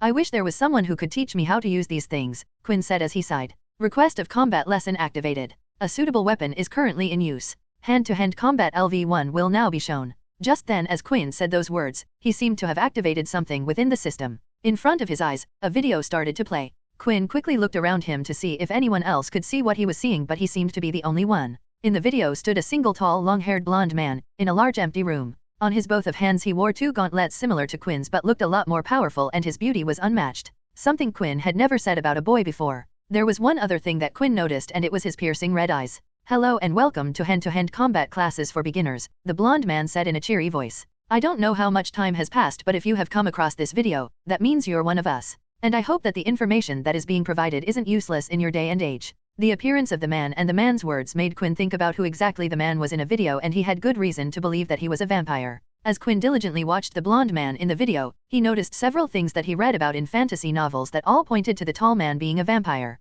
The ghastly pale skin, the beautiful looks, and finally, the red eyes. Not only that, but the man in the video also stated that Quinn was one of them. If Quinn was trying to understand the meaning behind his words, the man was stating that he was a vampire. Although there was also some other strange wording the man had said as well. The fact that he didn't know how much time had passed. Did it mean the video was made a long time ago? Was the man in the video even still alive? For now, Quinn had to put all of the questions he had to the side, as there was nothing he could do to confirm it. The video continued to play, and the tall blonde man started to speak again. "To whomever this video happens to be shown to, I will now demonstrate a set of skills that you should be able to perform at your level. Our kind and our abilities work best when we use a weapon that covers our hands." The man then proceeded to get into a fighting stance. "I will cover 2 sets of basic moves, and it's up to you to learn them and figure out how to use them in fights. If you forget, feel free to open up your system at any time and watch the videos again. The first move is a defensive move, I call it Flash Step. To perform this, if the system has been set up correctly, you will need at least 15 points of agility." The man then proceeded to perform the Flash Step. He crouched down and moved to another corner of the room in an instant. At the same time, an after image of him was being shown. Now this skill uses up a lot of stamina, so even if you have enough agility points to perform this skill, be careful not to wear yourself out. I would only use it when avoiding a fatal blow or going in for an attack. Please also make note that although the move is fast and hard to be seen by the naked eye, at most it can only move you at the distance of 5 meters. Looking at the move, Quinn straight away realized how handy it would be to have something like this. In his last fight against Loop, he could have avoided several blows at the last second. The only thing was, it was a shame that Quinn currently didn't have enough agility points to practice the move. The next skill I will show you is the hammer strike. Once again, the man got in a fighting stance. This time he lifted his right foot and slammed it onto the ground, while at the same time he pulled back his left hand and threw out his right hand. All of this was done in one smooth motion. Just from watching the video, Quinn could see that the air had slightly moved. "Cool, right?" the man said, smiling. "For this skill, you will need at least 15 strength as well." That is all for today. When you are ready, the next set of hand-to-hand combat classes will be unlocked for you. If you want a slowed down and more detailed version of these videos, they will be saved in your system. Good luck, my friend, and I wish you all the best. After the man had finished talking, the video immediately ended. As Quinn opened up his system, there was now an extra tab that stated tutorial, and in it were 2 videos of the skills he had just been shown. When watching the videos, it was just as the man had said. The video contained slowed down versions of the skills the man had recently performed. There was even detailed commentary on how the skills would work and what you needed to do. Quinn couldn't help but think who this guy was. The way he spoke clearly meant he knew about the system. Did that mean he was the creator of the book Quinn's parents had left him? But it was hard for Quinn to remember meeting anyone like the man in the video. He didn't even know what his parents' faces looked like that well. Whatever it was, he was happy that the system was starting to help him out more. He felt like the system at first had given him a hard time, giving him quests to drink blood and drawbacks such as having his stats while in the sun. But now Quinn was starting to feel happy that he had discovered the system more than ever. Quinn immediately started to watch the hammer strike video. As long as he wore the gauntlets, he technically had more than 15 strength. He wasn't sure if that counted, but there was no harm in trying. But as Quinn was watching the video, Leo had come up and approached him. "Quinn, I'm afraid I have some bad news," Leo said. That's when Quinn also noticed 2 military men were standing behind. "I'm afraid you will have to follow these men. They have a few questions they would like to ask you. Don't worry, I will be coming to." With that, one guard held Quinn, while the other held Leo. "Hey, what's going on over there?" the students said, noticing the commotion. "Is he being taken somewhere?" "Students, we shall be back in a while," said Leo. "Please continue to watch, and if I spot any of you slacking or breaking the rules, you know the consequences." A few moments later, and the 2 of them were teleported into a small square room. There were no windows and a few lights above them. Inside the room was a single table with a hooded female sat on one side and an empty chair on the other. Standing behind the female was a man who had the rank of general on his clothing. "Please sit," the general said. Quinn did as he was told and sat in the empty seat, but with the atmosphere in the room, he couldn't help but feel nervous. "Don't look so worried, boy. As long as you have done nothing wrong, you have nothing to worry about," A million thoughts started to race through Quinn's mind. Had they found out about his ability? Were they going to force him to give it up and hand it over? Or had Loop informed them that he had killed Brandon and they were now going to punish him for it? Although Quinn was trying his best to calm down, it was nearly impossible. As he sat in the seat, he could feel his heart beating as if it was trying to escape from his chest. Boy, calm down, Leo said. I think even the others can hear your heartbeat. Now before we begin, I would like to inform you of a few things. The sergeant said. A student by the name of Brandon Richardson has passed away recently. Now your teacher here has informed me that he and another student named Fei Lan had attacked you during combat classes yesterday. Now not only has one of the students passed away but Fei was also admitted to the hospital late last night. So it was something to do with Brandon's death after all. We currently have no leads to what happened to Brandon, so that eventually led us to you. Although it's hard to believe someone with no ability like you could do something like this, there is always a way. The woman sitting opposite you here has the ability to detect whether someone is telling the truth or not. Now please proceed with her demands. It's okay, the lady said. I just need you to place your hand over mine. As Quinn placed his hand over hers, he suddenly felt a calming feeling enter his body. An ability has been detected. Unable to block the user's ability. Now tell me, did you kill Brandon Richardson last night? She asked. The calming feeling allowed Quinn to answer naturally. He felt like he was suddenly floating on top of clouds. No, I did not. The woman carried on holding Quinn's hand and eventually let go. He's telling the truth. As I said, I couldn't believe he would do something like this. Leo said, I mean how would it even be possible? He's only a level 1. It looks like we no longer have any leads. It's a shame but an accident like this happens from time to time. It is expected. The sergeant said. I'm sorry for wasting your time, feel free to head back to class. With the questioning over, the two guards grabbed Leo and Quinn by the arm once again and a few moments later were teleported back to the weapons hall. Boy, your heartbeat was starting to give me doubts that you were hiding something, said Leo, but I'm glad you were not the culprit, otherwise I would have lost a promising student. With that said, Leo started to walk around the room and give advice out to the other students.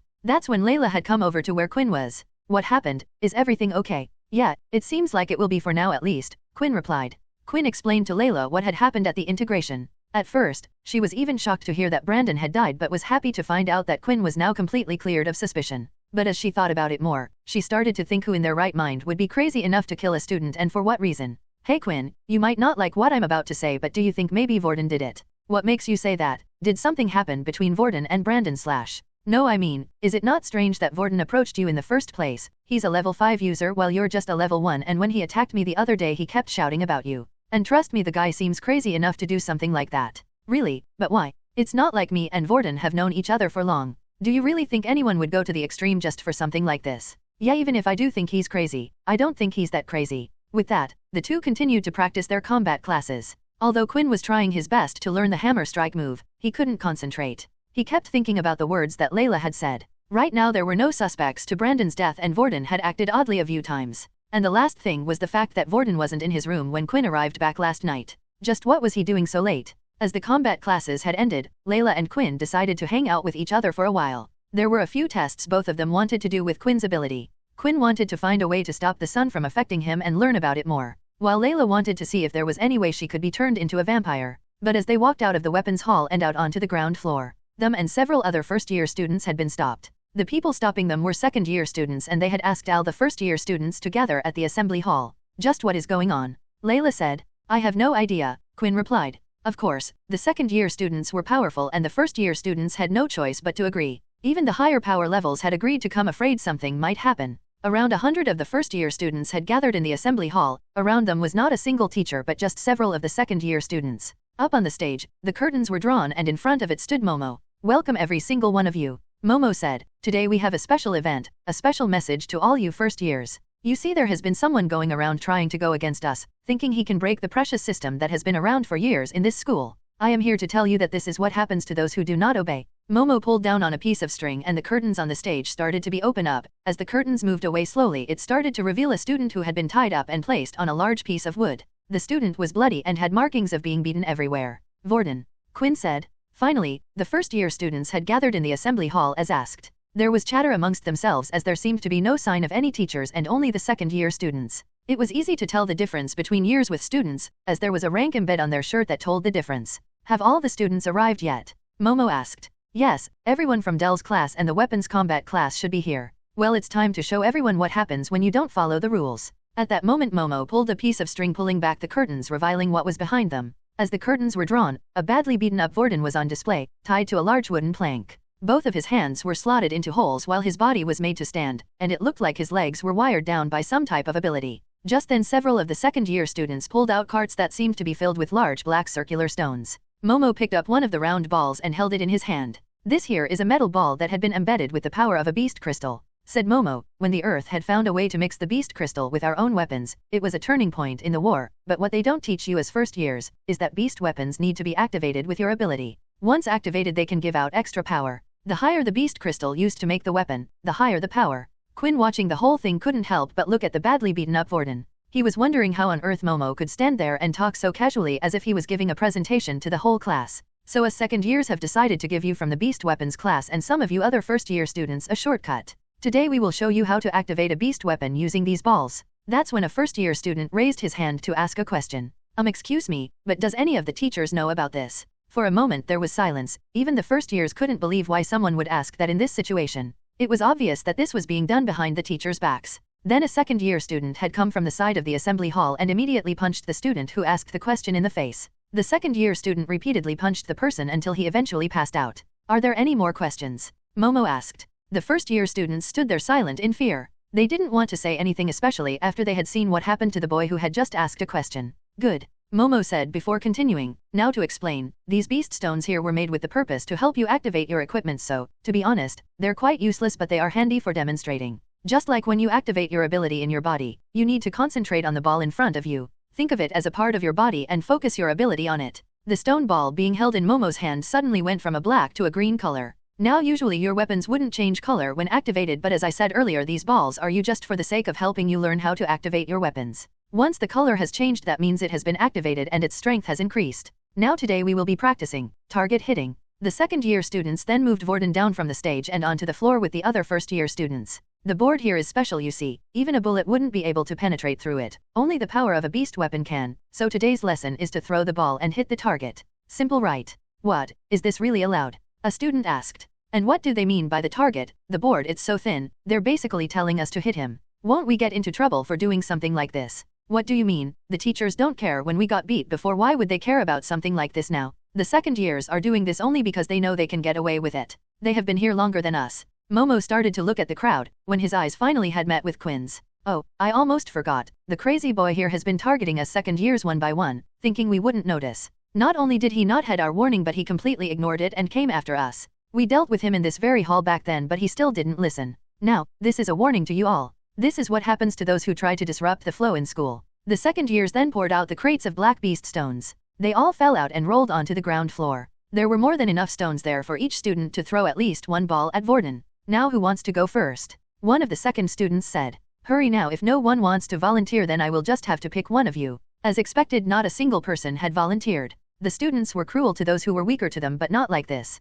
Usually, it would be a case of just better treatment, but it seemed like the second years were targeting Vorden. Whatever Vorden had done, he really had annoyed them. "All right then, you the girl with the brown hair, you go first," the second-year student said as he put one of the balls in her hand. I can't," she said. "Really? Well, if you can't then we have no choice," Momo said. Two of the second-year students went ahead and grabbed the female by her arms and spread her out. She struggled to break free and was wondering if she should use her ability. The girl started to look to around her side to see if anyone, a single person, would stand up for her, but they all looked away trying to avoid eye contact. Momo picked up one of the balls and it started to light up green. "What's with you first years? When we ask you to do something then you need to do it." The ball flew out of his hand and managed to hit the girl dead in the stomach. Although Momo was careful not to use his full strength. "Get her out of here," Momo said. Next. The next student was a male. He had the ability level of 2.5, but when he held the ball it managed to change in color, more activating the beast core's powers. Unlike the female, the boy didn't hesitate. He had more time to think about what he needed to do. He threw the ball hard and the ball managed to hit Vorden straight in the stomach.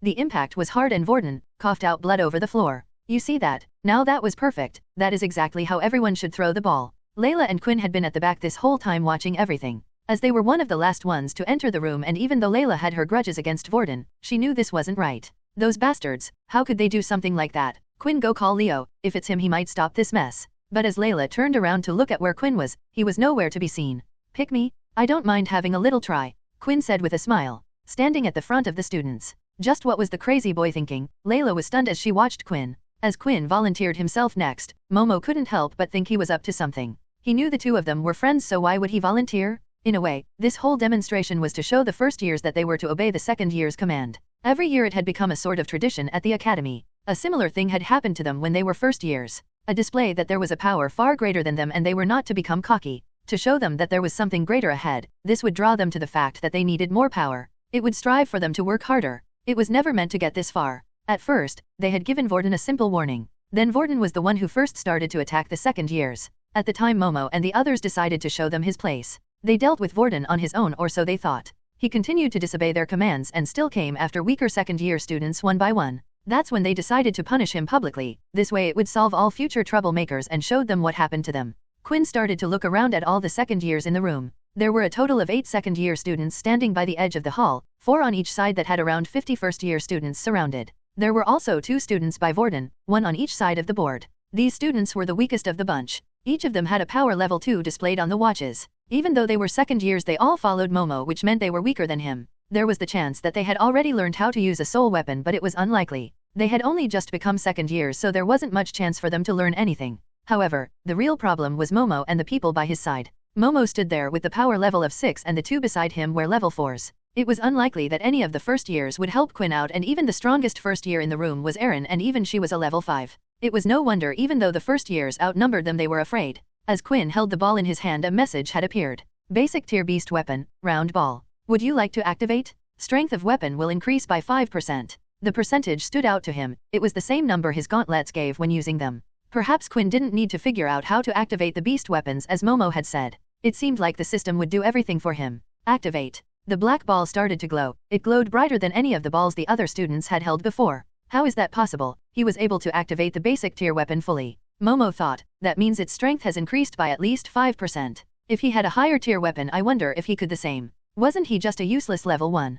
Quinn then walked in front of where Vorden was standing. There was now a good 5 meters of distance between the two. Why do we have these powers? Quinn said out loud, isn't it to protect ourselves, to fight those who harm our friends and family? Vorden, hearing Quinn's words, started to lift his head. He had a feeling he knew what Quinn was planning to do. Quinn? No, don't. What are you doing? Vorden mumbled but was unheard. I have taken a beating my whole life and I was weak back then. What do I care if I take another beating now? Quinn then chucked the ball using all his strength as hard as he could. With the 16 points of strength and the added 5% power, the ball came out lightning fast as it left his fingertips. Instead of the ball hitting Vorden, though like everyone suspected, it landed straight in the student's stomach standing by the side of the board. The power was so strong that the student was lifted off his feet and knocked out in one blow. 50 EXP gained. 175/400 EXP. What the hell are you guys doing standing there? Get him. Momo shouted. Quinn knew there wasn't much he could do against all the second-year students, so he wanted to create as much havoc as possible. The 2 level 4 students who stood by Momo's side started to come towards him, but instead of Quinn running toward them, he suddenly ran towards the crowd of first years behind him.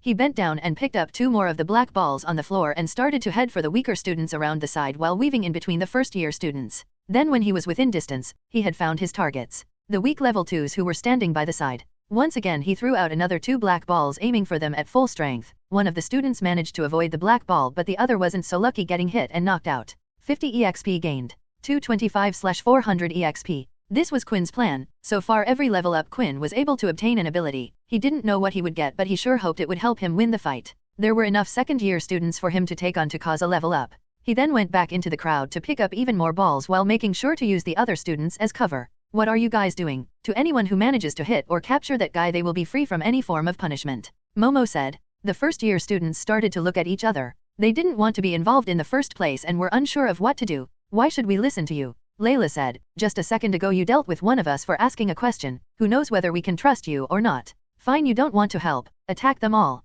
Just then the 2 level 4 students who were chasing after Quinn no longer cared about injuring the first years. The 2 people started to gather up their abilities. One of them swung out their arm and with it, a large line of water came out at them. But before it could even reach any of the students, an ice ball was shot out and froze the water attack in place, causing it to fall to the ground. The person responsible stepped forward and drew her sword out. I wasn't going to get involved, but you guys attacked me first, Erin said. Ha, even if you're a level higher than us, do you really think you can take on 2 level 4s? Just then an arrow came shooting out aiming for one of the students, but before it could reach him, an earth wall was raised. She won't be alone, Layla said. To be honest, at first, Layla wasn't planning to get involved. If Quinn wanted to take a beating, there was no reason for her to get one with him. However, she too had experienced mistreatment in the school. Layla had no idea how strong Quinn really was, but felt like he must have had some sort of a plan to fight back, and it now looked like the first-year students were going to get hurt anyway. With Layla and Aaron distracting the other high levels in the room, Quinn felt like this was his chance to deal with the rest of the level 2s. However, it wasn't going to be as easy as he thought. Out from the side, a long thin object came lashing out at him. It was too fast for Quinn to react, causing him to be hit across his body. Not only did the attack pierce his chest, but it also sent him tumbling to the ground. 13/20 HP. 7 points of HP with one attack. Just what was that?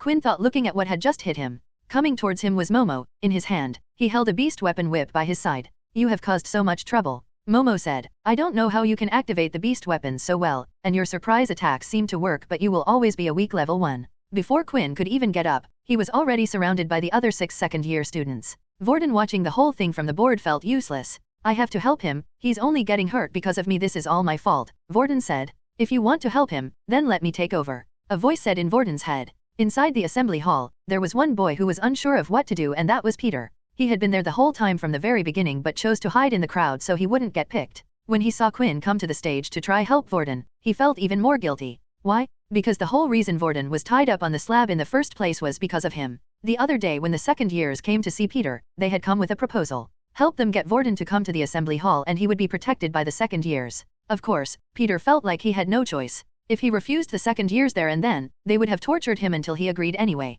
So what was the use of fighting back if the end result was the same? After their combat classes had finished, Peter had asked Vorden to go with him to the assembly hall to help him further practice. When they entered the room, the second-year students, included Momo, were hiding waiting for him. When the time was right, they all came out at once and jumped him. But what had surprised Peter was in that instant, Vorden had turned and pushed Peter out of the way. Run, I'm sorry, this is all my fault, Vorden said. Vorden thought the second years had targeted him because of what he had been doing in his free time. He had been fighting the second-year students when they were all on their own, trying to weaken Momo's gang one by one. Not knowing what to do, Peter ran out of the room, only later to return with everyone else. Then when he saw Quinn, someone who was just as weak as him, stand up to the second years, Peter felt a pain in his heart so strong. He had betrayed them. But Peter was going to make things right. While no one was looking and everyone's attention was focused on the fights around them, Peter had managed to leave the assembly hall. Meanwhile, at the center of the assembly hall, Aaron and Layla were busy confronting the 2 level 4 students. The first years had spread out, making sure not to get hurt in the crossfire, but at the same time doing nothing to help.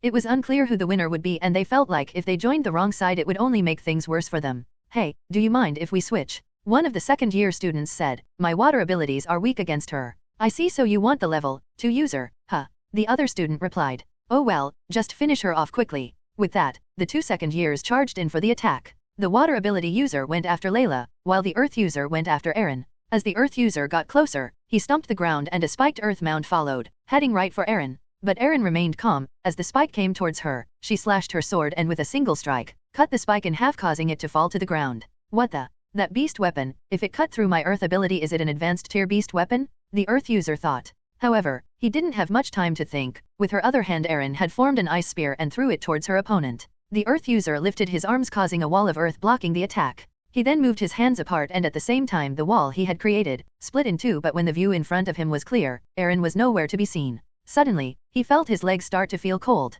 When he looked down, he noticed they were starting to freeze. For a second-year level 4 earth user, you are incredibly weak. Before the boy could react, Aaron had whacked him in the back of the head with the hilt of her sword. Then as he fell to the ground, she froze his arms and limbs in place, making sure he would stay on the ground. How did she win so easy? The first-year students watching said. Yeah, shouldn't a match between a level 4 and 5 user be closer than that? And he was a second-year student. Maybe they aren't as strong as we thought. Usually, a fight with a level 4 and 5 users would be a lot closer, especially considering the other student was a second year. But there was a major difference between the two fighters, and that was something called fighting IQ. No matter how strong someone's ability was or how powerful a punch they packed, you needed to know how to use your abilities and when. This could be improved with experience, or some people were just naturally gifted. For Aaron, she had always fallen into the gifted category. Although Aaron had finished her match quickly, the same couldn't be said for Layla. Her attacks were basically useless. As an archer, her skills were best used when surprising her opponent and when there was a distance between the two. Here she had neither of them.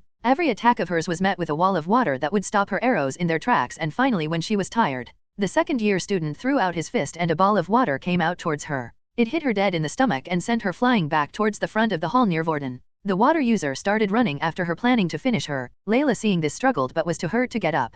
Hey you, free me, I can deal with him. What? Layla said as she looked up, noticing that it was Vorden who was speaking to her. Come on, hurry, we don't have much time, touch my leg. Layla hesitated for a moment. She still had remembered what had happened when the two of them were in the room. She still had an odd feeling in her gut telling her Vorden was a bad person, but right now it was the only person she could rely on. She crawled over to Vorden's side and touched his leg as he had asked. Then the shackles tied around Vorden's arms and legs started shaking. "Come on, help me you bitch," Vorden shouted at her. Vorden was using Layla's telekinesis ability, but it was weak, it wasn't strong enough to break from the shackles. Layla then lifted her hand, and with the two of them working together, the shackles were finally removed and Vorden was free. He started to rotate his wrist as if he was getting used to his body. He shook his limbs out and started to jump up and down. "Finally, I get to come out, it's been a long time." As the water user continued to run forward now that Vorden was free, he was more cautious. The last time they had fought with him in the assembly hall, they remembered Vorden having earth powers. At the time the last person he had touched was Peter. Vorden then started to laugh hysterically and charged towards the water user. It was an unexpected move. The water user panicked and threw out 2 lines of water blades. These were just as sharp as an attack from a regular blade but could be thrown out. As the blades came towards him, at the last second Vorden managed to twist his body in an odd way, avoiding both of the blades. He then lifted one of the black balls from the ground using his telekinesis and threw it out. However, the attack was easy for the water user to block, forming a water wall stopping the ball, but then asterisk crack. Something was felt on the back of his leg and at the same time a crunching sound was heard. The boy immediately fell to one knee. As he looked at Vorden in front of him, he could only see Vorden with his hands held out. Then another striking pain was felt through his body, this time on his other ankle. Without realizing it, Vorden had attacked him from behind, pulling the other black balls towards him. The water user was too focused on the attack in front, he never thought about an attack from behind. Also, it had come as a surprise to him that Vorden was not an earth user as he thought. Vorden then lifted up 2 more black balls and swung his hands down. At the same time, the balls came rushing down at a crazy speed, hitting the student in the forearms, breaking them at the same time. The student screamed in pain and with his arms mangled, he could no longer use his water ability as he could before. Finally, Raiden have returned. The second-year students had Quinn completely surrounded. As he took a step forward to try to break out of the encirclement, a wind strike came towards him. He managed to lift his hand to block the attack, but at the same, another slash was felt against his back. 12/20 HP. The attacks continued with a mixture of abilities, but most of them were weak elemental abilities such as level 2 wind users and earth users. However, when he was being attacked from all sides, the attacks quickly added up. Quinn continued to block strikes coming from the front of him but still was hit from all sides. 11/20 HP, 10/20 HP, 9/20 HP. There was a constant cycle. Once he was injured to a certain degree, Quinn's blood bank would auto-activate and heal him, but even with the blood bank, there was no getting out of this one. But he knew this would happen to some degree. He never expected to win in the first place. Ignoring the pain of the strikes and instead of trying to avoid all the attacks, he rushed forward towards one of the students. This time 2 hits had hit him from each side, casing 2 big slashes on his body. 8/20 HP, 7/20 HP. But he didn't care. His speed was quick and using the strength in his legs he was able to move himself forward and grabbed one of the second-year students. He quickly went behind the student, grabbing his arm, and at the same time kept one of his claws towards the student's neck, using him as a meat shield. The second years were hesitant to attack, afraid they might hit their fellow classmate. Quinn continued to walk backwards with the student until his back was up against the wall. "Me and you both know you're not going to hurt him, Quinn," Momo said. "If you attack too deep and kill him, you'll be in trouble. Attack too shallow and we will pounce on you and make you wish you were dead." Quinn hated to admit it, but Momo was right. He couldn't kill the student, and at the same time the second he turned his back to them they would take him out, so Quinn was left with only one thing. He no longer had his claw hand out but then started to choke the student from behind, wrapping his arm around his neck. He used his strength and carried on until he eventually passed out. 50 EXP gained. 275/400 EXP. "No point wasting good EXP, Quinn said. As soon as the student fell to the ground, the attacks came out fast and furious from the others. Quinn was able to block most of them. Now his back was up against the wall. He started dodging a lot of the strikes, which made him think back to the test center. The situation he was in was similar to the agility test where holographic spikes came at him. However, these attacks were more powerful and were greater in number. Eventually, Quinn let a strike get in. 6/20 HP. Suddenly the attacks had stopped and Momo had stood forward with his whip in his hand. Seeing the whip, Quinn remembered that a single attack last time had brought his HP down by 7 points. If he was to receive another attack from it right now, he would be brought down to below 0. Quinn still didn't know what happened when his HP would reach 0, but at the same time, this wasn't the time to find out. He had no choice, he would have to use the blood bank to heal himself. Even if the others did see him use this, it wouldn't reveal he was a vampire, but they would just think it was some type of self-healing ability. The problem was Quinn had already displayed abnormal strength. If he then displayed abnormal healing, things wouldn't add up. A student couldn't have 2 abilities apart from rare cases, which meant it would only lead to Quinn being asked more questions. Just as Quinn was deciding what to do, Momo sensed something and moved his head at the last second. As he did, a black ball came flying through the air and went past his head, then the black ball stopped mid-air and suddenly started moving back towards Momo. Momo lashed his whip at the ball, slicing it in half. As he turned around, he saw Vorden standing there. When he looked to see what had happened to the rest of the second years, he could see a few had already been taken down and those who hadn't been, were busy engaging in combat with Layla and Aaron. So you got free, huh? Momo said. Do you not remember what happened to you last time the two of us fought? Momo taunted. Last time you fought against that weakling, this time you're fighting me. Raiden said. I'm not as nice as Vorden. Raiden lifted both hands, and with it, 2 more black balls of the ground lifted up.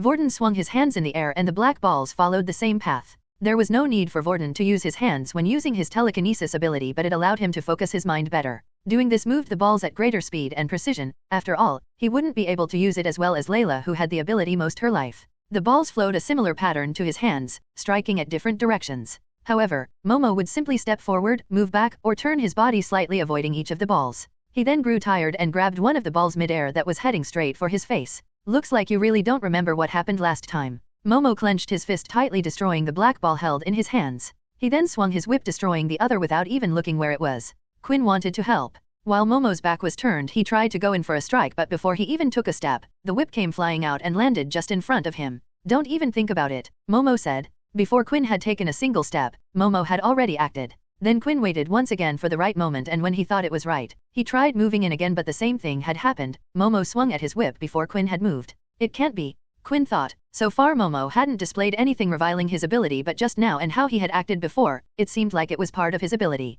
There were 2 guesses Quinn had. He either had some type of mind-reading ability or future-seeing ability. If that was the case, then the fight ahead would be a tough battle. Quinn's guess about Momo was nearly spot on. Momo could see 2 seconds ahead into the future, although it wasn't as clear as others might think. His ability was activated through his eyes. When he turned on his ability, a new type of vision would appear. Everywhere Momo looked, there was an outline of what a person or object was going to do next. When Momo's back was turned and the black ball had come towards him, he could slightly feel the outline of the ball touching him, allowing him to move his head just in time. Just 2 seconds before Quinn has even begun moving towards Momo, his outline had already shown where and what Quinn was planning to do. It was a strong ability that took years for Momo to get a hang of at first. Just because one could see the future didn't help out in any other aspects. Momo's strength, speed, and reaction time all had to be trained with his ability. Even though Momo's ability was a rare one that was available on the marketplace, not many people opted for it for these reasons. But Quinn wasn't the only one who had figured out Momo's ability. Raiden had as well. Who cares if you know what I'm going to do? Raiden shouted. All I need to do is do something you can't block.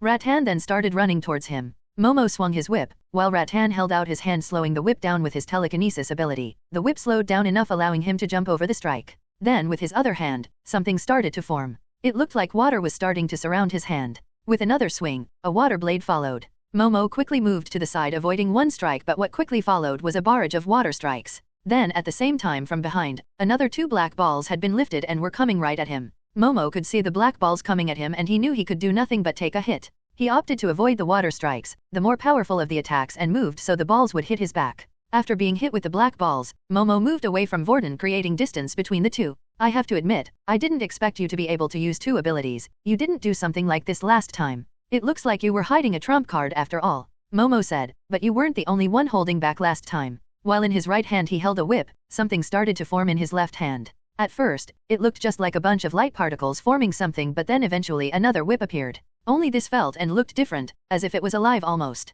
Just from holding it alone, the whip would continuously move like a snake. Let me show you the difference between the second years and first years, Momo said. Even though Aaron was currently busy fighting the other second-year students, she couldn't help but sense the power in the room. So he has one, after all, a soul weapon. While the distance between Momo and the others were far away, Layla had managed to make a break and get away from the other second-year students. Honestly, Aaron was doing fine dealing with them on her own, and she wasn't much help in the first place. She quickly went to Quinn's side and could see he was badly injured. It wasn't so much that he couldn't move, but enough to say he was out of the fight for now at least. Do you need some blood? Layla whispered. No, I'm fine. I'm not in any danger, don't worry about that. I just don't want to reveal anything in front of all these people. I understand, Layla said as she then looked at Vorden. Your friend, I hate to admit it, but he's strong. Yeah. After looking at Vorden now and seeing how he fought so skillfully as if he had done it 100 times before, and he was even using 2 abilities effortlessly, Quinn quickly realized there wasn't much he knew about Vorden and that he probably had his very own secrets that he was hiding from everyone similar to himself. But again, instead of escaping when he was freed and running away, he had decided to come help. Although Quinn wasn't strong enough to help now, in the future he would repay back this kindness. Now with Momo's soul weapon, the confidence in him grew. He swung his soul whip and it started to move at lightning speed. In response, Raiden created a wall of water with one hand and started to slow down the whip with the other, but the telekinesis ability was useless and didn't seem to do anything to slow the whip down. Then when the whip had reached the wall of water, it suddenly grew in length and had wrapped around Raiden's arm. Momo pulled forward, dragging Rattan to the ground, and then swung out his other whip, lashing against his back. Raiden tried rolling to avoid the lashes, but it seemed like the whip was following him, predicting where he would roll to next. Raiden had been lashed several times and now his back was covered in blood. Then with Raiden's other hand, he formed a small water blade. He knew that the whip would be too strong to cut, so instead he went for his own hand, complexly cutting it off from his own body. The whip was no longer attached to his body, and at the same time so was his hand. Although unlike one would expect for blood to be drawn everywhere, Raiden was using an absurd amount of energy, concentrating to stop his blood from spewing out from the wound with the telekinesis ability.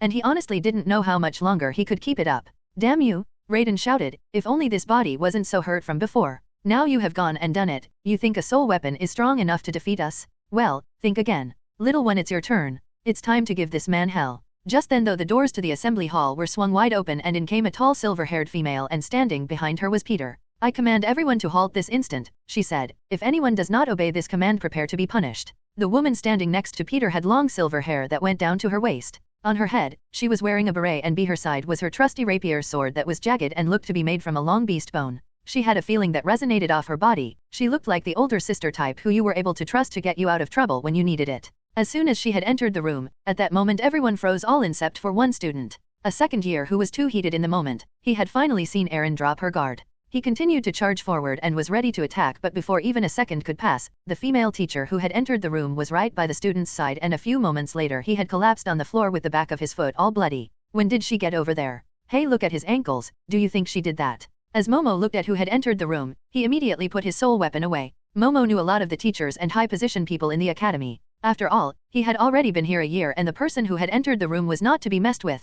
When she said whoever didn't listen to her would be punished, she meant it. The female's name was Faye Dallam. She was a sergeant at the academy and was mostly in charge of squad training. Anyone else but her, Momo said. Not only that, but her ability was super speed, the worst matchup for Momo. No matter how far ahead he could see in the future, her speed was just too fast to react. Not that he had planned to go against her anyway, he had already made that mistake last year when Faye was still only a private at the academy. Those of you who are injured go to the doctor's office to be treated immediately, while the rest of you head to the dorms and stay inside until you are called out again. Do you understand? Faye said. Most of the first-year students were silenced. They had no clue who she was or what was happening right now. Then from the lack of people answering her with a reply, Faye drew her rapier once more, and after seeing this the students immediately answered, yes miss. Vorden had gone to the hospital carrying his arm in his hand. The second-year students went to their own separate part of the building that was located somewhere else to get treated, while out of the first-year students, no one was really hurt apart from Vorden and Quinn. This time Quinn had no choice but to head to the doctor's office. His clothes were all bloody and he had lost a lot of blood, but once he had been out of combat for more than 10 minutes,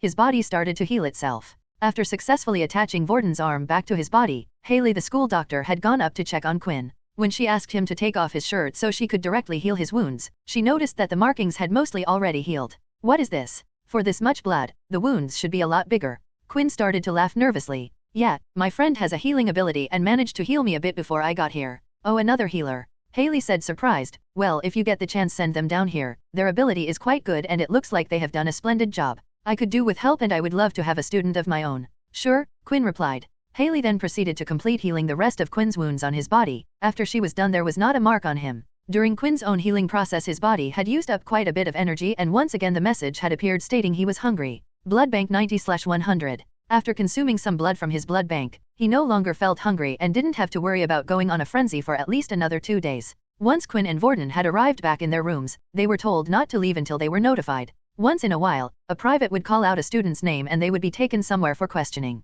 Inside their own rooms was Vorden, Peter and Quinn. Thanks for calling the sergeant when you did, otherwise me and Quinn would have been goners by now. No problem, Peter replied, still feeling bad by the whole thing. Although he had done the right thing by getting Faye, he still felt bad for having tricked Vorden into going to the hall in the first place. What do you think will happen to the second years? Quinn asked. I'm not too sure. Vorden replied, if this was a one-on-one incident then I'm pretty sure they would have ignored it, but this time there were several students involved. Most likely they will look for one person to pin the blame on. Meanwhile, inside one of the integration rooms, a large muscular man with forearms the size of thighs was sitting opposite the second-year student Momo, and on his shoulder, the man had the rank of general. His name was Duke King and he was head of the second-year students. Of all the people it had to be Faye to stop us, Momo complained. I did as you asked, and now I might pay for it. Will you relax? Nothing will come of this, I promise you that. Duke replied, you're only students and these types of things happen and I will vouch for you. Really? So this won't all fall back on me then? Momo asked. Then Duke stood up and went up behind Momo and whispered in his ear. Of course, as long as no one finds out about our little secret, Duke said with a smile. Hey guys, just a reminder, mass release of 6 chapters tomorrow, and remember to vote with your stones so we can have another mass release next weekend. All the students involved in the incident had been interviewed, and that of course included Quinn and Vorden. However, they weren't asked many questions like the two of them thought they would be. They were simply asked to recall the events that happened. Judging by the fact that the person integrating them didn't seem surprised by what they had said, it seemed like they had already gathered everything they needed from the other students and was just doing this as a formality. The next day had arrived and it was a weekend for students. Just like any other school, students did not have to attend classes and were free to do as they wished around the city. Although the curfew still exited, so they had to be back in their dorm rooms before 10 in the evening and they were not allowed to leave the city. However, for the leaders at the school, their day was not as relaxing as the students, for a meeting had been called. Inside the academy on the top floor, the leaders of the academy had gathered in a fairly large meeting hall. A large table was centered in the middle of the room. The table was split into 2 different sections. At the head of the table there were 4 seats in total. One of the seats was a little bigger than the others, and this was where the head general of the academy would sit. Currently, this seat remained empty for the meeting. In the other seats, usually by the head general's side, were the 3 generals of the school. There was the head of the second-year students, Duke, with his large arms and muscular build. Then the head of the first-year students, Nathan, who looked the complete opposite of Duke. He was small in size and wore glasses. He was always casually dressed for important occasion, which annoyed Duke. The two of them did not get along. Lastly, there was the third general, who was head of staff and the rest of the privates and teachers in the academy. Currently, his seat was also empty. The 2 generals sat in their seats waiting for the others to arrive, and as usual, there was silence between the 2 of them. Then finally the doors opened and 8 people had arrived, all wearing the military uniform, and each one of them had the rank of sergeant displayed. Out of these 8 sergeants, it included Leo, the beast weapons teacher, Faye, the head of squads, and Haley, the school doctor. The 8 sergeants sat in their seats opposite to the generals, and finally it was time for the meeting to start. Faye was the first to stand and speak. We are here today to conduct the meeting on what to do with the second-year students, who were involved in the case involving primarily the first-year student known as Vorden Blade and the students who are part of Dell's class and Leo's beast weapons class. Faye then pressed a little button on a controller she held in her hand. In front of the generals and the other sergeants, a holographic report was being displayed to them. I believe you have all read the reports, but this is here just for your reference. I would like to ask your opinion on how these students should be punished. General Duke. Punished. Duke said, I see no reason for these students to be punished. If you look at the report, it seems like Vorden was the first to attack the others. They were simply retaliating. These types of things happen all the time.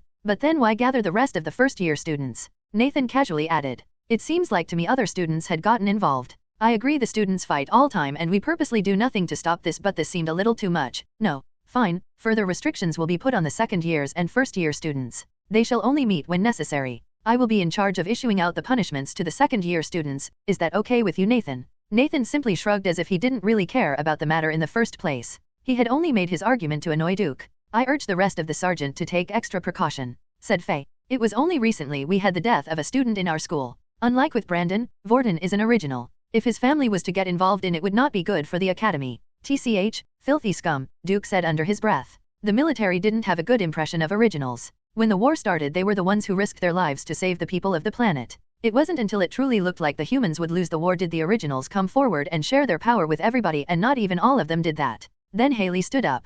I would like to talk about the matter involving the 2 students with strange wounds on their bodies. Were there any reports about a beast escaping from one of the portals? Your father, who is not present at the moment, reported that there was no such thing. Even using the radar, we were unable to trace anything. Duke replied. If it wasn't the beasts, then just what caused those wounds? Haley thought as she sat back down in her seat. How is the preparation for the portal outing coming along for the first-year students? Leo asked. Yes, everything has been all set up. Nathan said, a green portal has been selected for the students to go through and the base has made preparations for their arrival. It should all go smoothly next week. Do you know what planet the expedition will take place on? Leo asked. Then I will be able to better prepare my students. It's best to ask your students to pack some sun cream and their sunglasses as they will be arriving on the planet Kaladi, Nathan replied. Planet Kaladi, a planet that was mostly covered in desert and contained low-tier beasts. Its day cycles were also vastly different compared to that of Earth. Instead of the 24-hour day and night cycle that Earth had, Kaladi contained a 72-hour cycle. It was brilliant for those that loved the sunlight and heat. After the incident with second years, Quinn realized that although he had gained a lot of strength compared to what he was before, there were still others that he wasn't strong enough to fight against. Although Momo was strong in the group of second years, he was nowhere near the top of the food chain. There were many higher levels and even originals whose powers couldn't be measured. And even out of the first-year students there were those that were powerful. That included his good friend Vorden and Aaron. If Quinn wished to get on their level, he would have to get stronger. The easiest way for him to get stronger was by consuming as many different types of blood as he could possible, but there was a major problem. After the death of Brandon and the second-year incident, security around the academy had been tighter than ever. More soldiers were put on patrol and it seemed like they were keeping an eye on everyone. For now, while tensions were high in the academy, it was best that he laid low. So that left him with another option, to improve his fighting skills. Quinn still hadn't learned the two skills yet, but just learning them wasn't going to be enough. After watching Vorden, he realized he needed to also learn how to use them, so he needed experience. Hey, I'm going to head into town to grab some supplies, do you want to come with? Vorden asked. Quinn hesitated for a while. Originally, he had planned to meet up with Layla to practice the hammer strike, but at the same time, he hadn't been able to relax in a while. In his last school, Quinn had never made any friends and was the lonesome type, but now was his opportunity to go out and have some fun. One day wouldn't hurt, right? Yeah, sure, I'll come along, Quinn replied. What about you, Peter? Vorden asked. Peter had been avoiding the two of them for a while, but since they were roommates it was almost impossible. He still felt bad about the whole situation, but he had finally made up his mind. He never wanted to do anything like that again. Yeah, I'll come as well. The three of them then proceeded to head into town. They went ahead and grabbed some food, watched a movie and had a good laugh, but as they were outside, Peter spotted a group of high-level first years he had met before. They were the same people who Peter had hung out with at the canteen. As Peter had made eye contact with the group, they had signaled to him they wanted to talk. Hey guys, I just remembered that I promised to meet up with a few people from school tonight, said Peter. It was great hanging out with you guys, but I'll see you when you get back to the dorm. Vorden looked at Quinn, realizing that they both, though Peter's words sounded suspicious. Hey Peter, you know if something is up, tell me, I will help you out, Vorden said. No, it's nothing, I promise. I really did make some good friends. I have to rush off now. Bye you guys, Peter said as he took off out of sight of the other two. No matter what, Peter didn't want an incident like last time to happen. He would deal with the problems himself. Vorden was strong, but from the fight last time, clearly Vorden wasn't strong enough to handle the upper years, and Peter knew they were the ones behind everything. Peter finally turned a corner into an alleyway where 5 first-year students were patiently waiting. Took you long enough. The student standing in front of the group had a scar on his chin and his name was Earl. He was the leader of the first-year group who was directly under Momo's gang. Then suddenly Earl went and grabbed Peter, throwing him up against the wall. What the hell do you think you were doing, calling the teacher the other day? Earl said. Now Momo and the others are giving us a hard time for relying on you. He then punched Peter in the stomach, causing him to kneel over and fall to the ground. Why should we be the ones to be punished? This is all your fault. Earl ran up and kicked Peter once again in the stomach. The kick was hard and Peter's body was starting to shake. He felt like any second now he was going to throw up the ice cream he had just eaten with the other two. Earl walked over to Peter and bent down to grab his hand.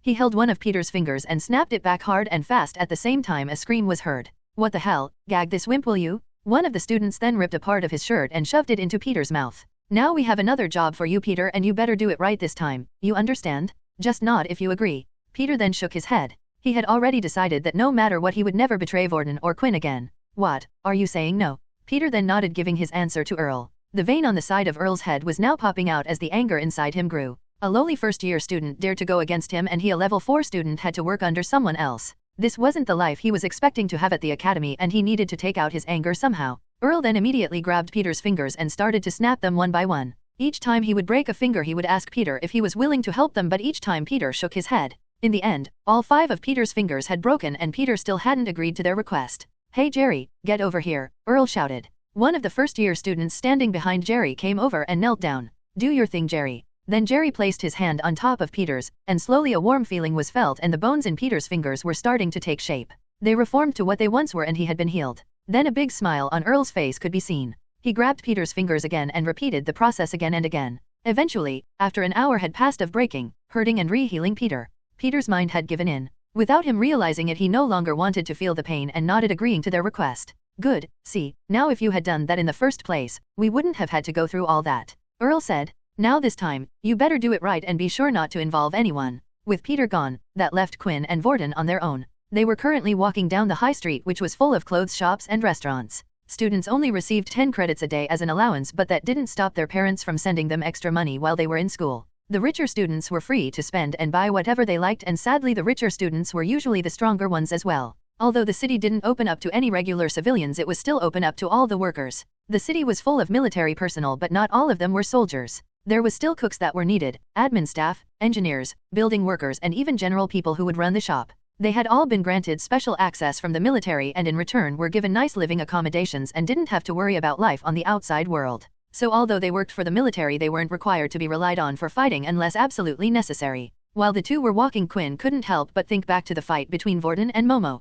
Hey Vorden, I know you said your ability resets every day but you never said you could wield 2 abilities at once. Quinn asked. Didn't I? Vorden said with an awkward smile. Well, there are some in my family that can even hold 3. Really? So how does it exactly work? Well, if I told you our family secrets, Quinn, you would have to become a part of our family. Either that or I'd have to kill you. For a second there was an awkward silence between the two, as Quinn wasn't sure if Vorden was joking or not. Relax, will you? Vorden said, but yeah, I honestly can't tell you anything. You know Original's rules and all. Vorden belonged to one of the original families that had decided to keep their ability within their family, meaning the only people that knew how to copy other abilities were the Blades. Of course, Vorden wasn't allowed to talk to anyone about their ability. Yeah, sorry about that, but if you don't mind me asking, if you copy an ability you've never received before, how are you able to fight with them so well? Let me show you something, Vorden said. The two of them continued to walk down the high street, which was filled with shops, until Vorden eventually stopped just outside a game store. The two of them headed inside and there were all types of games filled on the shelves. At the very back of the shop was a VR pod for people to test out before they bought anything.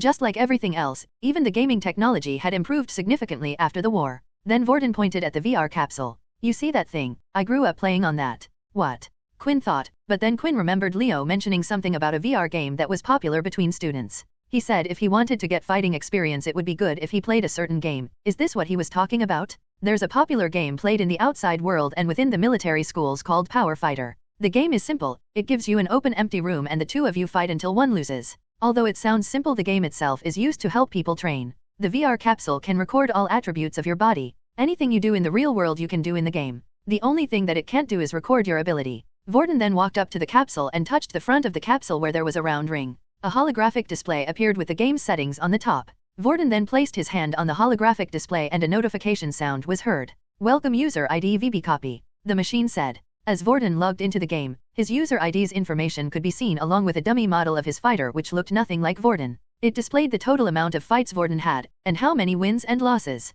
Although Vorden quickly went of that screen on to another, too quick for Quinn to see anything. Then Vorden was suddenly on an ability tab. The list seemed almost endless. Wait, I thought you said the game couldn't record your ability. Quinn asked. It can't, but so the game was even more realistic and so it could be used a training tool. It uploads into its database every ability that is shared out there in the world that we know today. Of course, only the ones that are made public. So original abilities and abilities that have yet to be discovered aren't on this list, including my own. However, I can select any ability I want, even if I can't perform it in the real world I can practice with it in the game. Quinn finally understood how Vorden was able to become well adverse with multiple different abilities. This was something that would only greatly benefit someone like him who was able to use whatever ability he wished. Most people who were playing the game would want to get stronger and better at using their abilities. That meant they would usually only select their own ability. What was the point of selecting something that you could never use in the real world, unless you just wanted to have the experience? The game is actually very popular with the other military schools. Vorden continued to explain. So much so that the military has designed its own servers so it only connects to other schools, but you can also just play with the outside world as well. Before you enter the game you can even input your power level. This way it will match you with those people around the same level. People can lie about their level, but those type of people will never get better at fighting, bullying those weaker than them all the time. Quinn then walked up to the capsule and started to inspect it. It sounded amazing and was exactly what Quinn needed. This way he was able to practice against other students without others realizing it was him. Then when Quinn lifted up the tag on it, there were more zeros on the thing than he had ever seen before. There was no way he could afford such a thing. Maybe some of the other students who could be sent credits from their family, but not Quinn. Vorden started to laugh. Don't worry about it, you don't need to buy one yourself, the academy has a room full of them. Really? Come on, let's head back and give it a go. Hello, everyone! As we wrap up this video, I want to share a quick note. I have a Patreon account. If you'd like to support me and enjoy on-demand audiobooks, you can become a Patreon member. Alternatively, you can check out my Google Drive link, which has 500+ novel audiobooks available through my Ko-fi or Patreon shop. I appreciate your support.